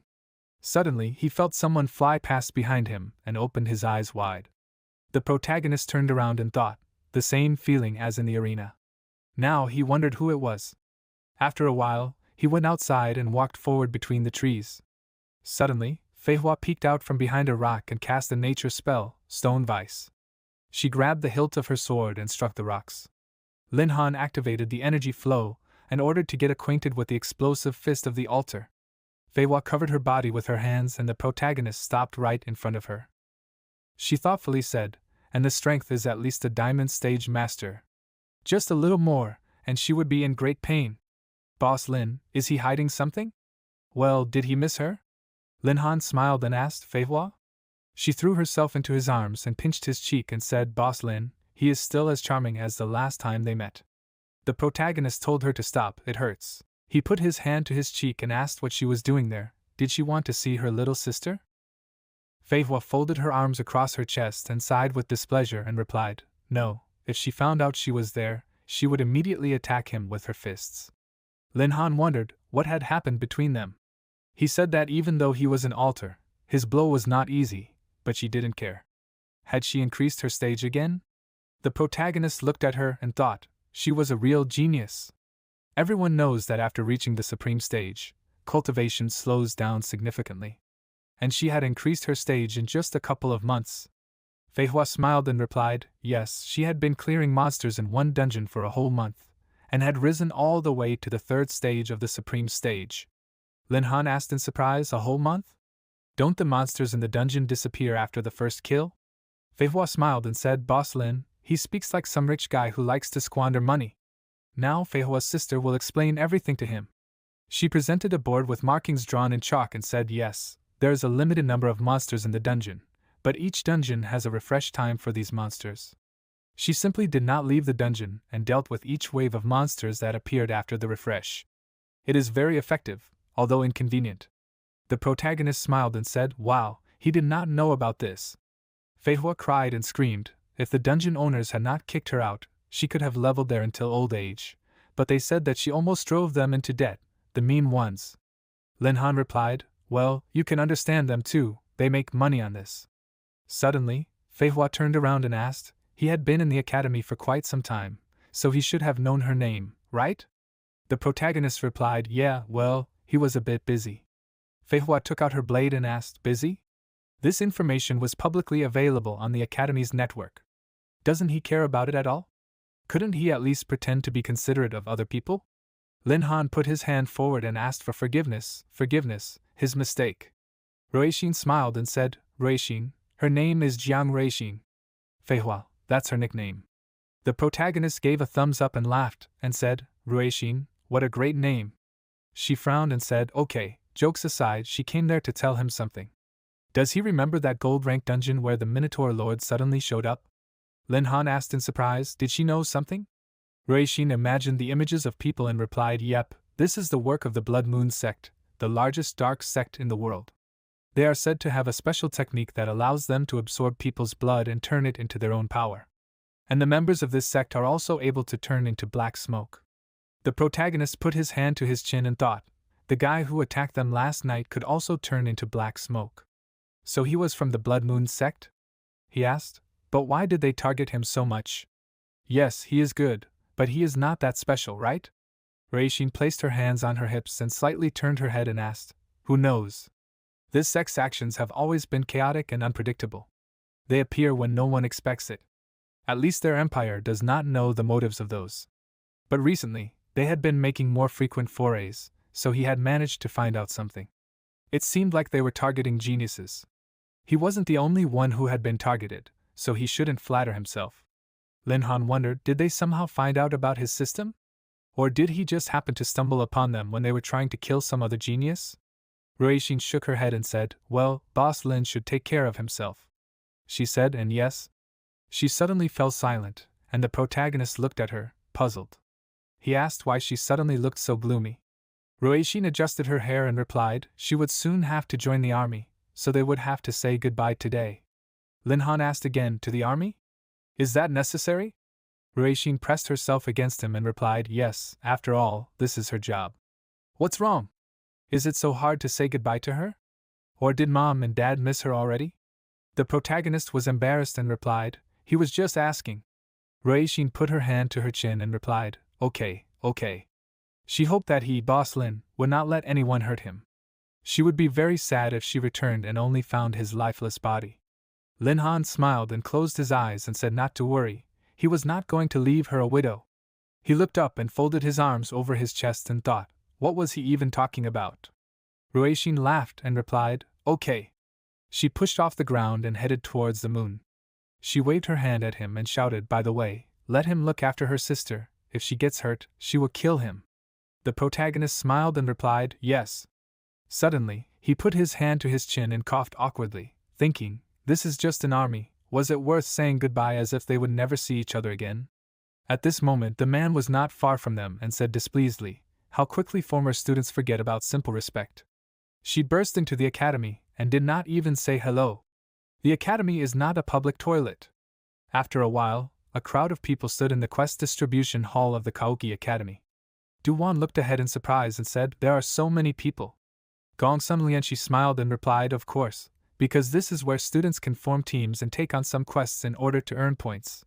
As he said before, points in Kaoki Academy are more valuable than money. Naturally, this does not apply to their monster brother Han. The protagonist looked at him and asked, "Why is he a monster then?" The guy smiled and thought, "Does he really not understand, or is he just pretending?" At this moment, the guard shouted, "Get out of the way, their senior is coming." Lin Han turned around and thought, "What kind of clowns are these?" Zhuge walked up to him and asked, "Is this he, the same Lin Han, the winner of the last exam of Huizhou City?" The protagonist answered, "Yes, so what?" Tianfeng lifted his chin and said, "His name is Zhuge Tianfeng, and he is the winner of the last exam of Hanyun City. Lin Han, let him join him. With them, he will be able to demonstrate his talents and reach unprecedented heights. Strong people always look for their own kind, and the weak, they are only good as a stepping stone for them." Lin Han looked at him indifferently and replied, he didn't care, he already had a team. Besides, in his eyes, their so-called strongest team was just child's play. At this moment, a guard came forward and pointed his finger at the protagonist, ordering him to watch his language. Their senior gave him such an opportunity, and he turned his nose up. Ungrateful. The guy who was standing behind said, "Captain Zhuge, his dog is barking too loudly. Let him quiet it down, please." Lin Han rushed forward and said, "And if he is unable to rein in his six, then he will do it for him." Suddenly, a hand appeared in front of him and blocked the blow. Zhuge blocked his blow and said, "Lin Han, he has never seen such naive idiots in his life. Since he still does not understand what kind of chance he has given him, then he will clearly show him the difference between the strongest team and the rest of the losers." The protagonist thought, "This guy is much stronger than that idiot Zhang Jianan, he can't be defeated with a single punch." Suddenly, the director of Kaoki Academy, Su Zhongtian, came forward and asked displeasedly, "What are they doing there? Do they want to lose all their points?" Zhuge said in fear, "Director Su." Lin Han thought, "What a powerful aura, at least supreme stage." Suddenly, the director looked at the guys and asked, "Are they the ones who want to form a team with Lin Han, right?" He then told them to follow him. After a while, they were climbing a large circular staircase. Yuanshi came closer to the protagonist and asked, "What does Director Su want from them?"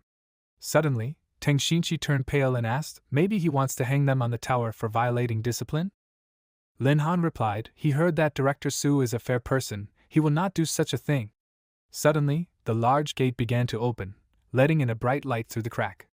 The boys walked inside, following the director. They came out onto a high balcony with a beautiful view. Director Su said, "Wow, what a view! This is the highest watchtower of the academy. The whole world is teeming with strange monsters, so almost every city has its own army. However, Hanyun City does not. And all because the students of the Kaoki Academy are the army of this city. They are the ones who deal with all the monsters that pose a threat to the residents." The director imagined images of huge monsters and said, "Hanyun City has already experienced 3 raids of monsters. Naturally, their academy did everything in its power to protect people, but each time the consequences were very tragic." He turned around and frowned and said, "As the caretaker of these lands, he watches the behavior of monsters near the city every day. Recently, he noticed that the movements of these have changed. Perhaps this is all just a coincidence, and nothing will happen, but he cannot turn a blind eye to the potential threat." Lin Han asked, "How can they help, Director?" Director Su spread his hands out in different directions and replied, he would like to place his hopes for a bright future on them. If they become stronger as soon as possible, their chances of fighting off the monster's raid will increase significantly. Therefore, he would like to become his mentor. Will he accept his offer? At this moment, Gong Sunlianshi put his hand on the protagonist's shoulder and asked, "The director as a mentor? Brother Han, even the 5 great families can't afford this. Let him agree." The protagonist hit his chest with his fist and ordered the director not to worry. As long as he is alive, he will do his best to protect people from monsters. Director Su smiled and replied, "Good, it's not for nothing that he liked him. From now on, their squad will be called Observers." Lin Han clenched his fist and asked, "Observers?" "He likes it, thank him, mentor." The director threw a token towards them and said that he needed them all to become stronger as soon as possible, so he would not spare them. He ordered them to hold on to it and go to the quest distribution hall tomorrow and take the one he had prepared for them. This would help them gain combat experience. The protagonist caught the token and cried out, "Yes, mentor." The next morning, the team members were standing in the distribution hall. Lin Han held out the token and said hello. He said that they would like to receive this quest. The girl at the counter smiled and replied, "Okay, just a second." she asked thoughtfully. Are they sure they want to take this quest? The protagonist asked in surprise, what was wrong with this quest? The girl pointed her finger at a line in the book and said that he could take a look himself. Yuanshi walked forward and said yes, he would like to take a look at what's in there. He suddenly turned pale and asked, What? Gong Sumlianshi came closer and asked, What's wrong? What's in there? The protagonist looked at the book and asked, Why are they so upset? Is it really that bad? Gong Sumlianshi put his hands to his chin and said, Brother Han, maybe he didn't know this, but A-rank quests are usually only taken by teams that are all late-stage diamond rank. He suggested taking another quest. Yuanshi wiped his tears with a handkerchief and said, Except for their monster Lin Han, the rest of their team are just average. The protagonist pointed to the book and said, It says that terrible incidents have started to happen in the border county of Mongshan, which have already claimed the lives of dozens of people. And strangely enough, all the victims were missing hearts. The guards have already conducted an investigation, but they have not achieved any results. He doesn't think they have anything to worry about. This quest is more of an investigation than a battle with an incredibly strong monster. Besides, it was left to them by their mentor, so they can't be here. Gong Sumlianshi put his hand to his chin and replied, Yes, such tasks require intelligence and ingenuity, not brute force. In addition, the higher the rank of the task, the more points they will pay. And points for them, this is the only way to become stronger. Lin Han put his hands on the shoulders of the guys and smiled and said, No need to worry so much, he will be with them. They are coming already. After some time, they rode on a bus along the river and rocky shore. The protagonist closed his eyes and imagined the settlement said, Manshan County, this is one of the border counties of the empire. The city itself is located on the top of a mountain, and at the foot of this defensive wall is built, protecting people from countless local monsters. He coughed and said not to forget about banal caution. They do not want any of them to accidentally fall off this mountain, right? Tengshinchi grabbed him by the t-shirt and with tears in his eyes asked, Can they still refuse? The protagonist answered, No. He opened the book and said, There have been 26 murders in Manshan recently. There were no injuries found on the victims' bodies, however, all of them were missing hearts. The boys listened to him attentively. Lin Han added, The Shimeng Academy had already sent a squad of gold stage fighters there, but none of them had returned. That's why this quest was given a rank. They must be extremely careful. Gong Sumlianshi said thoughtfully, Since the killer was able to deal with the gold stage team, then he must be from the diamond stage. Each of them, even if for a short time, can fight on equal terms with the diamond stage, and Lin Han had even laid them out in packs. He thinks they can handle it. Du-won said in confusion, but right now they have too little information. They only know why the victims died. They don't even know the number of potential opponents. Suddenly, a scream and a loud creaking of a wheel was heard. Someone asked what was going on. Why did they stop? The driver pointed to the exit and said they could get out. He asked with displeasure, They were going to Mongshan, right? He definitely wasn't going there, so let them get out. Yuanshi walked up to him and asked him to wait. It was the only bus going to Mongshan. He couldn't just refuse to go there. The driver waved his hand and asked, Who in their right mind would go to Mongshan after what happened there? Let them get out already. Du-won asked fearfully, Sir, is it really that bad in Mongshan? The driver turned around and frowned and said, Bad is an understatement. His old neighbor had recently moved out. He said that it was simply impossible to live there now. Every day, ghosts appeared there and tried to drive him crazy. The protagonist bent down and asked, His neighbor was talking about ghosts, and where did he live before? The driver asked discontentedly, Were they not listening to him at all? If they valued their lives, then they should not go there. He frowned and said, Okay. Just don't let them say later that he didn't warn them. He would draw them a rough map and stop 30 kilometers from there. The driver took out a notebook and started drawing. He said that as soon as they entered the city, they should follow this route. And then they would find this house. But he warned them again. His neighbor became very ill after meeting these ghosts, and still hasn't recovered. Lin Han looked at this in surprise and wondered, Ghosts, what kind of horrors are going on there? After a while, the guys reached dark buildings, over which flocks of crows were flying. Du-won looked around and said, This place, it is literally soaked with a creepy aura. The protagonist frowned and walked forward. Suddenly, a huge creature appeared in front of them and a scream rang out, It really is a ghost. Du-won looked ahead carefully and said, Lin Han, it doesn't look like this ghost is going to attack them. Lin Han put his hands in front of him and replied, He felt like it was giving off a strange power, but she was right, it didn't look hostile. Du-won arched her eyebrows and said, "She'll check everything out, and let them cover her for now." Teng Xinchi replied, "Yes."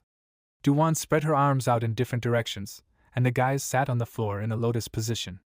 She formed a seal and cried out, "The blessing of the holy light, may it grant her eyes that can see the truth, observer." Du-won's body was covered in bright light, and the protagonist was puzzled. What? She just copied the power of the rare support class observer, didn't she? What a convenient class she has.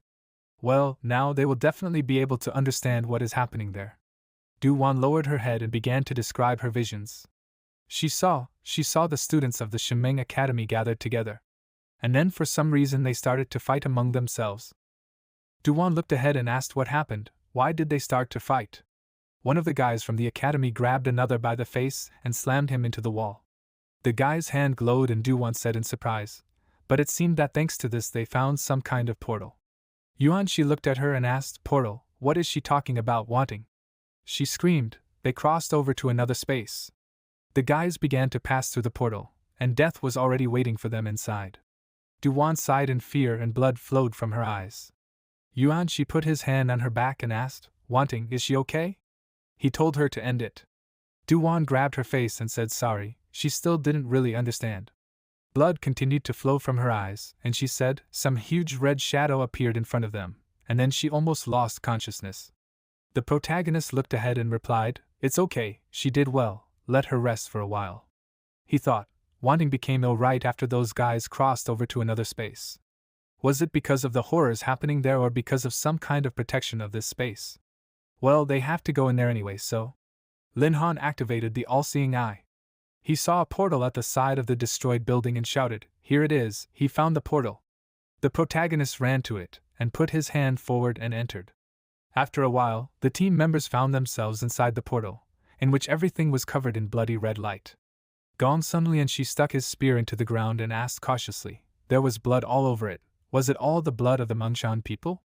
Suddenly, Du-won pointed her finger forward and shouted, "There!" The guys instantly turned around. In that direction, there were wooden boxes in a large bloody water. Inside the boxes were the bodies of people turning into mummies. Yuan-shi looked at this and cried out in fear, "What the hell? Who had the guts for such cruelty?"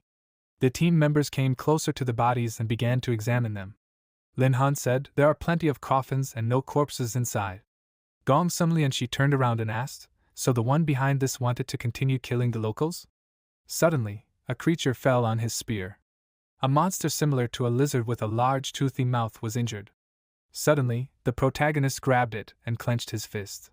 He told Gong Sunlian-shi to be more careful. There was something strange about these creatures. Gong Sunlian-shi thanked Brother Han. The other boys froze in fear, looking ahead. A vampire appeared in front of them and laughed and said, "What an amazing reaction. It would be a perfect addition to his collection." Suddenly, huge monsters appeared in front of them and on one of them stood a vampire. The boys looked at him in fear and he said, "They are not so simple, since they were able to find his scarlet hell. He will even reward them for this. They will have the honor of playing with his beloved little ones." Lin Han jumped up and ordered them to be careful. Gong Sunlian-shi swung his spear and said, "Something is wrong there. What is a master of such a level doing in Mongshan?" Du-won fell into the bloody water and screamed, "Damn it, guys, she seems to have spent too much energy, she can't." A huge monster mouth appeared next to her. A bright light began to come out of this mouth, and Du-won covered her face with her hands. At this moment, Yuan-shi grabbed her in his arms and shouted, "Heroes always appear at the very last moment." Teng-shinchi held the barrier and said, "Stop fooling around, it won't last long." The guys were surrounded by creatures from all sides and the vampire said, "They are doing well." He laughed and said that he was even starting to like it. Lin Han said that he only knew one group of people who were so obsessed with other people's blood and strength. "Is he from the Blood Moon cult?" The vampire spread his arms out in different directions and laughed. "How smart. He is a guardian of the Blood Moon cult, a heart eater." Gong Sunlian-shi grabbed a spear and said, "The Blood Moon cult means horror, they can't defeat this guy. Let them run, he will detain him." The protagonist said not to talk nonsense. They are one team. The observers will never abandon their comrade. The vampire licked his lips and said 2 loud words for someone like him. But he was right about one thing, absolutely everyone would die. Lin Han activated his energy and asked, "Is that so?" He smirked and offered to check. He extended his fist forward and directed the energy flow forward. The protagonist turned around and ordered the team to quickly climb into the portal. The guys entered the portal, and Lin Han remained inside. Yuan Shi extended his hand and asked Brother Han, what is he thinking? He replied that he would catch up with them as soon as he dealt with this idiot. The vampire got angry and shouted, who gave him permission to take away the future part of his collection? He will cut him into pieces. The protagonist smiled and asked, cut him, and where did he get so much confidence? He activated the energy and shouted, did you know, it is easiest for him to fight alone. Lin Han swung his staff and used a forbidden level spell, Fallen Intervention. The spell of the Fallen One's intervention imposes 2 negative effects on all enemies, with a 15% chance of the enemy surrendering regardless of his desire. The vampire crouched, putting his hand on the ground and coughed. Blood appeared on his hand and he screamed, idiot, what did he do to him? The protagonist answered, nothing special. He just lost his sight and hearing. And what he sees is just an illusion created by him. He clenched his fist and said, he won't even understand when he approaches him, and will die before he even has time to feel his blow. Lin Han jumped up and swung his fist and screamed, he killed so many innocents, such a monster like him is not worthy of living on their planet. Let him atone for his sins, terrible devourer of hearts. The vampire put his fist forward and laughed. He said, what a terrifying spell. If he was a king stage, he would definitely have croaked, but he was unlucky. The protagonist clenched his jaw and asked, Supreme? The vampire waved his hand and he was thrown back. A large cut appeared on Lin Han's body, from which dark energy emanated. The vampire pointed his finger forward and said, he never ceases to amaze him. His body alone is comparable in strength and power to that of a peak king stage master, and his latest spell was stronger than some supreme stage master techniques. However, this is still not enough to defeat him.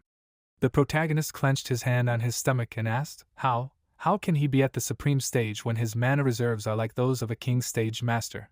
He thought, horror, this black smoke began to absorb his mana. The wound is still bleeding heavily. But he does not have time to get rid of this smoke. The vampire took out a blade and said, all thanks to the spell that allows him to suppress his power for a short time. He laughed and said how he loved to break down opponents who were sure that they had already defeated him. The vampire stood on the head of a huge toothy worm and said, now he doesn't even need to wish for anything. His baby will wear him out to death himself. He laughed evilly and shouted, baby, let him eat heartily. The protagonist ran up to the monster and thought, horror. Even if he activates the thunder and wind area, he won't be able to defeat this idiot. Besides, apparently, he doesn't even plan to fight him. He wants to wait until this thing wears him out. Yeah, he was too self-confident and underestimated the supreme stage master. The only thing that can save him in this situation is one powerful blow that can kill this blood moon monster. The vampire raised his head up and laughed loudly. He said, this is just hilarious, let him fight. Fight even harder, he likes watching his dying attempts so much. Suddenly the vampire froze and looked ahead questioningly. Lin Han jumped up and swung his fist towards the vampire. He hit him with his spear, and the vampire extended his fist. The vampire approached him and asked mockingly, did he want to finish him off with one blow? Not a bad idea, but from what he saw, it didn't work, let him die. A monster appeared behind the protagonist, and suddenly iron needles pierced its body. Lin Han turned around and looked at it in surprise. It was Director Su, who said, yeah, he didn't think they would be so lucky. On their very first mission, they had to face one of the Blood Moon Guardians. Luckily, he decided to keep an eye on them. The protagonist cried out happily, a mentor. The vampire looked up and asked, Su Zhongtian? How did he become this kid's mentor? He's not very smart, to entrust this brat with dealing with him. He laughed and said, but he was even glad, this time he really caught a big fish in his net. Director Su looked at him and replied, he was too self-confident. He didn't stand a chance against them. The vampire headed towards them and shouted, now they will find out. At that moment, iron needles pierced his body and pierced his body several times. Many more needles appeared, piercing the vampire's body. Director Su waved 2 fingers and said, his strength lies in magnetism. As long as there is metal nearby, youngsters like him will not be able to get close to him. The vampire grabbed his chest and cleared his throat and said, it doesn't matter, from this distance he can still do it. He leaned his hand, which was stuck with needles, on the ground and said, leave him a small gift, old man. The vampire clenched his fists and shouted, As they say, art is an explosion. Bright lightning broke the protective barrier and fragments were everywhere. Director Su squatted down next to the protagonist and formed a protective dome. The director asked, did he think he could hurt him with his explosion? Fool. Lin Han looked at him and said, Master, he feels like that bastard's real body is still somewhere in Mongshan. And it seems like he's targeting him. If they linger there, they'll definitely be able to catch him. Director Su frowned and replied, but it's very dangerous. The protagonist replied, running away isn't the best option now.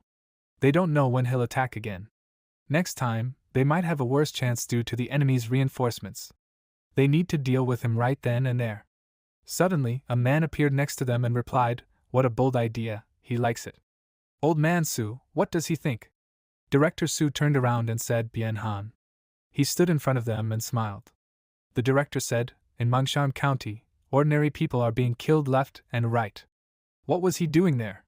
Bien Han spread his arms out and laughed, asking for forgiveness, old man Su. He just didn't expect the Blood Moon to act so brazenly.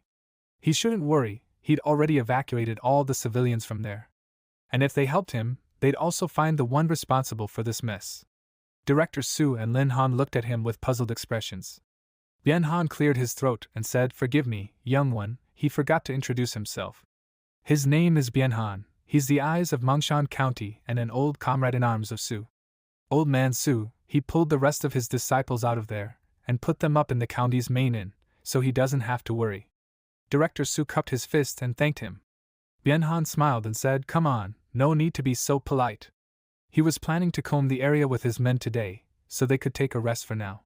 The protagonist looked at him carefully and remained silent. Bien Han said, by the way, if they really plan to pull off that bait plan, then they should go to the Mongshan County Market. They will find a lot of interesting things there. He turned around and started to leave, folding his hands behind his back. Director Su asked, what do you think? Lin Han replied, Mentor, even though this leader smiled at them, he can't shake the feeling that he is hiding something. The director closed his eyes and replied, this guy has always been a hypocrite. After a while, the team members were in the inn. They saw the protagonist and shouted, Brother Han, they are so glad that he is okay. Gong Sunlianchi said yes, he knew that Brother Han would be okay. The guys hugged Lin Han and Gong Sunlianchi asked, well, has he dealt with that guy?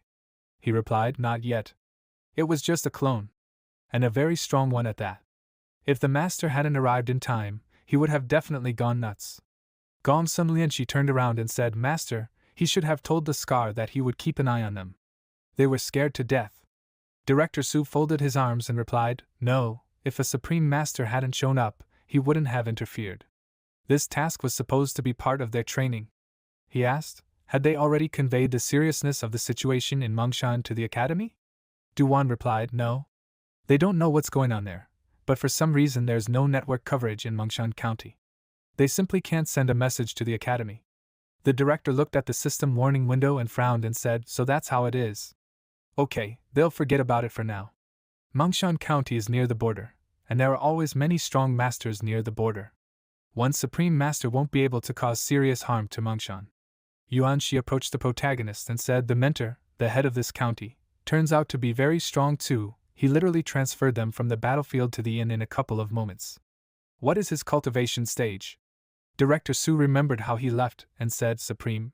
That one was his former comrade in arms.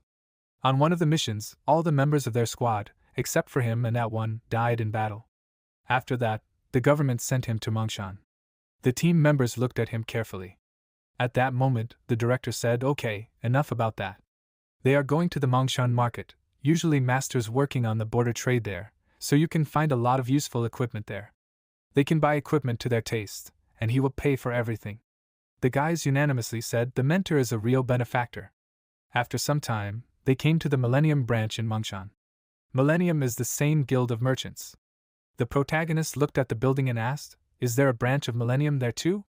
Gong Sunlianchi replied, Millennium is a very mysterious trading organization. Its branches are scattered throughout their empire. Brother Han, does he want to see what they have there?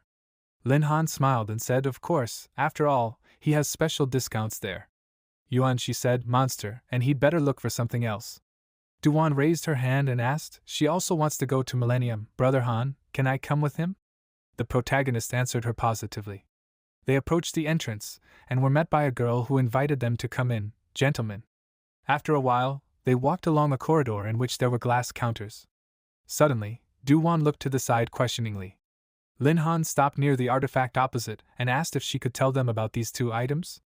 The girl smiled and replied, "He has a keen eye, sir.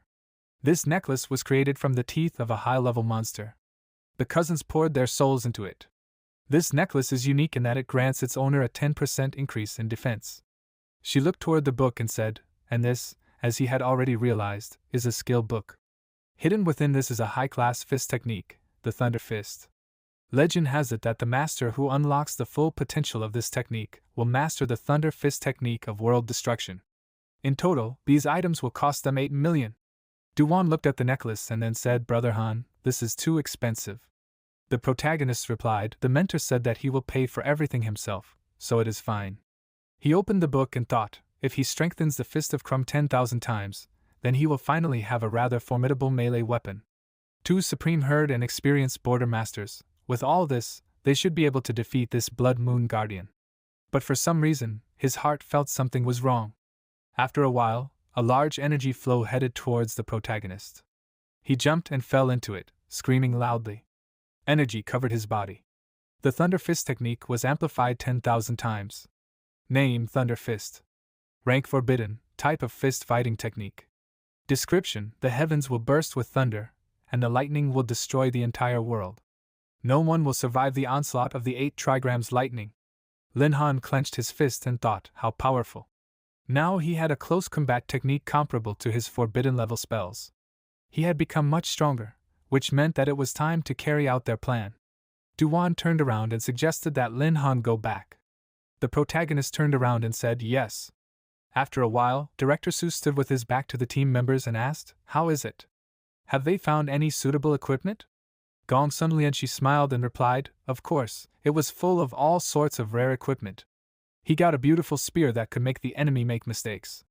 This would increase his combat power by at least 10%. Yuanshi smiled and said, "With this new iron claw, he would leave his enemies with no chance of victory." Ting Xinchi smiled and said enthusiastically, "And he took a staff with a strong magic stone. It was lovely." The protagonist thought sheepishly, let him not call it all these strange names, but introduce it properly. The director turned around and said he was glad that they were able to find what they wanted. They had worked hard, but this was the end of their mission. Upon returning, he would apply to the academy to upgrade this task to S rank, and they would receive a corresponding reward. In the meantime, they could return, only Lin-han would remain, because without him, their plan would not work. Gong Sunlian, she said in confusion, "Master, but they also want to help Brother Han." Director Su replied, "This is no longer a game. The Blood Moon cult sent their supreme stage guardian there. Even if they do not fight him directly, they can suffer from the effects of his attacks alone. Besides, Gong Sun, he has another task for him." Gong Sunlian, she looked at the director carefully and said, "He understands, Master." After a while, the protagonist walked through the forest. Suddenly, the ground shook and giant monsters appeared in front of him. The vampire stepped forward and said, "Lin-han," and he was already starting to think that he would not show up. The protagonist turned around and said, "There is only one thing he cannot understand. What is he so interesting to them?" The vampire laughed and crouched down and said, "He himself does not know, but the patriarch ordered him to bring him to him, and he, as a guard, cannot disobey him. Lin-han, he will become his prisoner. And then, if he's lucky, part of his priceless collection." Lin-han looked at him and smiled slightly. He doubted it. Perhaps he would be the one to be the captive this time. The vampire waved his hands and laughed loudly. He stuck out his tongue and asked, "Does he think he doesn't know that Su Zhongtian came with him? In truth, he might be even less lucky than him, Lin-han." The protagonist looked up and asked, "Is he talking about that traitor?" They had guessed it ever since the connection to Mongshan was cut off. However, his mentor still agreed to his risky plan. The vampire stretched out his hand and asked, "So what if they had guessed it all?" He became his captive the moment he set foot on Mongshan. He couldn't escape him. The protagonist smiled and asked, "Really?" He clenched his fists and screamed, "Thunder Domain! 8 trigram lightning!" Bright lightning began to spread everywhere. A huge energy seal appeared in the sky and continued to spread these.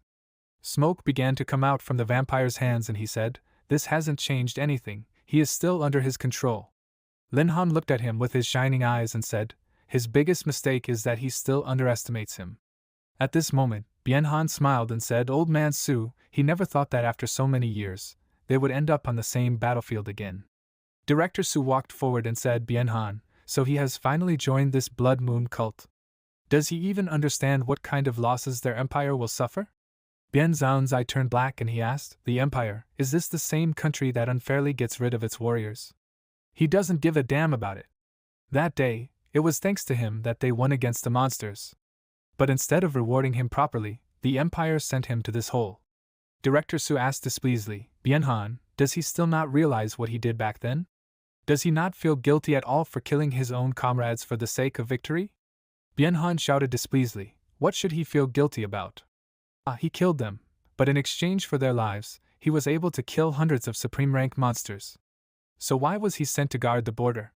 He should have been enjoying life in the capital, not stuck there and shaking in fear because of terrible monsters.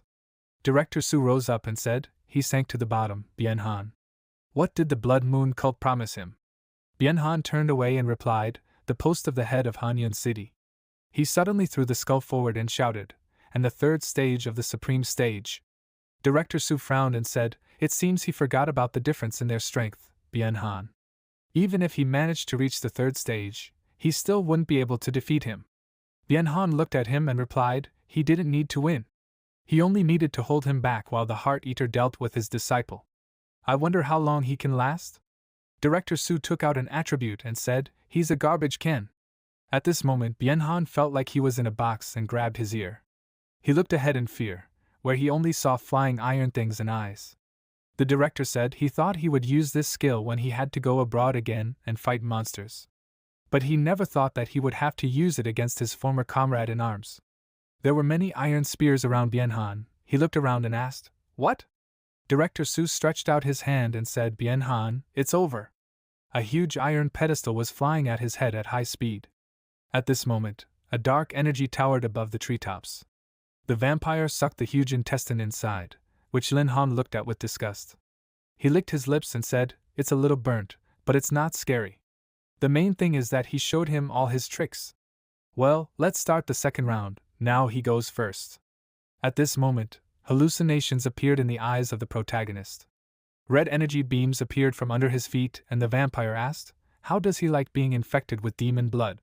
Very soon he will lose his mind, and then completely become an obedient puppet. Let's see how long he lasts. Let him inhale properly. The protagonist sat down and thought, horror, and he is not lying.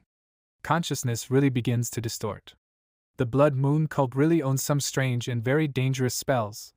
Now he can only barely maintain the wind and thunder area. At this moment, a black stream burst out of Lin Han's mouth and the vampire said, he must admit, he really is very strong. If he didn't know about his stage, he would think that he was at the early stage of the Supreme. However, his strength is not worth a dime in front of the secret spells of their cult. Let him give up already. This is the easiest and safest option. Suddenly, metal spears appeared, which the vampire dodged. The protagonist looked away in surprise, when suddenly Director Su grabbed him.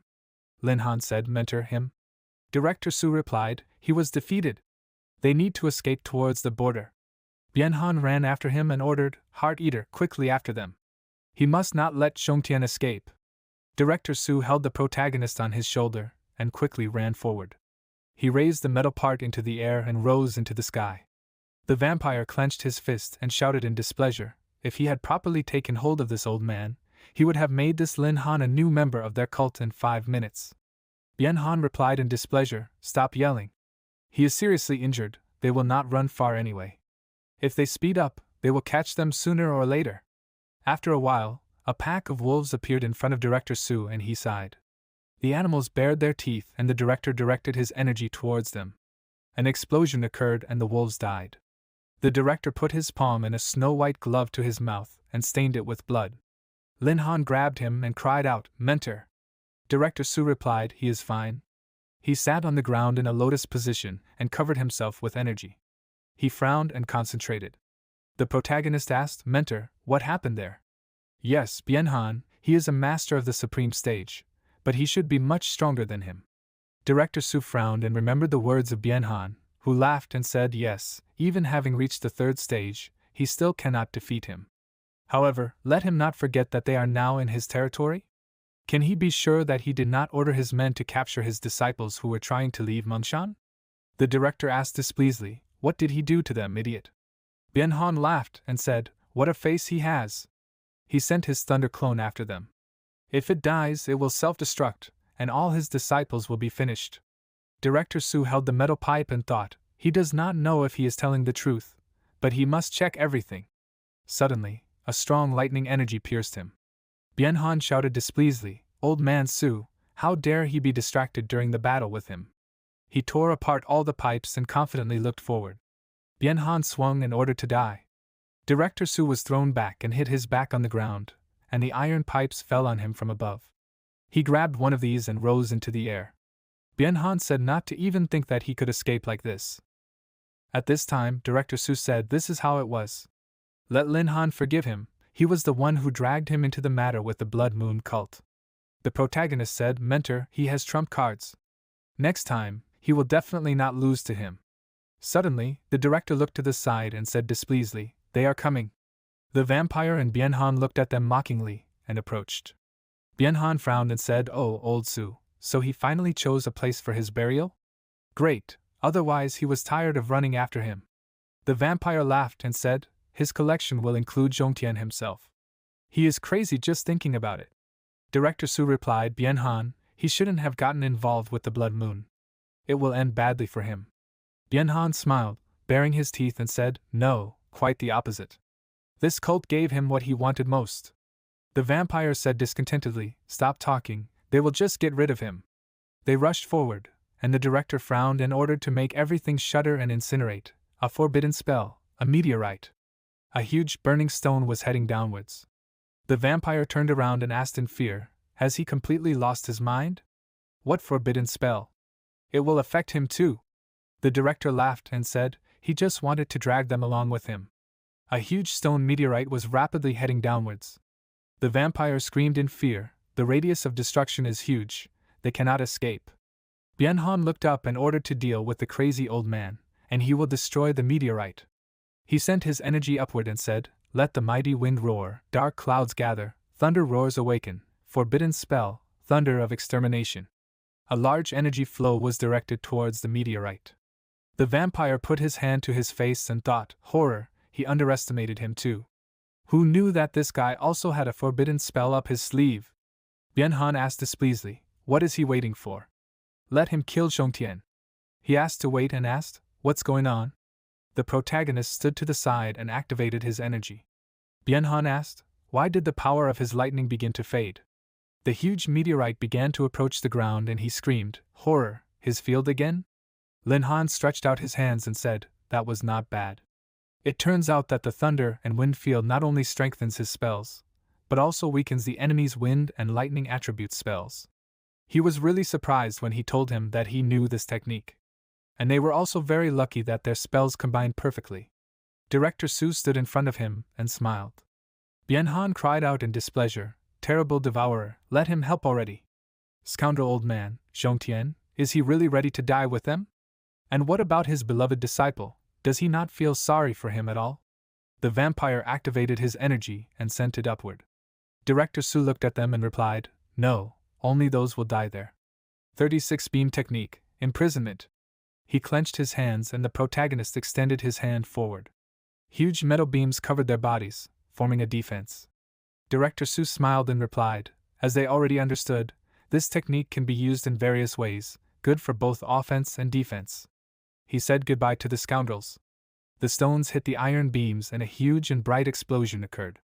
Lin Han sat inside the shelter and thought that those who remained outside would really not be envious. Suddenly the beams began to crumble, and he looked up at the sky in fear.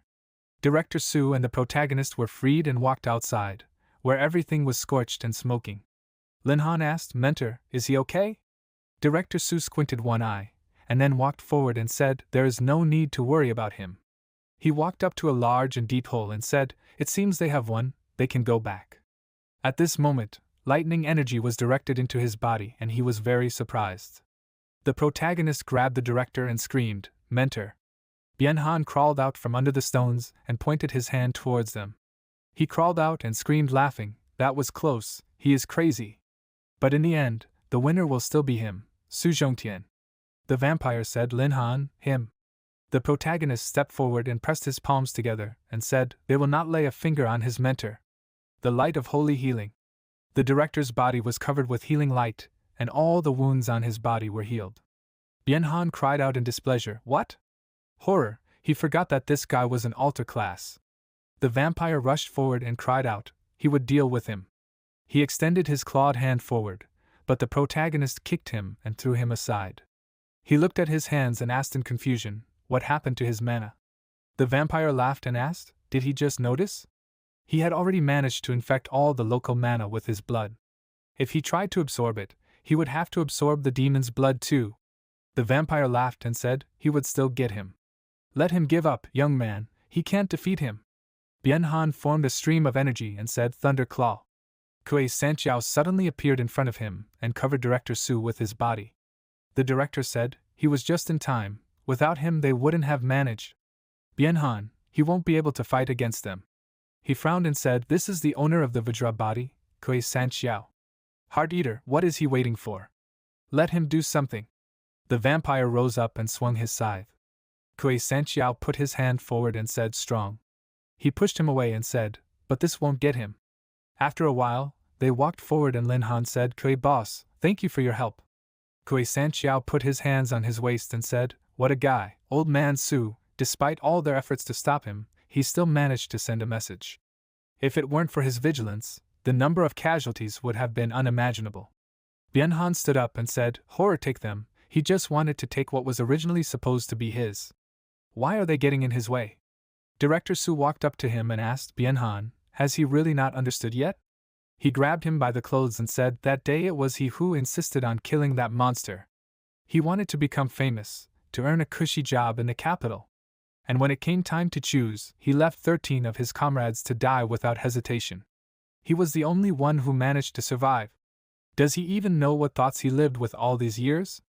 Every time he closes his eyes, he sees their faces in front of him. And every time he asks himself, why did they die and not him? Why didn't he die with them? Perhaps it was his pathetic soul that did not allow him to break through to the next stage. But he did. He rose to the last step of the supreme rank thanks to his strongest remorse. Bien Han cried out in displeasure, of course, let him talk as much as he wants, after all, the winners are not judged. However, one day he will still die by his hand, let him remember that. Soul Eater, they are leaving. The vampire smirked and asked, leaving? He created a portal to spare himself and said, well no, he'll probably leave it there. Give him a chance to chat with his old friend. Lin Han looked ahead in confusion, and the vampire stole it. The portal began to narrow, and Director Su shouted, Lin Han. Kuei Sanqiao screamed, horror, they didn't keep an eye on him. Does he have a second class? After a while, the vampire teleported to the manor, and the people welcomed the guard. The protagonist was tied up in a sack and asked, what kind of place is this? The vampire replied, he was in one of the headquarters of the Blood Moon cult. He sat on the throne and said, Lin Han, he was incredibly lucky. If the patriarch hadn't ordered to take him alive, he would have been a lifeless corpse long ago. Lin Han stood in front of him tied up and said, what a sight he is. Are all their cult members such freaks? The vampire waved his finger and said, let him come. The guard answered, yes. The vampire covered the guard's body with energy and turned it into an apple. The protagonist frowned and said, for them, even the lives of their own followers are worth nothing, a disgusting cult. The vampire bit the apple and stood up. He said, this is an equivalent payment in exchange for worshipping their god. Lin Han, he doesn't know why the patriarch has his eye on him, but something tells him that he was literally born to become one of them. The protagonist said not to even dream about it. He would rather die. The vampire turned away and spread his arms in different directions, saying not to rush to refuse. Lin Han, let him show him something first. He created a huge crack in the floor and led Lin Han to the cliff. He screamed, no, he's asking to let him go, don't. The protagonist frowned and asked, what is he going to do, let him go. The vampire laughed and said to throw away his pity, Lin Han. Doesn't he wonder where he, a cursed mage, got his spatial skill from? It's because he has a second class, a spatial mage. The protagonist looked at him and asked, "Second class?" The vampire replied that usually people only have one class, but some lucky people manage to awaken the second class. But their venerable demon god can bestow the second class to all his followers. He said to watch carefully. He will be the first outsider to be honored to witness the ritual of obtaining the second class. If their demon god likes the sacrifice he made, he will definitely bestow the second class on him. Now he is only a gold-ranked altar, but his strength is already not inferior to a master of the initial stage of the supreme rank. He can't even imagine how strong he will become when the demon god bestows the second class on him. The vampire looked at him and said they will do everything to help him reach unprecedented heights. In turn, he only needs to join them. Let him devote himself entirely to serving the demon god, and then, perhaps, he can become a guardian like him. No, he is sure that he can rise even higher. He will become a patriarch. Lin Han chuckled and turned away, saying that the more he told him about these prospects, the more disgusted he felt towards them, so he should just end it already. The vampire laughed and said that no one could resist the temptation of unprecedented power. He pushed the protagonist, and said that he would have plenty of time to think about it. He was sure that very soon he would become their new comrade. The protagonist fell into the bloody water, and the vampire laughed and said to enjoy, Lin Han. Enjoy the sea of blood, pain, and all-consuming madness. Only in this way can he find his true purpose. Only in this way can he feel truly alive. The vampire ordered to prepare for the ceremony. The guards answered yes. The vampire looked at him and advised him not to resist. This demonic blood would continue to absorb his mana. And when it ran out, he, like him, would fall into the arms of the venerable demon god. The protagonist closed his eyes, and a voice from behind began to whisper, "It hurt, how much it hurt." He didn't want this, he didn't want to kill his children and wife. But if he hadn't done it, no, he didn't want to. The corpses began to float out of the blood and talk. He had become so strong, he wanted more, he needed to kill more people. He would give them everything, dear God. Lin Han stood with his eyes closed and thought that he needed to do something. If he simply gave in to this bloodbath, he would immediately lose his mind. And if he continued to resist, he would die. This blood was almost entirely composed of demonic chi. He could try to use it. At this moment, a messenger approached the vampire and said, "Devourer, the Kaoki Academy has sent 15 Supreme Stage Masters to look for this Lin Han. They don't have time." The vampire smiled in response. He followed and said, "Lord Messenger, he will bring him right away." The messenger said, "It's high time, they have no time to waste." The vampire clenched his fist and thought, horror, if he hands it over to this messenger, then all the laurels will go to him alone. He suddenly turned around and cried out, "What's going on?" The assistant replied, "Sir Guard, it seems that something is wrong with the river of blood. The demonic chi has become unstable." The vampire frowned and thought, is this Lin Han's doing? He looked to the side and thought, his body is enveloped in demonic chi. How can he still be able to resist it? Suddenly, rocks began to rain down from above and the messenger shouted, "Let them speak, the river of blood is spreading." There was a splash and a loud cry, a forbidden level spell, the revival of the undead. Wolves appeared from the river and rushed forward. The vampire laughed and asked, did he use the demonic chi that he cannot absorb to summon the undead? And he never ceases to amaze him, Lin Han. The protagonist climbed out and shouted in displeasure, "Heart Eater, he will restore justice and avenge all those who died at his dirty hands. Forward, Cerberus!" The vampire waved his hand and ordered his servants to deal with this dog. The protagonist saddled the monster and instantly threw the men in different directions. The vampire said in displeasure, "Excellent, this will be the perfect offering to their demonic god." Cerberus turned his head and flashed his glowing eyes. He rushed to the side as fast as he could. Lin Han asked in confusion, what was going on, what did he do, idiot? The vampire laughed and said not to forget that this fortress was built by him. He simply activated the protective spell of this place. Forbidden level spell, extermination scene. The vampire looked forward and said, Lin Han, within the area of his spell, he will not be able to use demonic chi without absorbing it, and the pressure on his mind will only become stronger. He no longer had anything to use against him. He laughed and said that inside the extermination scene, only he was allowed to kill. Suddenly, a huge snake surrounded the Cerberus's body and the protagonist jumped off the monster. He thought, damn it, he had spoken the truth. He could no longer control the demonic chi that was soaking everything in there. The undead could no longer be summoned. But he couldn't absorb it either. The last thing he needed was to turn into one of those mindless idiots. The Blood Moon cult was using every vile method they could. He couldn't fight him with all his might. Cerberus began to strangle the snake, and the vampire stabbed him with his blade and rushed forward. Lin Han looked ahead and frowned, thinking that the Cerberus was clearly no match for the Devourer, and he simply couldn't recover his mana. Was he really going to die there? He had no choice. He still had to absorb the demonic chi to recover his mana a little. Then he will try to use the divine light to get rid of the negative influence of this. Suddenly, energy began to spread everywhere, and the protagonist looked at it with displeasure and thought, this demonic chi began to mix with his mana. Horror! The vampire looked at him and asked, Lin Han, so he finally decided to accept the power of their demon god? He laughed and said to rejoice, from now on, his body belongs only to this one. The protagonist stood up and said, don't even dream about it, vile murderer. The vampire smiled and asked, so he still manages to maintain his sanity? Well then, he will have to add some oil to the fire. He put his palm on the face of the Cerberus, and blood began to spurt from all sides of its body. Stones rained down from above, and it howled loudly. Lin Han looked up at where the stones were raining down from. He pushed off the ground and rushed forward. The protagonist asked, damn it, what is it this time? The vampire saddled the Cerberus and charged forward. Lin Han clenched his jaws and asked, did he take control of his Cerberus? The vampire looked at him and asked, is he talking about his new puppet? Let him forget about it, it only serves him now. He ordered to tear him apart, Cerberus. It rushed forward, and the protagonist did not move. He clenched his jaws and thought, the Blood Moon cult, they are a bunch of terrible madmen.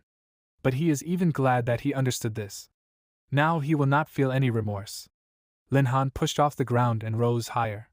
He shouted, Divine Face, Zhang Shifeng, Master of the Three Blades. The vampire clenched his jaws and shouted dissatisfiedly, what, the Master of the Three Blades?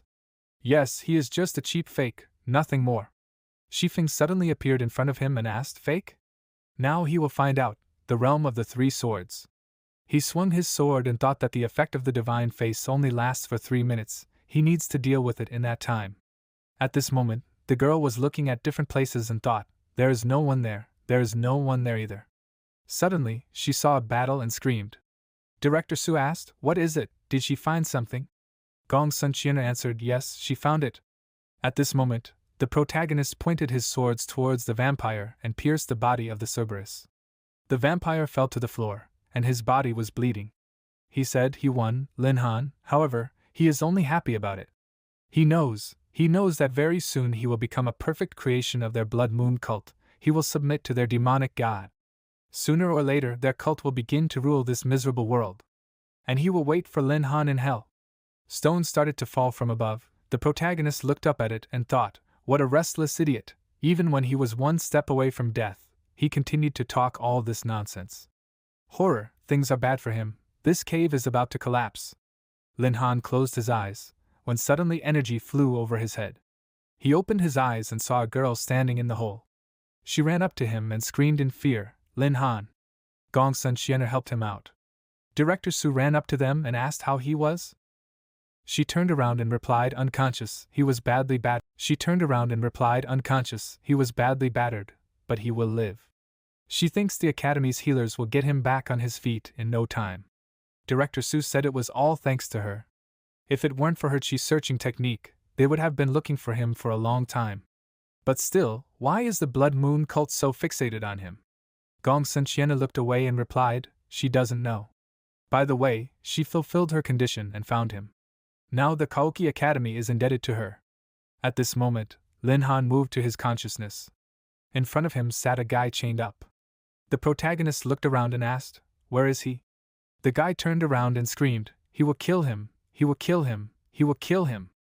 Lin Han looked at him in surprise and asked, is it him?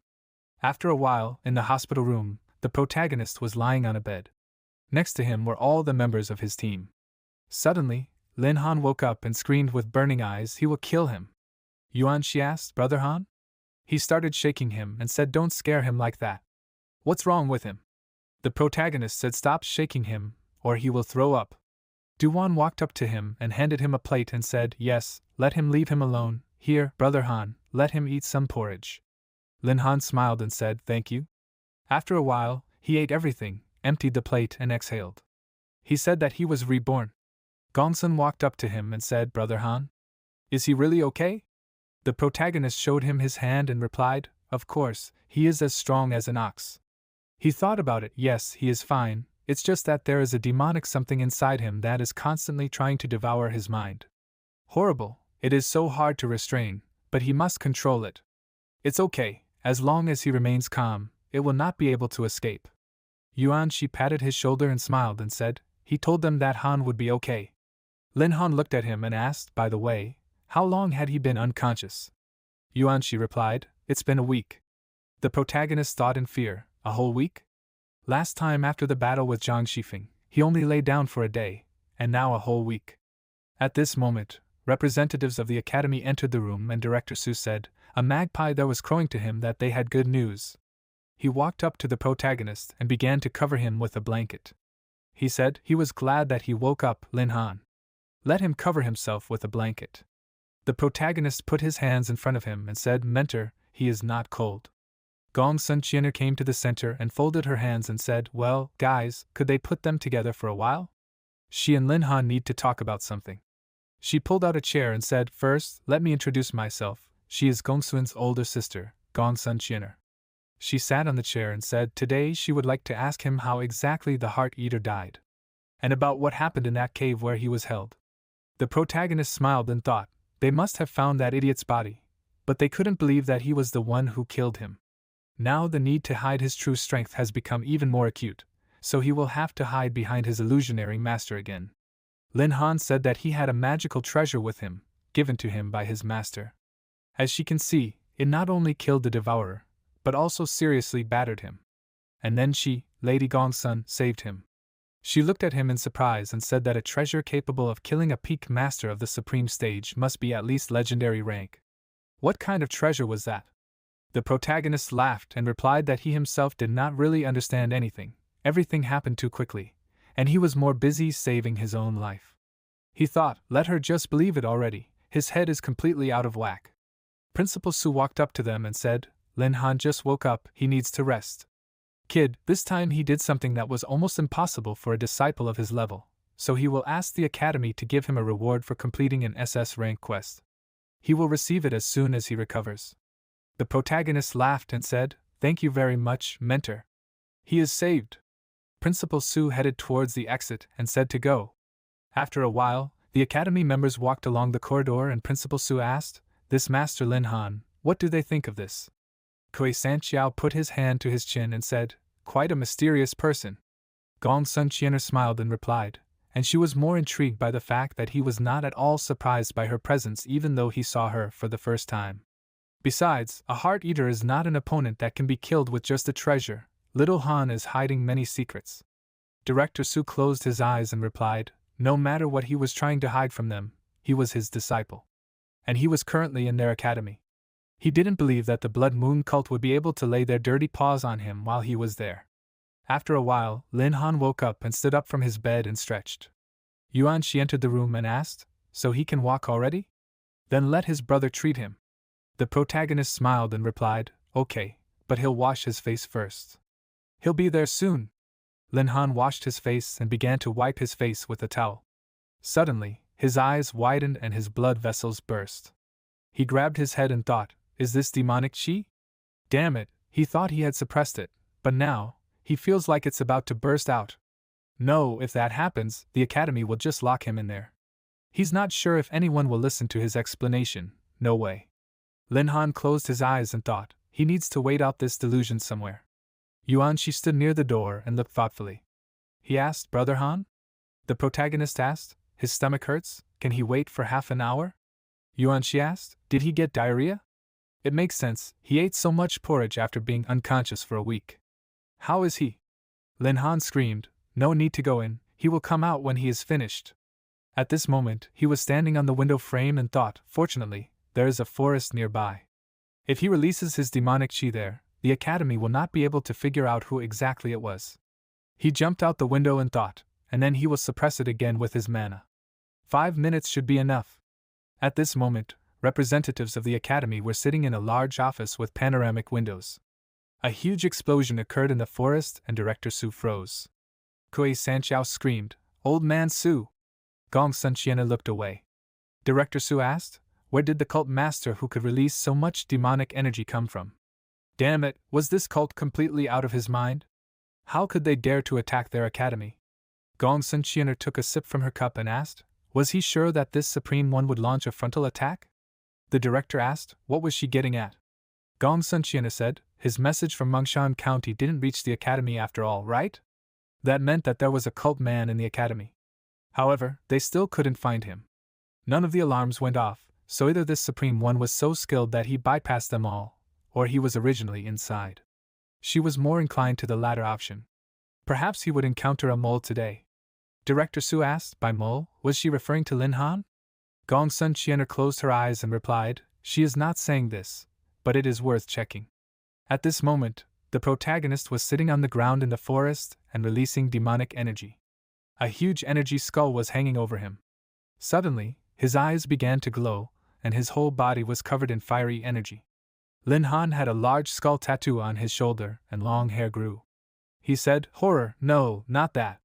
Lin Han, Awakening of the Second Class. Title: Terrifying Son of a Demon. Class Skills: Blood Moon Claws, Blood Moon Corruption.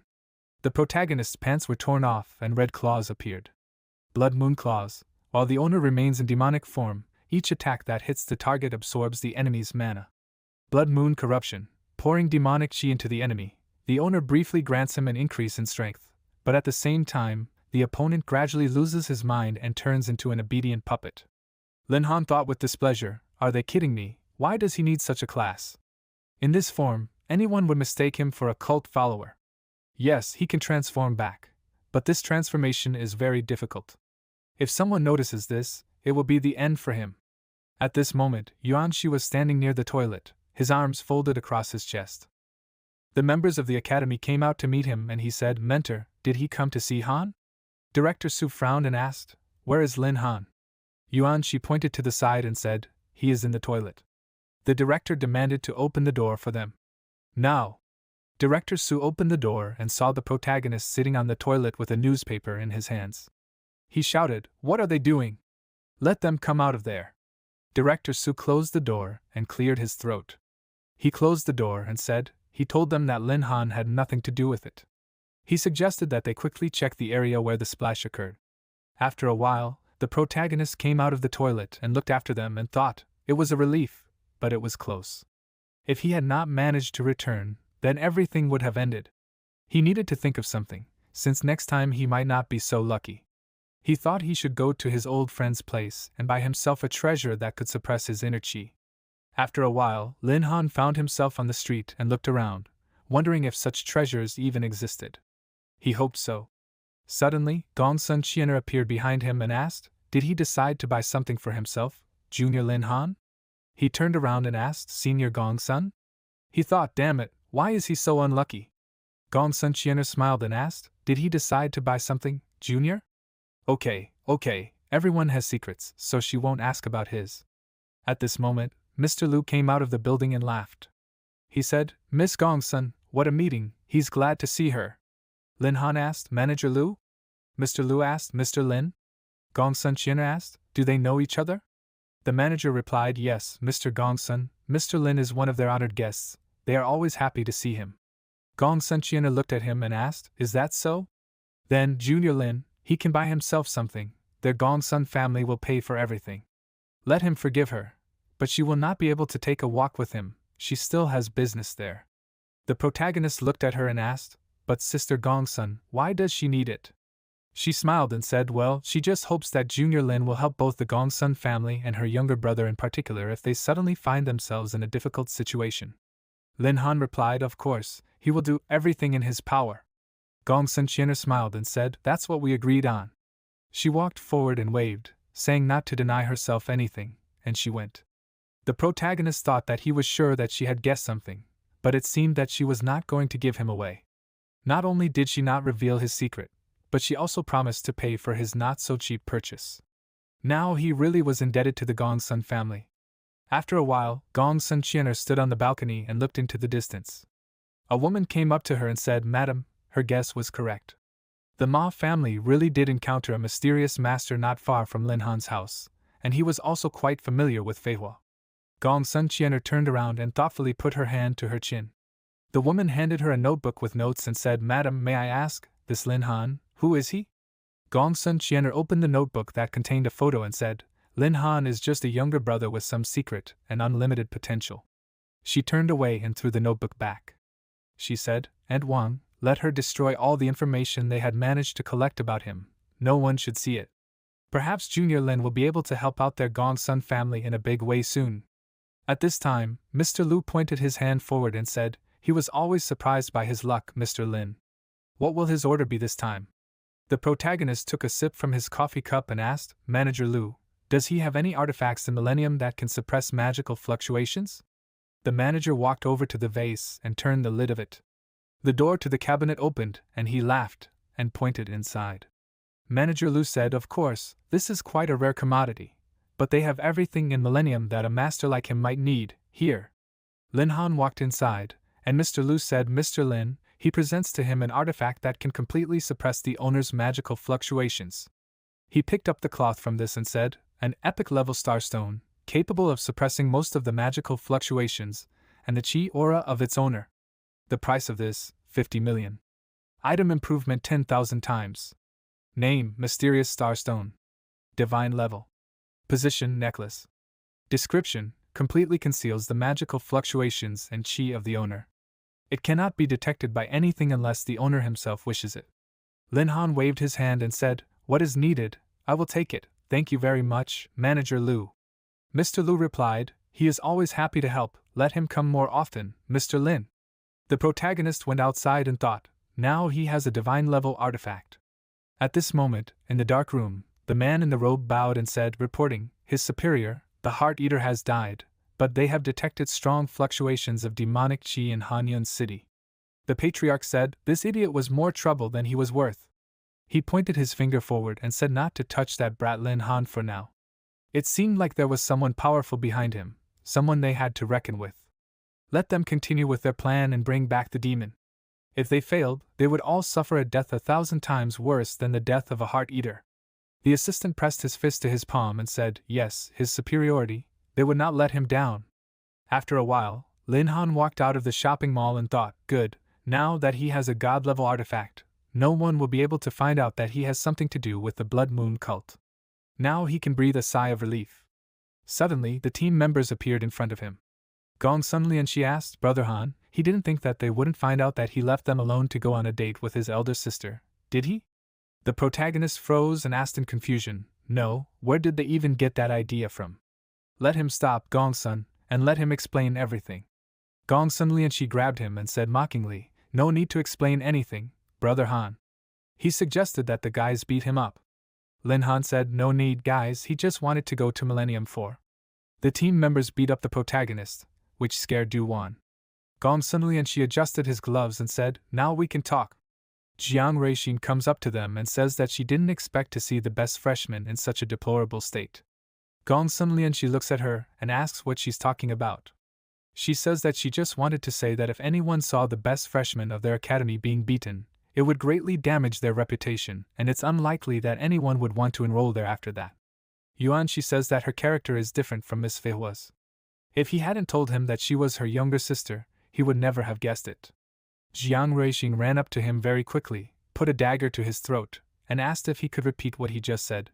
Lin Han grabbed her hand and told her that she should calm down already. She was her sister, wasn't she? Why was she reacting so aggressively to this? She was part of her family, after all, and Fei Hua cared about her in her own way.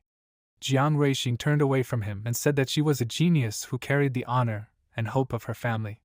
And her sister was just a pathetic traitor who rejected her own family. Why should she change her attitude towards traitors? A man came up to them, laughed, and said that students should support each other instead of arguing over nothing. But it was a good thing that they had gathered together. He had a small task for them. Yuan, she turned to him and asked if they would have another task. They just got back. The man says with a smile that they don't have to worry, they won't be alone this time. This mission has been prepared for the 2 strongest freshman squads. The main purpose of the mission is just for them to gain combat experience and get acquainted with the situation in the borderlands. In addition, he will be leading the mission personally, so there won't be any problems. Gong Sumlian she says that he hopes that everything will be like this time. After a while, several monsters jump high into the air and try to climb the high wall.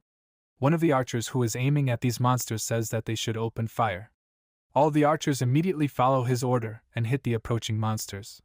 The archers take aim, standing behind the knights with shields, and someone says loudly that the second wave is approaching, so they should prepare. Yuanqi stands with the others on the wall and looks at what is happening in surprise. The man asks, "How do they like it?" "Very different from what they imagined, isn't it?" The fighters of the border walls are constantly busy blocking the endless attacks of monsters. Everything here depends on well-coordinated teamwork, not the strength of a single person. This is a B-rank quest. All they have to do is wipe out 3 small groups of monsters outside the city.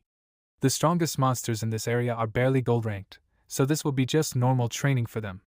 Their mission is to wipe out all the monsters within 5 li of the border walls. They are to split their groups of 2 and go out to clean up, meeting here tomorrow at 15 o'clock. If they encounter any difficulties, they are to contact him immediately. All the students immediately agreed with the teacher. After a while, Duwan uses the observer mode skill and says that there is a pack of wolves waiting for them ahead, all of them gold-ranked. This is slightly different from what he told them. Lin Han says that it's time to get used to the fact that quest information may not correspond to reality. However, this is bad, because usually the Borderland fighters only deal with silver-ranked monsters. If these wolves reach the walls, the seniors may not be prepared for this. Duwan gets to her feet and says that she does not think they need to be afraid of gold-ranked monsters, they should deal with this. She can even handle this alone. Lin Han says that she is too active, something tells him that this will not go as smoothly as she thinks.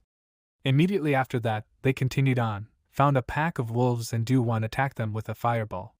She turns around and notices several wolves attacking her from behind. She immediately uses the Ice Spike spell and defeats these monsters. After that, she leans on her staff and says that she seems to be done here. Duwan notices a huge shadow that has caught her attention and immediately turns around with a surprised look. She notices a huge wolf about to attack her, but suddenly someone lands a strong blow to the monster's head. That person turns out to be Lin Han, and with a strong blow he knocks the monster away from her. He turns around and says that she is quite skilled at switching between fire and ice magic. It is amazing. Now gold-ranked monsters are really no problem for her, but she should not forget about caution. Duwan sits on the ground and says that the monster scared her very much. She gets to her feet, notices that several wolves are running away from them and says that something is wrong here. Lin Han stands next to her and asks what exactly she means. Duwan with a thoughtful look says that after the death of the leader, the wolves should have fled to their lair, but for some reason they headed towards the snake turtles, which are responsible for Jiang Reishin's squad. Lin Han grabs her hand and starts running, saying that they don't have time to think about it then, they have to check it out. Duwan is very surprised by this and asks him to slow down. At the same time, the girl with the staff in her hands, standing in front of the huge monster, creates a magic circle on the ground, raises her hands and uses the flash spell. Because of this spell, the snake turtle turns away from her and closes its eyes. Jiang Reishin takes advantage of the fact that the monster was blinded and jumps on this monster with a sword in her hand. She flew very quickly next to the snake turtle's neck and defeated this monster with one blow. After that, she landed on the ground next to the bodies of the other killed monsters. The girl with white hair hugs her and happily says that she is the best commander, and she is also so soft and comfortable. Jiang Reishin is embarrassed by her behavior and tells Xiaoge that she should let her go. She turns her head and sees several huge monsters looking at them with an ominous look and says that it seems like they are not finished yet, the snake turtles have surrounded them. Xiaoge uses her magic spells and asks how dare they interfere with her getting closer to the captain? With her magic attacks, she defeats one of the snake turtles and it begins to fall on its back. At the same moment, 2 monsters are about to attack Jiang Reishin, who stands still and watches this. Both of these monsters try to bite her, but she defends herself from one of the heads with her sword. The monster seriously injured her arm, and she thinks that she has relaxed too much. Xiaoge turns to her with a worried look because she is worried about her. One of the monsters took advantage of this moment and attacked her while she was looking away. She falls into Jiang Reishin's arms and says that she should leave her and run, because the 2 of them will not get out. In response, she says that she should stop talking such nonsense. How can a captain abandon his subordinate? Xiaoge, with a red face, reaches out to her with a trembling hand and thinks that she could not even dream of dying in the captain's arms. Lin Han ran to them and with one very strong blow, threw one monster far away. Jiang Ruixin heard the loud sound of his blow and asks, "Who is it?" He comes to them and asks the younger one, "What is going on here? Can't they even deal with several snake turtles?" Jiang Ruixin got angry because of this and asks who allowed him to call her like that. He shouldn't pretend to be an elder just because he knows her sister. Besides, these monsters are gold rank, so they are not that easy to deal with. Duwan worriedly says that he should stop arguing with her, they should quickly deal with the monsters, after all, there might be a lot more of them soon. Lin Han says with a smile that it will be very easy for him. Immediately after that, he grabs the snake turtle by the head and starts to spin it around. He threw the body of this huge monster at the other monsters and they were all thrown back very hard. Jiang Ruixin looks at him in surprise and thinks that he just threw a gold rank snake turtle as if it were some kind of ball. Is this really the power of a gold stage altar? Duwan asks, does he really have to brag about his strength like that? Lin Han says that the important thing is that they have finished this matter, the rest is just details. It seems that they have already dealt with the monsters, so they should report this to the teacher. Jiang Ruixin's face turned red and she cried out loudly because she felt sick. She falls to the ground but Xiao Ge catches her and asks the captain what happened to her. She can't just leave her like that. She notices Lin Han coming towards them and asks what he's up to. He's not allowed to touch the captain. He ignores her and thinks that Jiang Ruixin's injury is not that serious. Maybe it's because of the snake turtle's venom? Maybe his forbidden level spell can help her somehow. He folds his hands in front of him and asks if she's forgotten that he's an altar? He uses a life restoration spell and says that he'll try to help her. A strong energy engulfs Jiang Ruixin's body and a worried Xiao Ge starts calling out for the captain. She starts to panic and asks the altar why the captain isn't getting better? Lin Han looks at her and thinks that something is wrong. He's already gotten rid of the poison, so why hasn't she regained consciousness yet? He says that his spell didn't work, so they need to call the teacher urgently. Half an hour later, the teacher came to them and examines Jiang Ruixin, and Xiao Ge asks what's going on with her. He says with a serious look that some strange energy is circulating around her heart. If they don't get rid of it, her life may be in danger.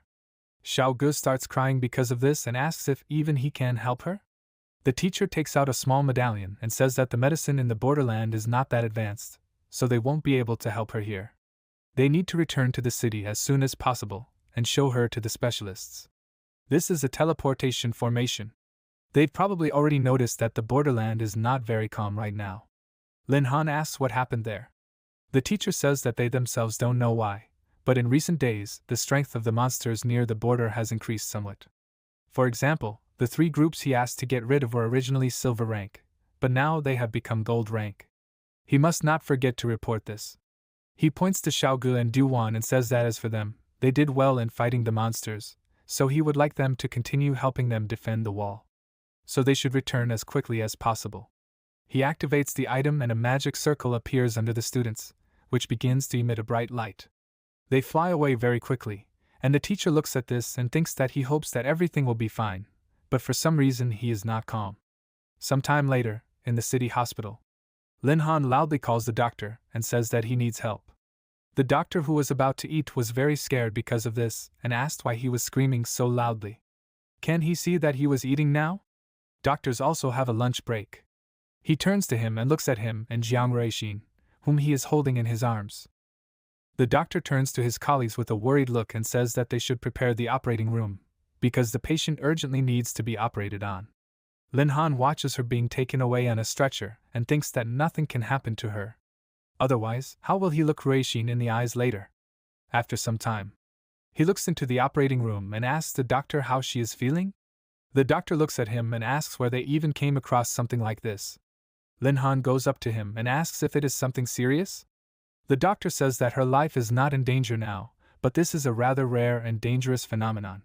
These parasites, heartworms. Originally, they were just ordinary pests that could be easily gotten rid of. However, 80 years ago, after the Blood Moon cult somehow improved them, they became deadly. Little is known about their effects on the body.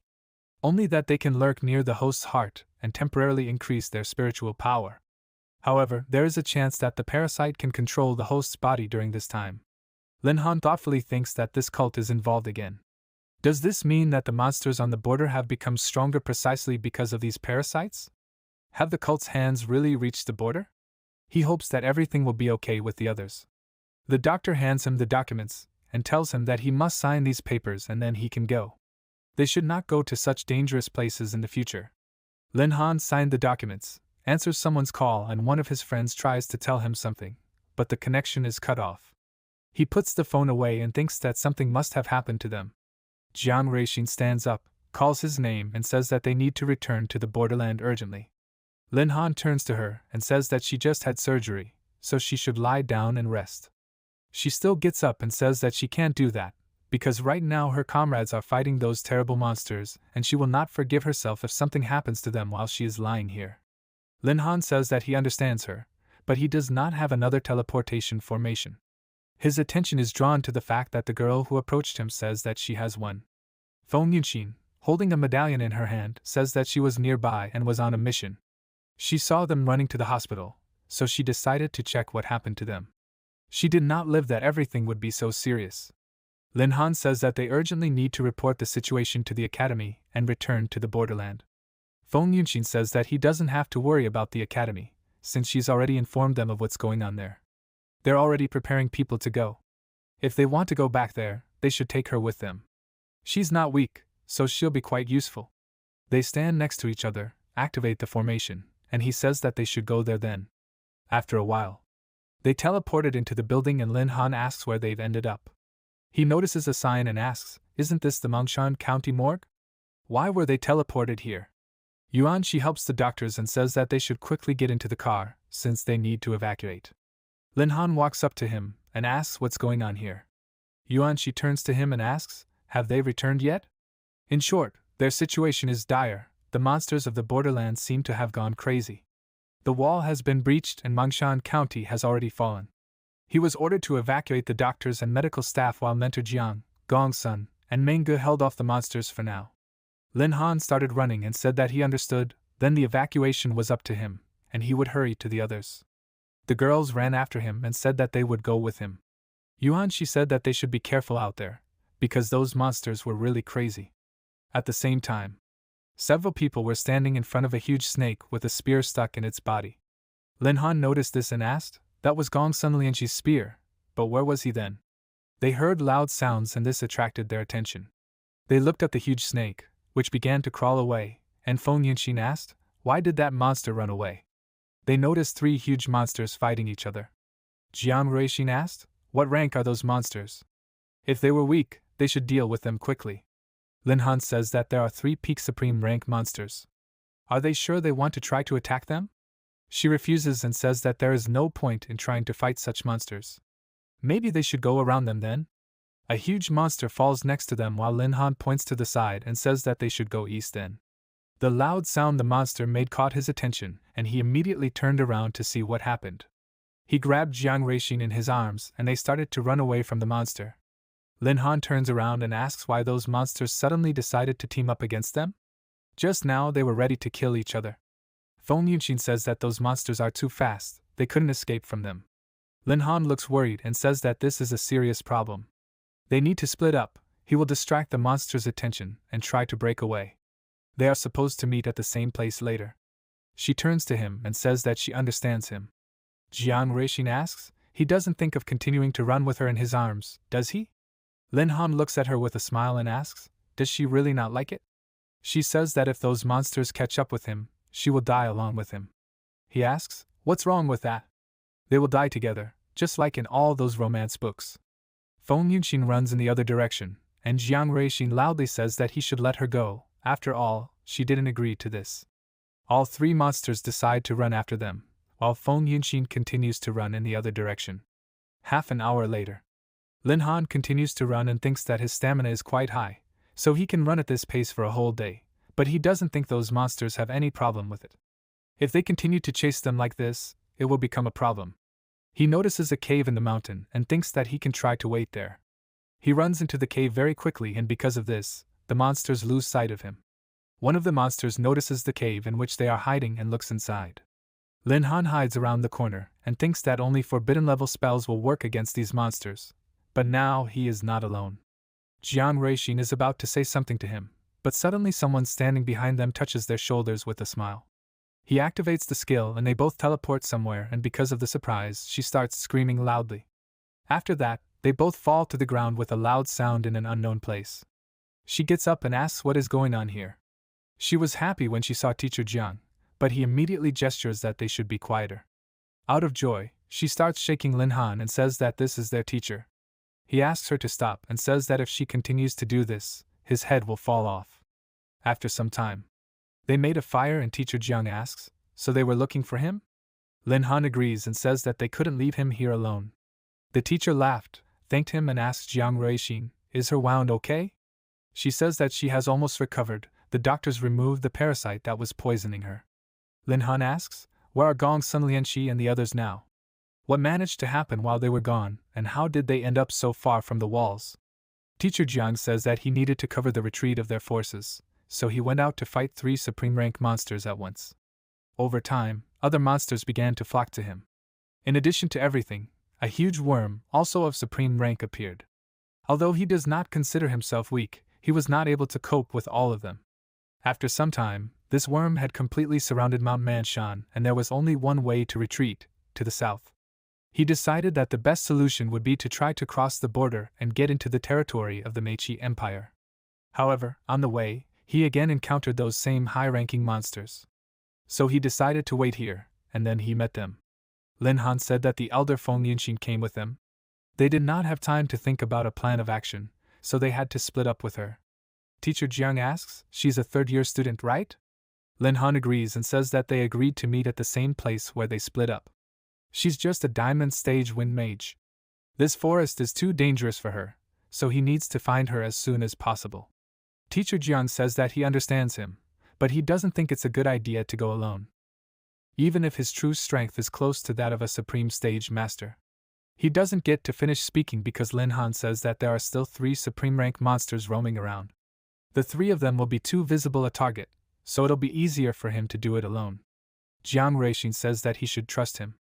Teacher Jiang agrees and says that they will stay here then.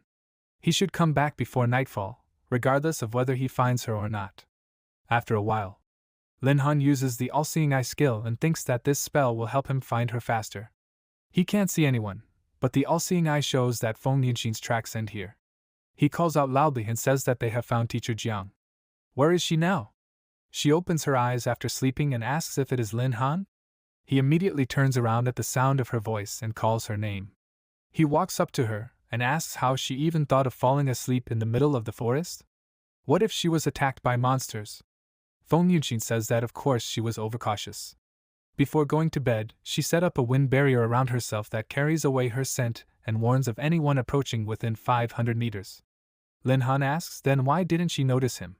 Feng Lianxin says that it's simple, he didn't wish her any harm. Her barrier is only set to those who want to harm her. He says that he understands everything. They have found Teacher Jiang, so they need to return to the others. After a while, when night has fallen, they both walk through the forest and Lin Han says that she should be careful. Maybe the monsters are still wandering around somewhere.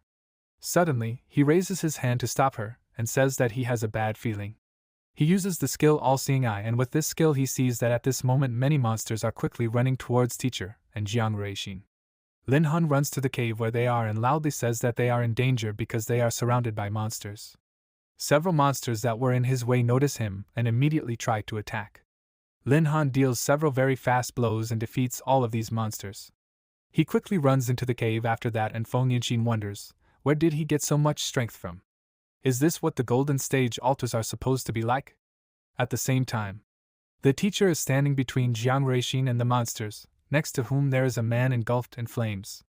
His body was covered in many wounds from fighting the monsters, and he looks at it with a worried look. Lin Han runs up to him and gets his attention by calling out to him. Teacher Jiang looks at them with a very worried look and loudly says that they should run away from here. Their opponent is a peak supreme stage master, they are no match for him. The man engulfed in intense flames runs towards him and says that he is right, they are no more scary to him than insects. Lin Han runs towards them with a very scared look and asks them to stop. He loudly calls out to Teacher Jiang, who is hit by an unknown man. A hand that appeared from the flames plunges its fingers into his body, and he loudly says that he told them to run away. He is pierced through by a hand and he loudly says that if they interfere in the battle, they will definitely die. He starts to lose consciousness due to being badly injured, and Jiang Ruixing calls out to him loudly. She tells that jerk with a serious expression that she will kill him. Just as she is about to do something, Lin Han runs up to her from behind and knocks her out with a palm strike. Fei Yunxin is about to ask something, but he immediately hits her with his palm and knocks her out with that strike. He holds the two of them so that they don't fall and apologizes to the elder for that. Immediately after that, he gently lays them down against the wall while the Burning Man stands still and looks at him. The Burning Man asks him in confusion, why did he do that? Lin Han turns to him with a serious face and says that he did it so that they wouldn't see him kill him. The man starts laughing loudly and asks, does he seriously think he can do that? He realized the secret of his self-confidence. He heard that this loser of a heart-eater died at the hands of his master. To be honest, he didn't come here for him. His master ordered him not to be touched for a while. However, since it turned out that he himself came into his hands, there was nothing he could do. He would bring him to his master, and perhaps he would even be rewarded for it. Lin Han looked at him and said with a calm expression that it seemed that his master was still behind him. Isn't he afraid that his master would come here and kill him? The Burning Man said that he probably didn't know anything at all about what Supreme Stage Masters are capable of. He controlled an entire area within a 5-kilometer radius around him, so he immediately felt how he and this girl entered the range of his control. No matter how strong his master was, he wouldn't be able to hide his presence from him. He was completely alone here. So he should stop putting on a show and give up, because that would be it for the both of them. Lin Han calmly asks why he thought he would surrender so easily to some boy courier from the cult. He is only at the initial stage of the Supreme Stage. Burning Man became angry because of this and loudly asks what he just said. Lin Han asks, isn't that so? Heart Eater was also their master's dog. His master killed him, and their overbearing not only did not avenge him, but also ordered them not to touch him. He does not value their lives at all. He is no different from him. They are ordinary dogs, very loyal expendable material of the Blood Moon cult. Burning Man points at him and asks, he likes to talk, doesn't he? There is no meaning in his words, because the very idea that underlies their cult is cruelty and power. Heart Eater died because he was not strong enough. It is only his fault. The others do not care about his death at all. Wait, he didn't start this conversation just to stall for time, did he?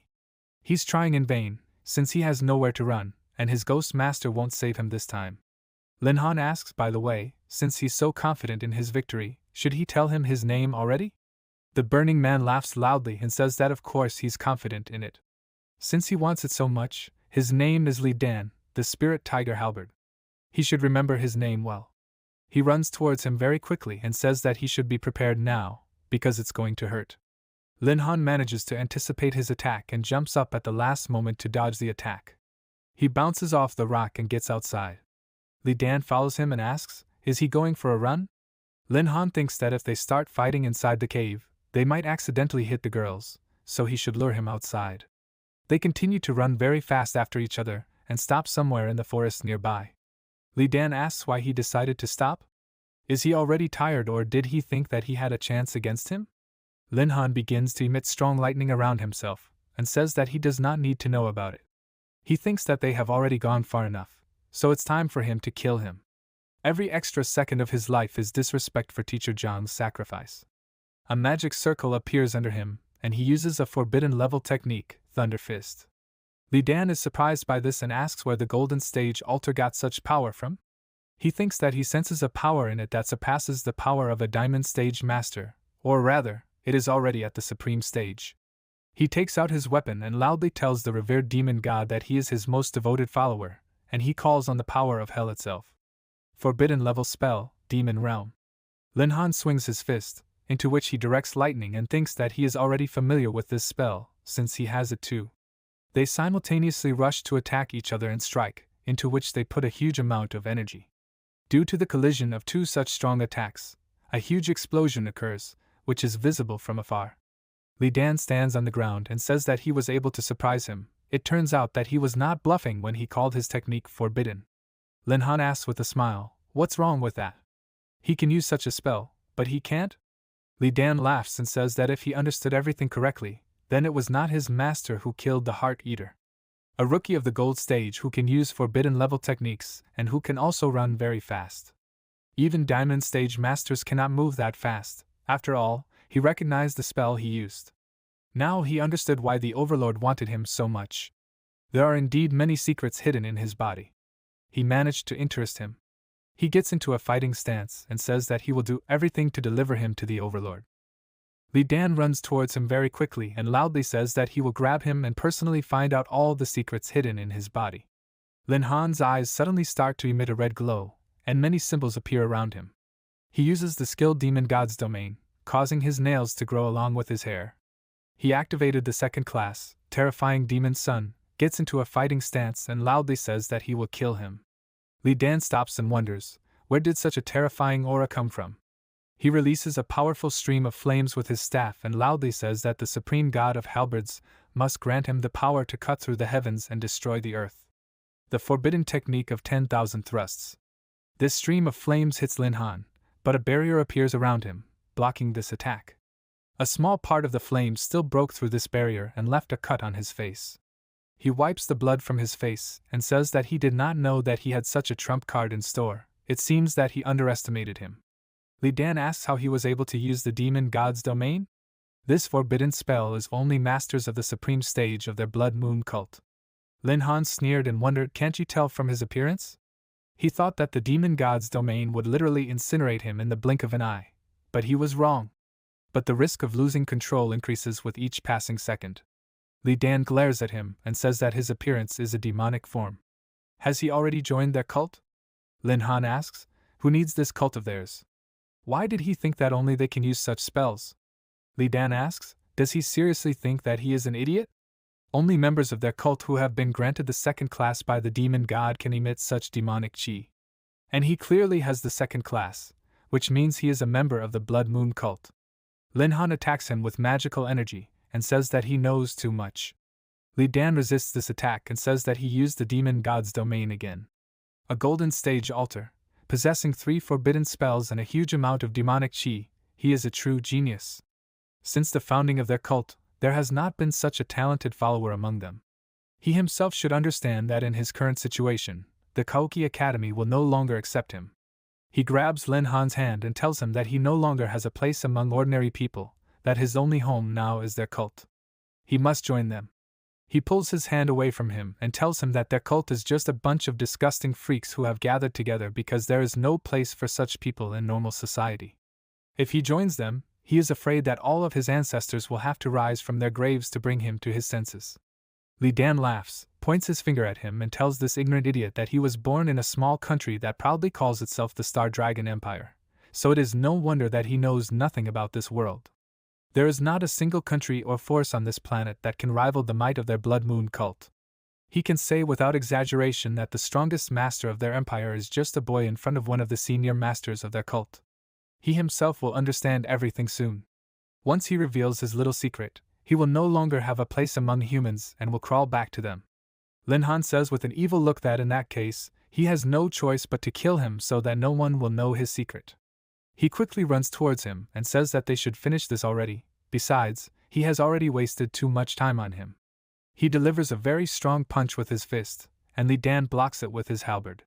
He tries his best to defend himself, and says that he is quite strong and fast.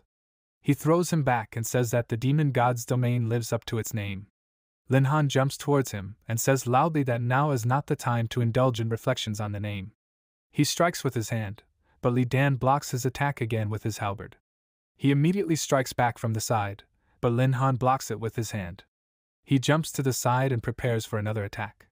Their fight causes a very loud explosion that lights up the area around them. Li Dan stands in front of him, holding a halberd in one hand and says that he has amazing strength. Lin Han calls him an annoying insect and says that he will kill him very soon.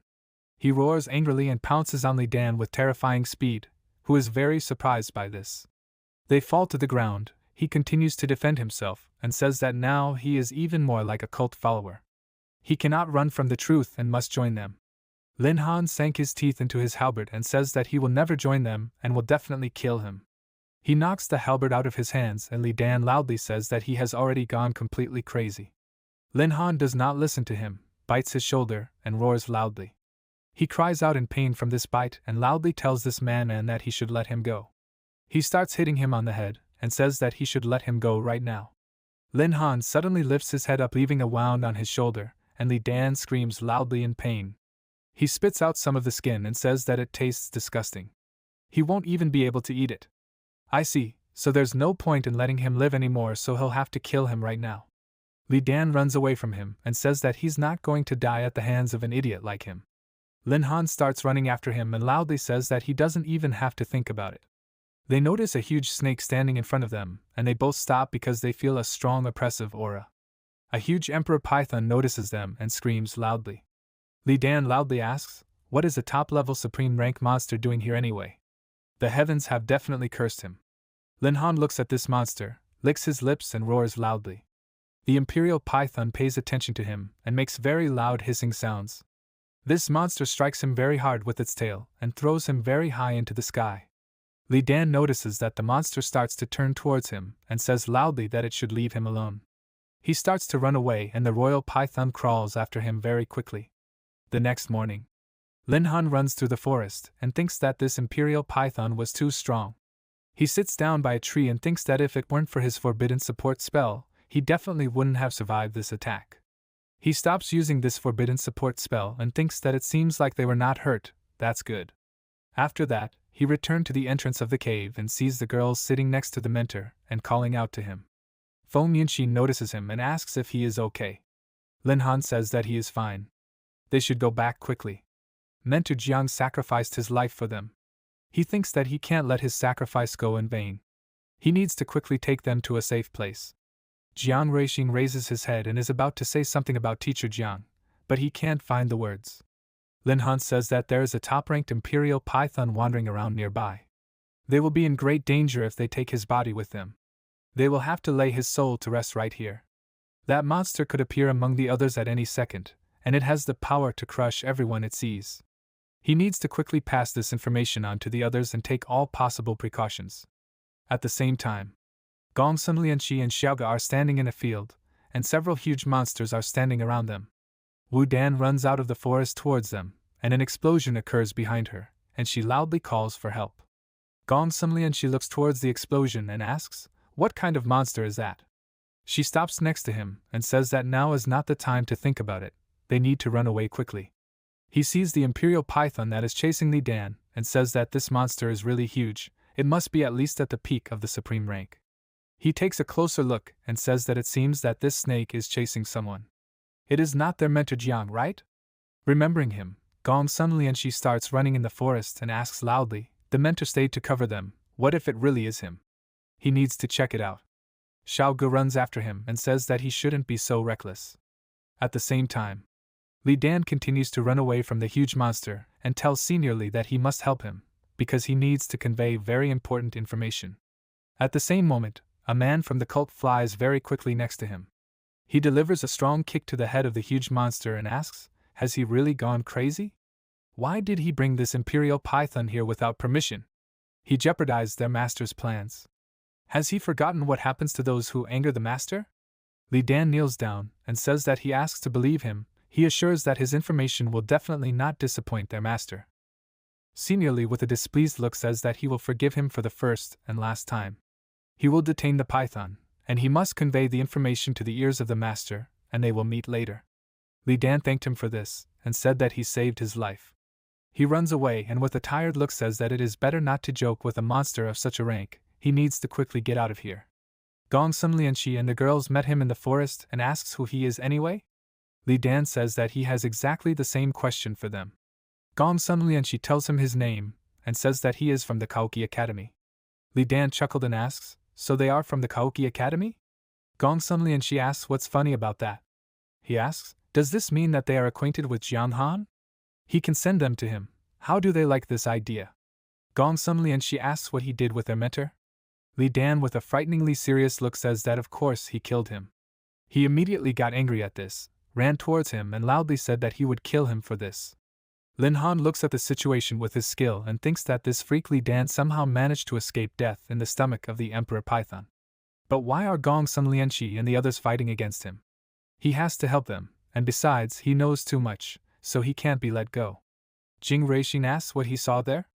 Lin Han turns to them and says that they should quickly return to the base and pass the information to the command. He thinks that there are no dangerous monsters nearby, so they are not in danger. Jiang Ruixin asks, won't he go with them? He says that he will go look for Gong Sunlianqi and the others, since he is a little worried about them. Feng Yunxin waves his hand at him and tells the junior that he should be careful. Lin Han takes out an artifact from his inventory and thinks that Li Dan is very strong, so Gong Sunlianqi and the others will not be able to handle him. It's time for him to use his imbalance mask. After that, he immediately ran into the forest, and Feng Yunxin notices her looking at him and asks what's wrong with her. Jiang Ruixin looks at her and says that she still has one thing left to do. She can go ahead and don't worry about her. After that, she takes out her phone and looks at the screen. She called someone, said her name, and said that if she really cares about her, she should listen to her one request. At the same time, Gong Sunlianqi blocks a very strong strike from the halberd with his spear. He falls to the ground, and Li Dan, who is holding Xiaoge with one hand, asks these pathetic losers, did they really hope that they could avenge their mentor? He points his halberd at the wounded Duwan and says that he is tired of playing with them and will finish them off now, starting with her. He swings his halberd and says loudly that she will now go to her mentor. He throws his weapon with all his might, and the frightened Duwan closes her eyes and says loudly that this time she will definitely be finished. At the last moment, someone caught this halberd and saved her from death. Li Dan, surprised by what happened, asks who he even is. Lin Han, who has changed his appearance, throws his halberd aside and tells this monster that he does not deserve to know this. He channels energy into his hand and uses the revival skill. Xiaoge and Gong Sunlianqi look at him, and he asks if he is dead. Duwan says that he should not talk nonsense. On the contrary, this unknown master saved them. He tells the elder that he is grateful to him for saving their lives. Lin Han turns around and says that they don't have to thank him. It would be better if they quickly leave here, and he will deal with him himself.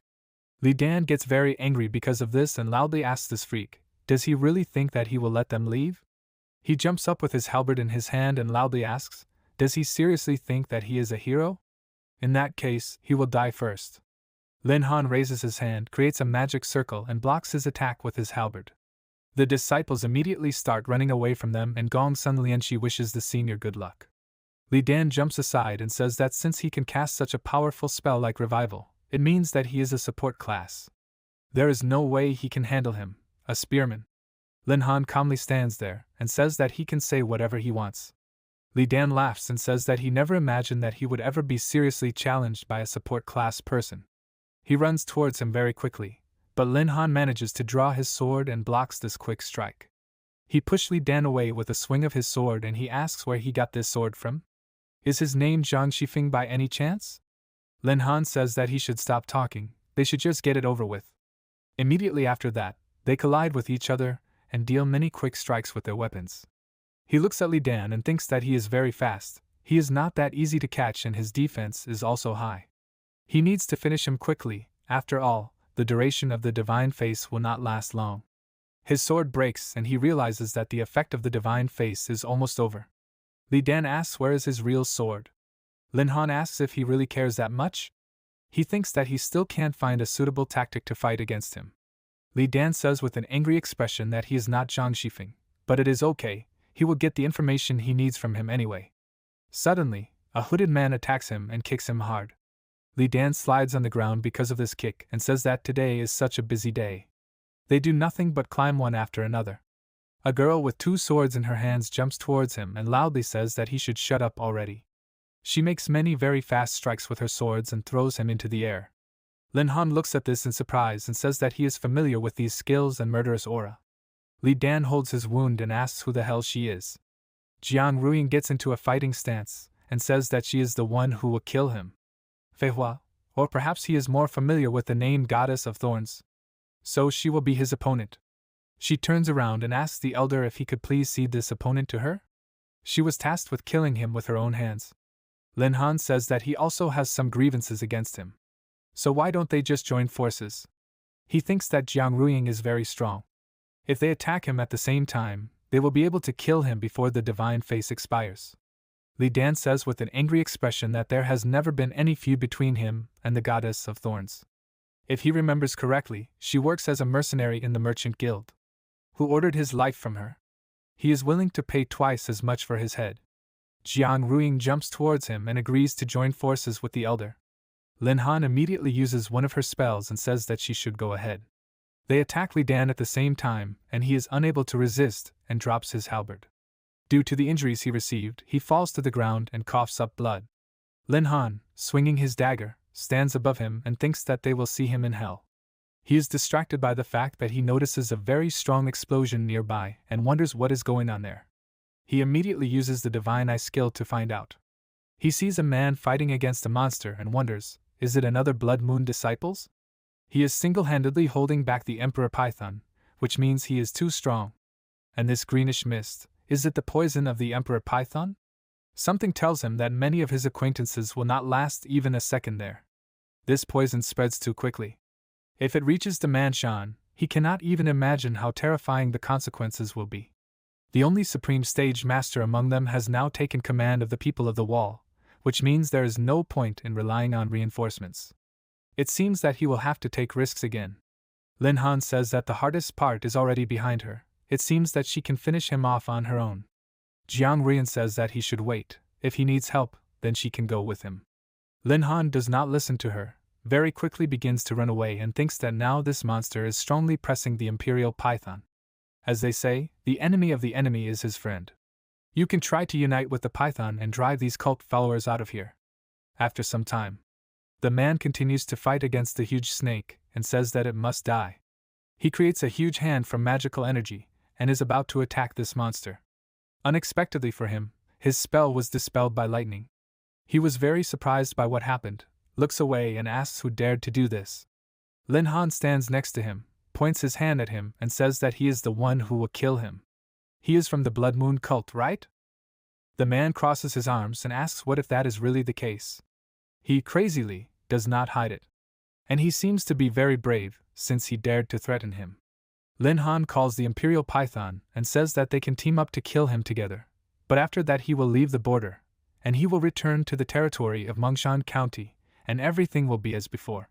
He thinks that he had better agree, otherwise very soon this man will defeat him and make himself a cloak of snakeskin. The Imperial Python agrees to his proposal and thinks that if he knew that the bipeds were so strong, he would not have left his territory. Crazily was very angry because of his behavior and loudly asks what they think they are doing. He runs very quickly towards him and loudly tells this freak that he came here in vain. He deals a very strong punch, but the Imperial Python protects Lin Han, who is about to use one of his spells.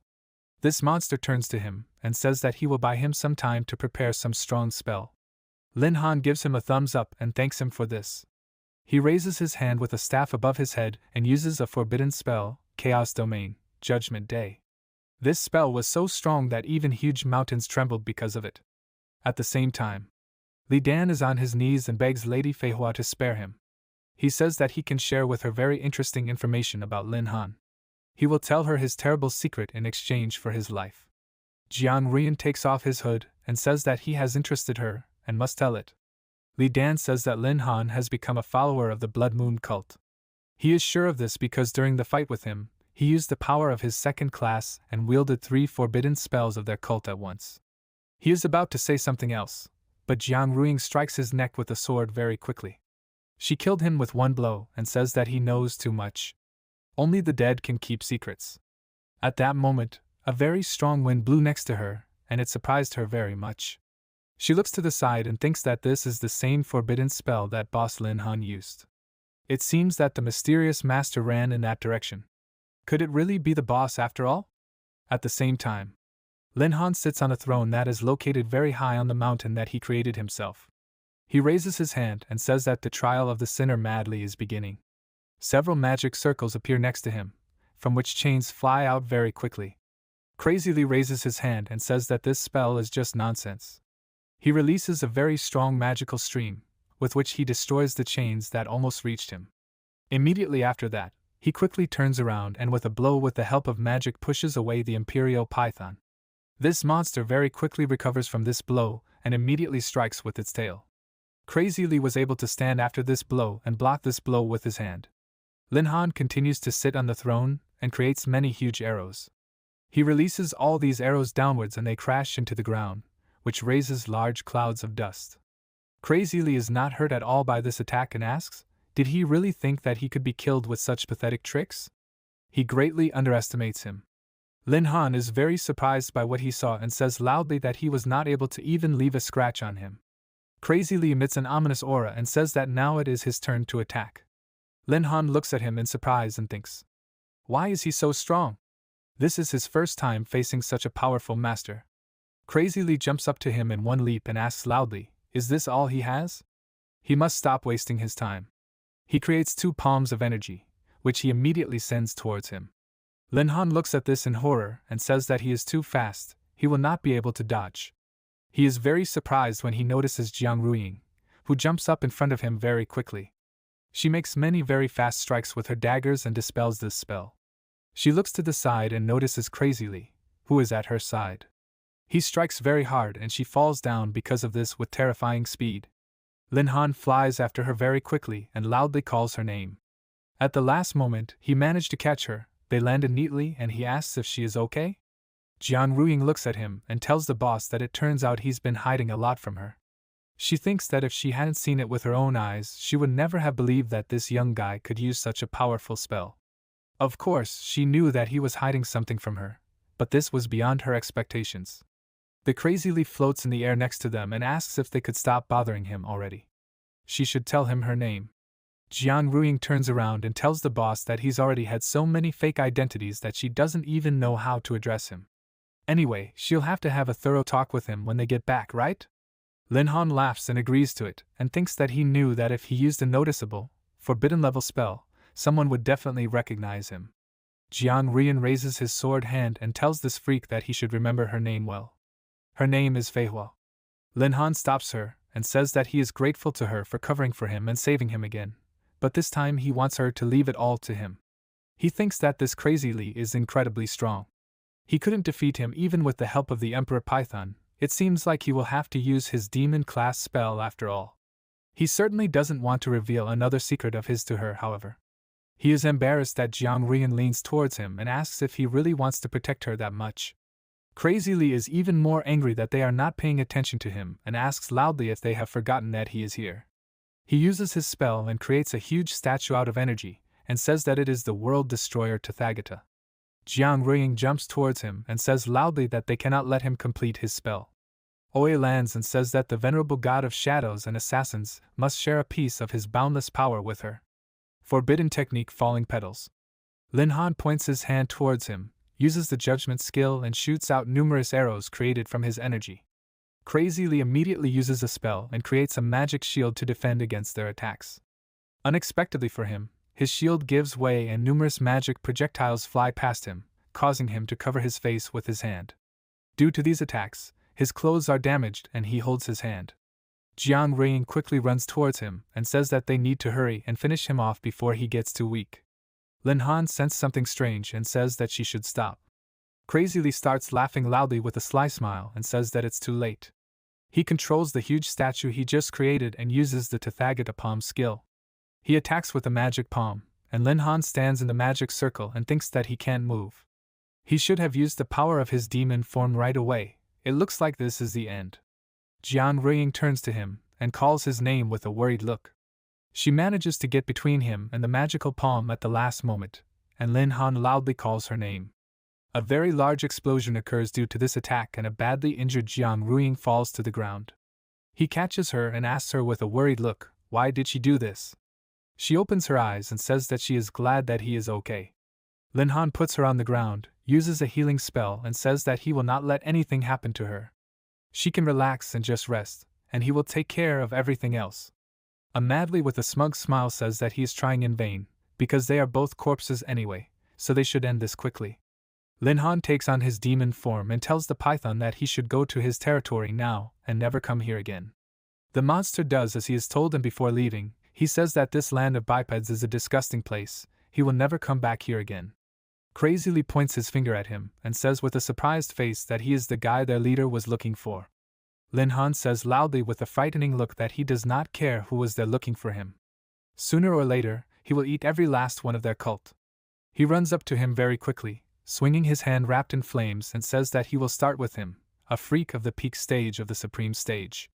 Crazily blocks with his hands and says with a shocked look that he is the chosen son of their demon god. They do not need to fight, he just has to go with him.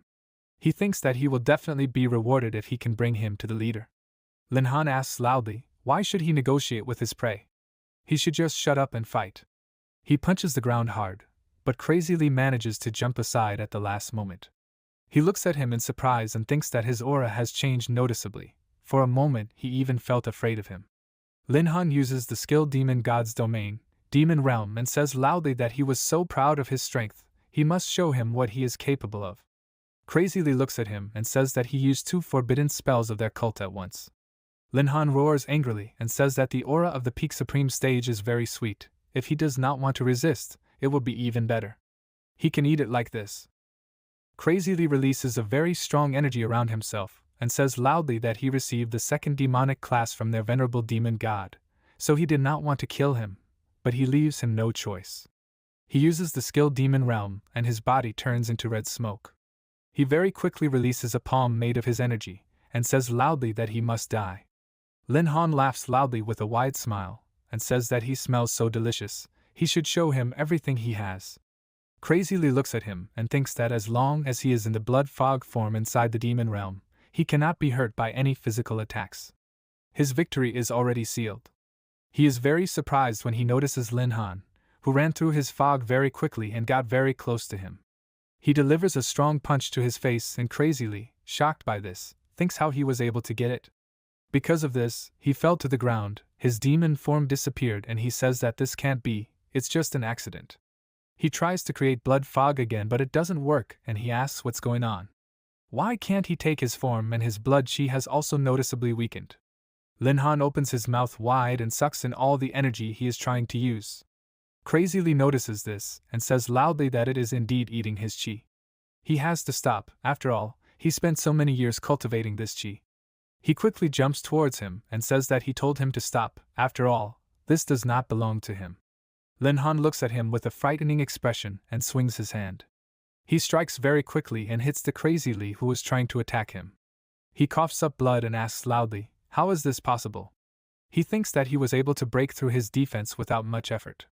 Linhan pulls out his hand and his very badly injured opponent falls to the ground in front of him. He licks the blood that was left on his hand and says that it smells so delicious, he really wants to eat it.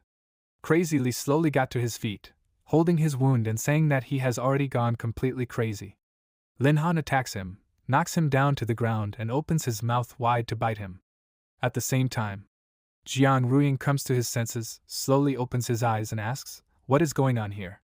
She turns around and notices Linhan trying to eat the crazily, who is trying to resist and screaming in pain.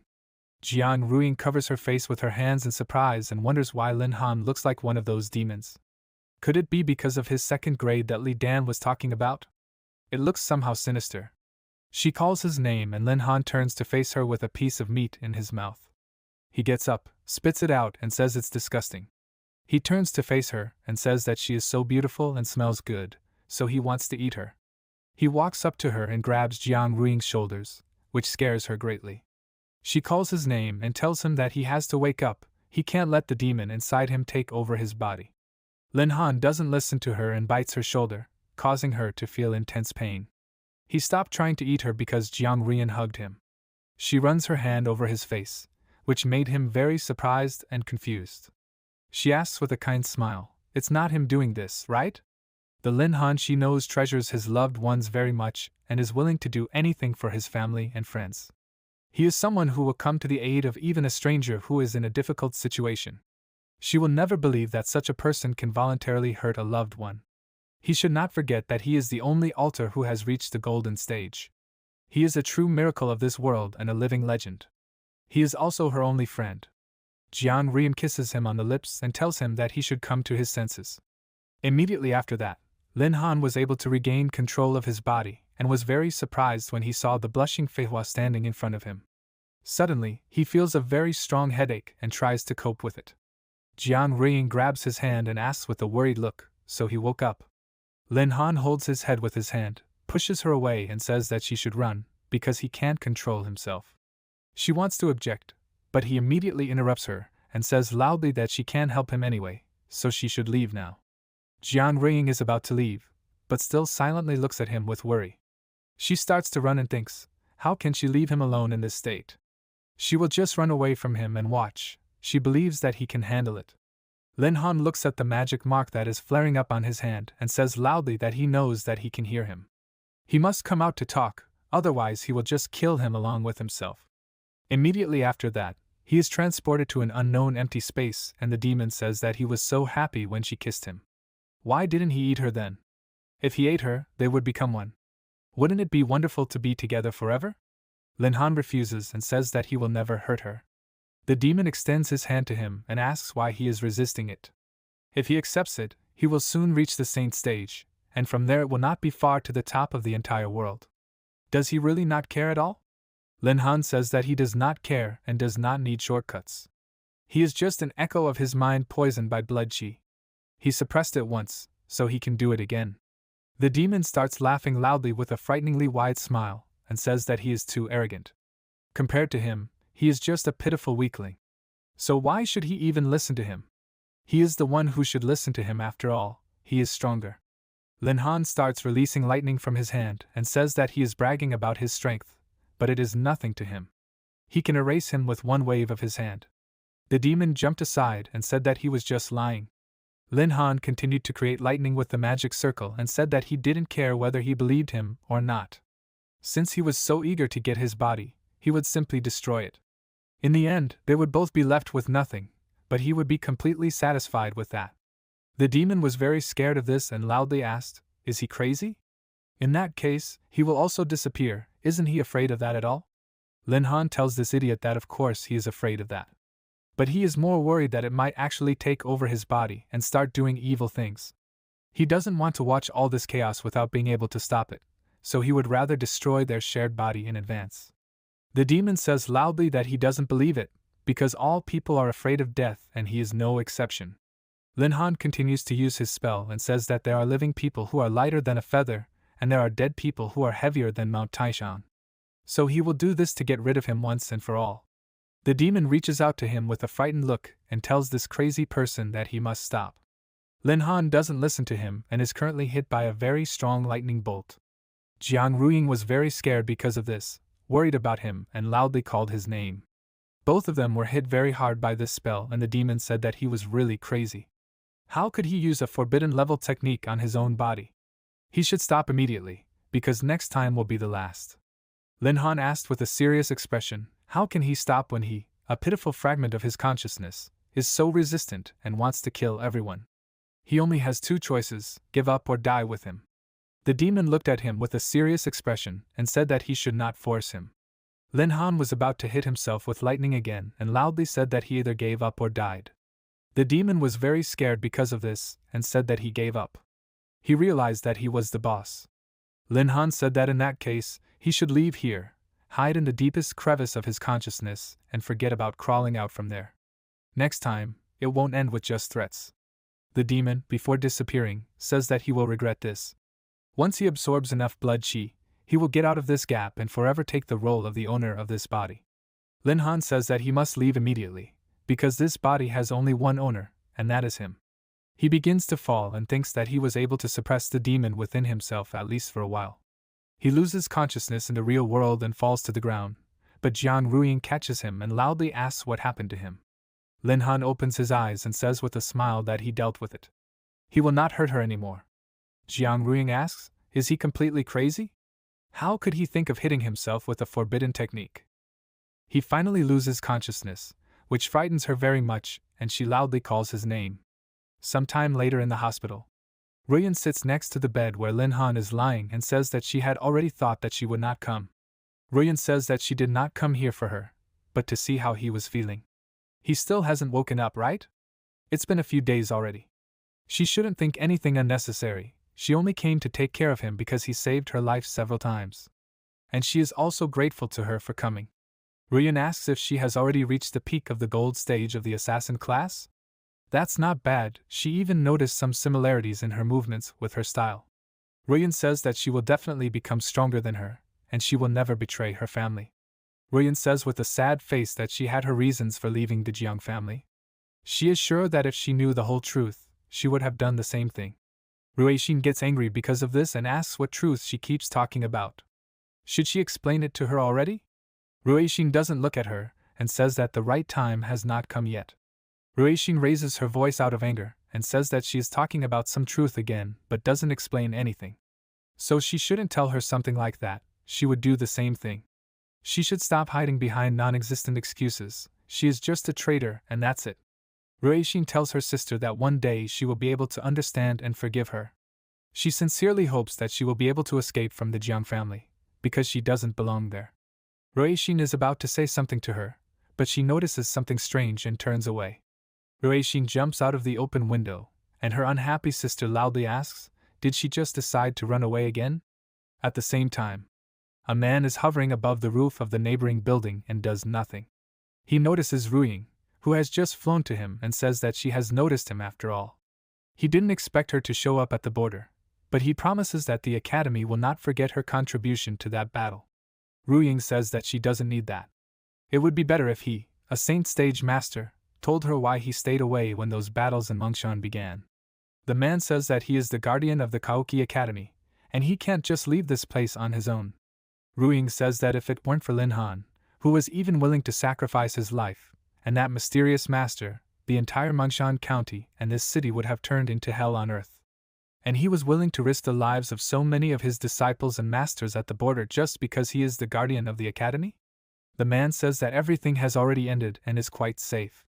Rian turns away and says that everything ended well only because Lin Han desperately tried to protect his friends and the innocent villagers. What if he wasn't strong enough? How would he justify himself in that case? She disappears and the guardian is about to say something about the younger generation. He turns around, notices a man hovering nearby and asks, is he back already? Since when did the director start eavesdropping on other people's conversations? Su Zhengtian says with a serious face that he wouldn't have come in person if the matter wasn't that serious. Just before the Blood Moon cult's attack, the top brass of their empire for some reason called almost all the high-ranking officials of the academies to a meeting. In the end, none of them were able to come to their aid in time, so he has good reason to believe that there is a traitor among the empire's top brass who is working for the cult. The guardian says that he doesn't have any evidence of this yet. He didn't come here just for this, right? Su Zhengtian agrees and says that the border of Mongshan has shown the first signs of a natural disaster. The guard turns around, looks at the mountain nearby and says that the border will probably be very busy soon. After some time, Lin Han comes to his senses and says that he apologizes for making them worry. A very happy Du Wan hugs him and says loudly that he has finally woken up. He is very surprised. Has he really been unconscious for a month? He thinks that last time he was unconscious for a week, and now for a month. This is terrible, he should be more careful. Gong Sumlian agrees and says that he was brought here barely alive by the elder Feihua. The doctors tried for a long time to bring him to his senses, but he was in no hurry to wake up. Lin Han blushed deeply because he remembered her kissing him and thought that the situation back then was an emergency, but the fact remains that he kissed her. So how should he act around her now? What is he even thinking? He tries to collect his thoughts with a worried look and asks something about Rian. Duwan raises his hand and happily says that she heard that Senior Feihua has returned to the army. That time, she only came back to help with the situation in Mongshan. Lin Han thinks that it's good that he doesn't have to explain himself to her right now, but the next time he sees her, he simply has to thank her and apologize. He notices something strange and calls the boys over. He looks at them and asks if he's imagining it or if they've really changed a little. Duwan asks happily if he's noticed it after all. She's a gold stage mage now. Yuan Shi looks away, laughs and says that he has reached the peak stage of the assassin class gold stage. Gong Sunlian she says with a big smile that he is at the spearman gold stage. Ting Xinchi says with a smile that he is slightly behind the others, he is a little short of the gold stage. Lin Han is very happy with what they said, gives a thumbs up and says that they did a great job. He thinks that he feels like he hasn't been lying down for a month, but for several years. They are cultivating too quickly. Gong Sunlian she tells the captain that they are very happy that he has finally come to his senses. Since their entire team is here, they will be able to participate in the 5 Great Academies tournament. Lin Han doesn't know about this and asks what kind of tournament this is. Yuan Shi says that each academy will field a team of 7 participants. Moreover, 5 of them must be freshmen and only 2 must be seniors. If they can qualify and even win, the Academy will allocate 20% of all resources to them for a whole year. Gong Sunlianshi says that he wouldn't really count on winning the tournament itself, but they can definitely take one of the first places.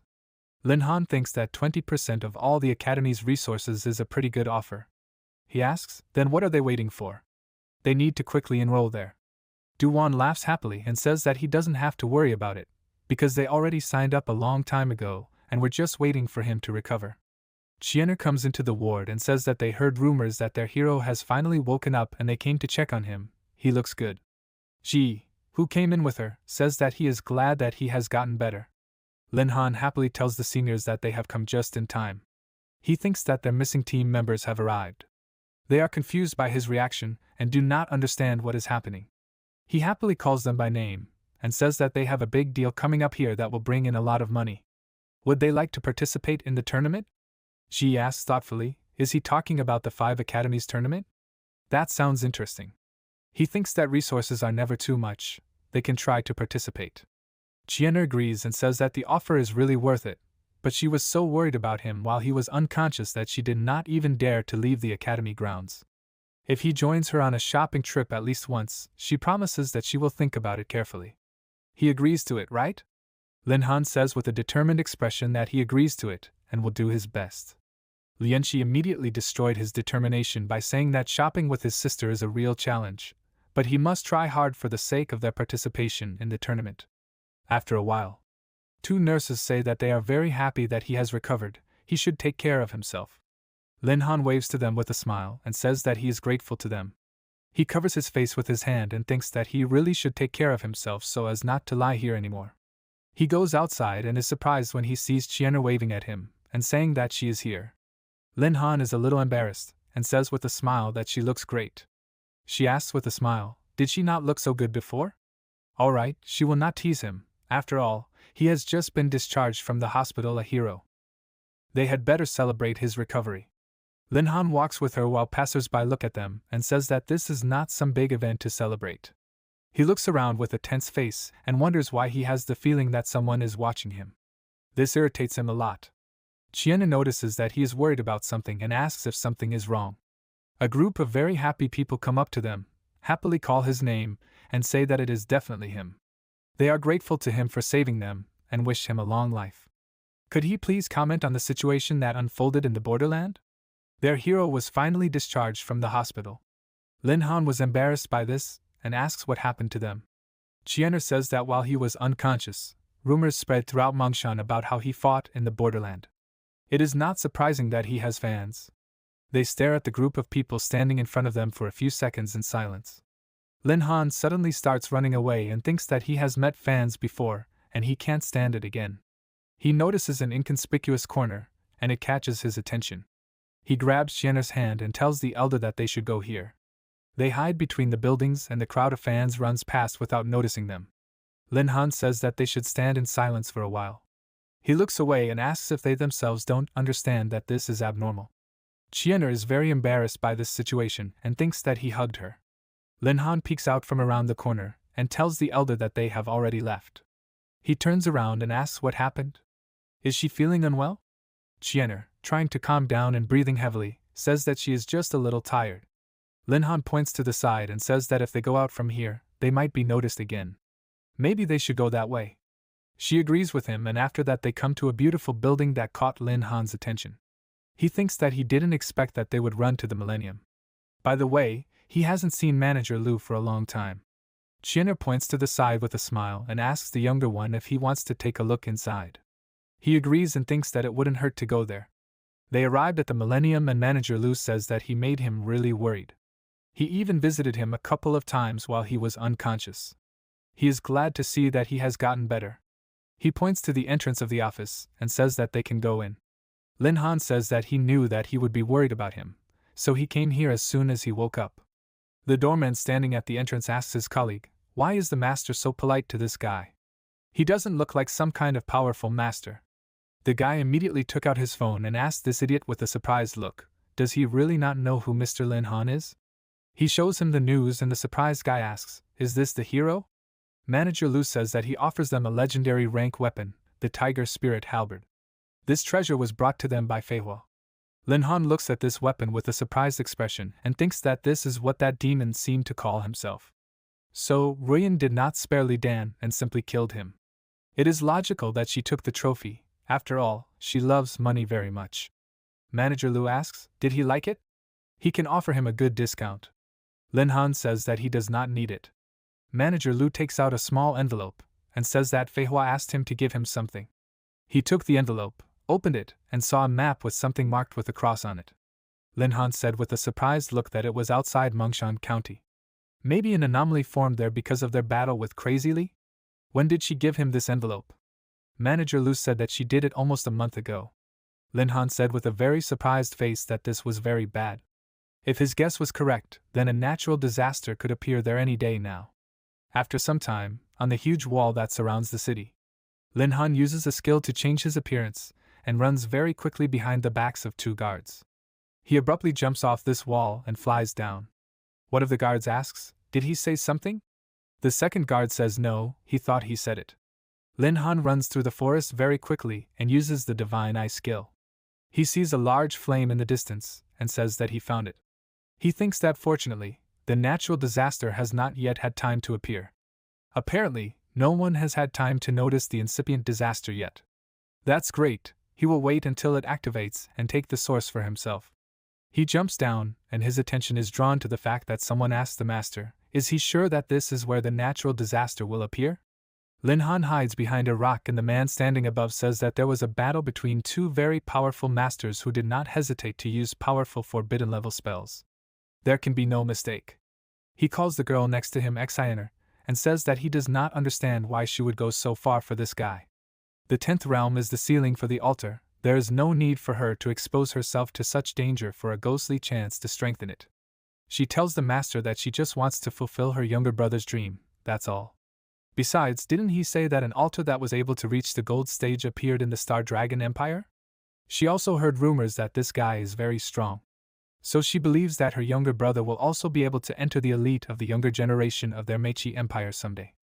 Lin Han continues to hide and thinks, when they talk about the Golden Stage altar, do they mean this?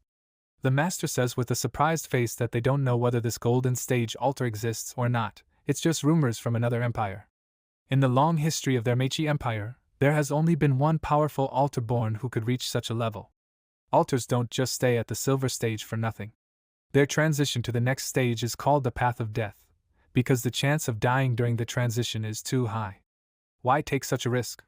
Lin Han thinks he agrees with him. If he hadn't improved his attributes 10,000 times, he would definitely have died. Exiner says that this is her younger brother's dream, she just wants to help him achieve it. But he doesn't have to worry, when they get the source of the calamity, she will definitely warn him of all the dangers. The master says that he understands her. This time he will help her get the source of the calamity, but next time he will not interfere. He also wants to warn her in advance. Her younger brother with his physique has an extremely small chance of surviving the transition to the next stage. He concentrates energy in his hand and says that they should quickly end this. After all, they are now in someone else's territory. The source of the calamity is not yet mature, but it will speed up its development a little. He releases a very strong stream of energy, and the earth begins to tremble because of it.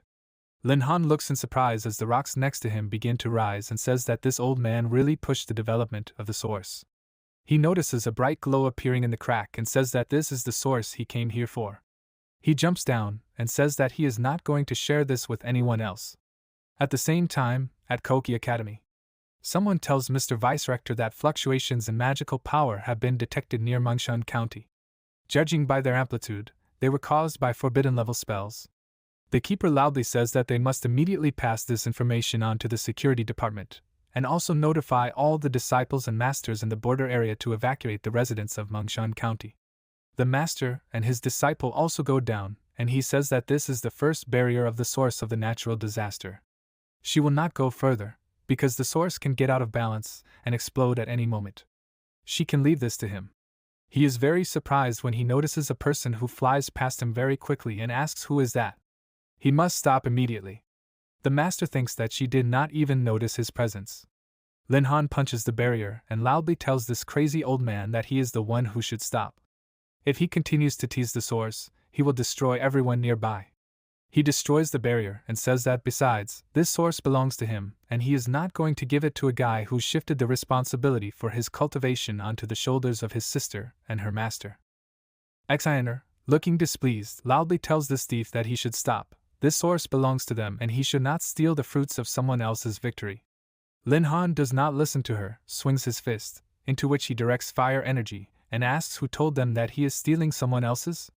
This source originally belonged to him, so they are the only vile thieves here and he is not going to continue this pointless argument. He destroys the barrier, and the man loudly says that he must stop. This place begins to collapse and he tells the disciple that this place will soon be destroyed, so they cannot stay here. Lin Han walks up to the source of the disaster, and says that he has finally found it. He stretches out his hand and says that it will now belong to him. Someone attacks him with a beam from behind and he turns around abruptly because of this. Lin Han manages to dodge this attack and asks loudly, did he decide to attack from behind? He uses the divine eye skill to find the one who did this, and says that he is not surprised at all that this crazy old man did it. Since they could not deal with him openly, he decided to attack so sneakily? He is very surprised due to the realization and says loudly that this is not so, he was aiming for the source. If he damages the integrity of the source of the disaster, then everything here will blow up, and it will be the end for him. He quickly reacts to this and uses a forbidden level technique, Thunder Fist. He uses lightning to try to stop the magical attack of this master who is standing above.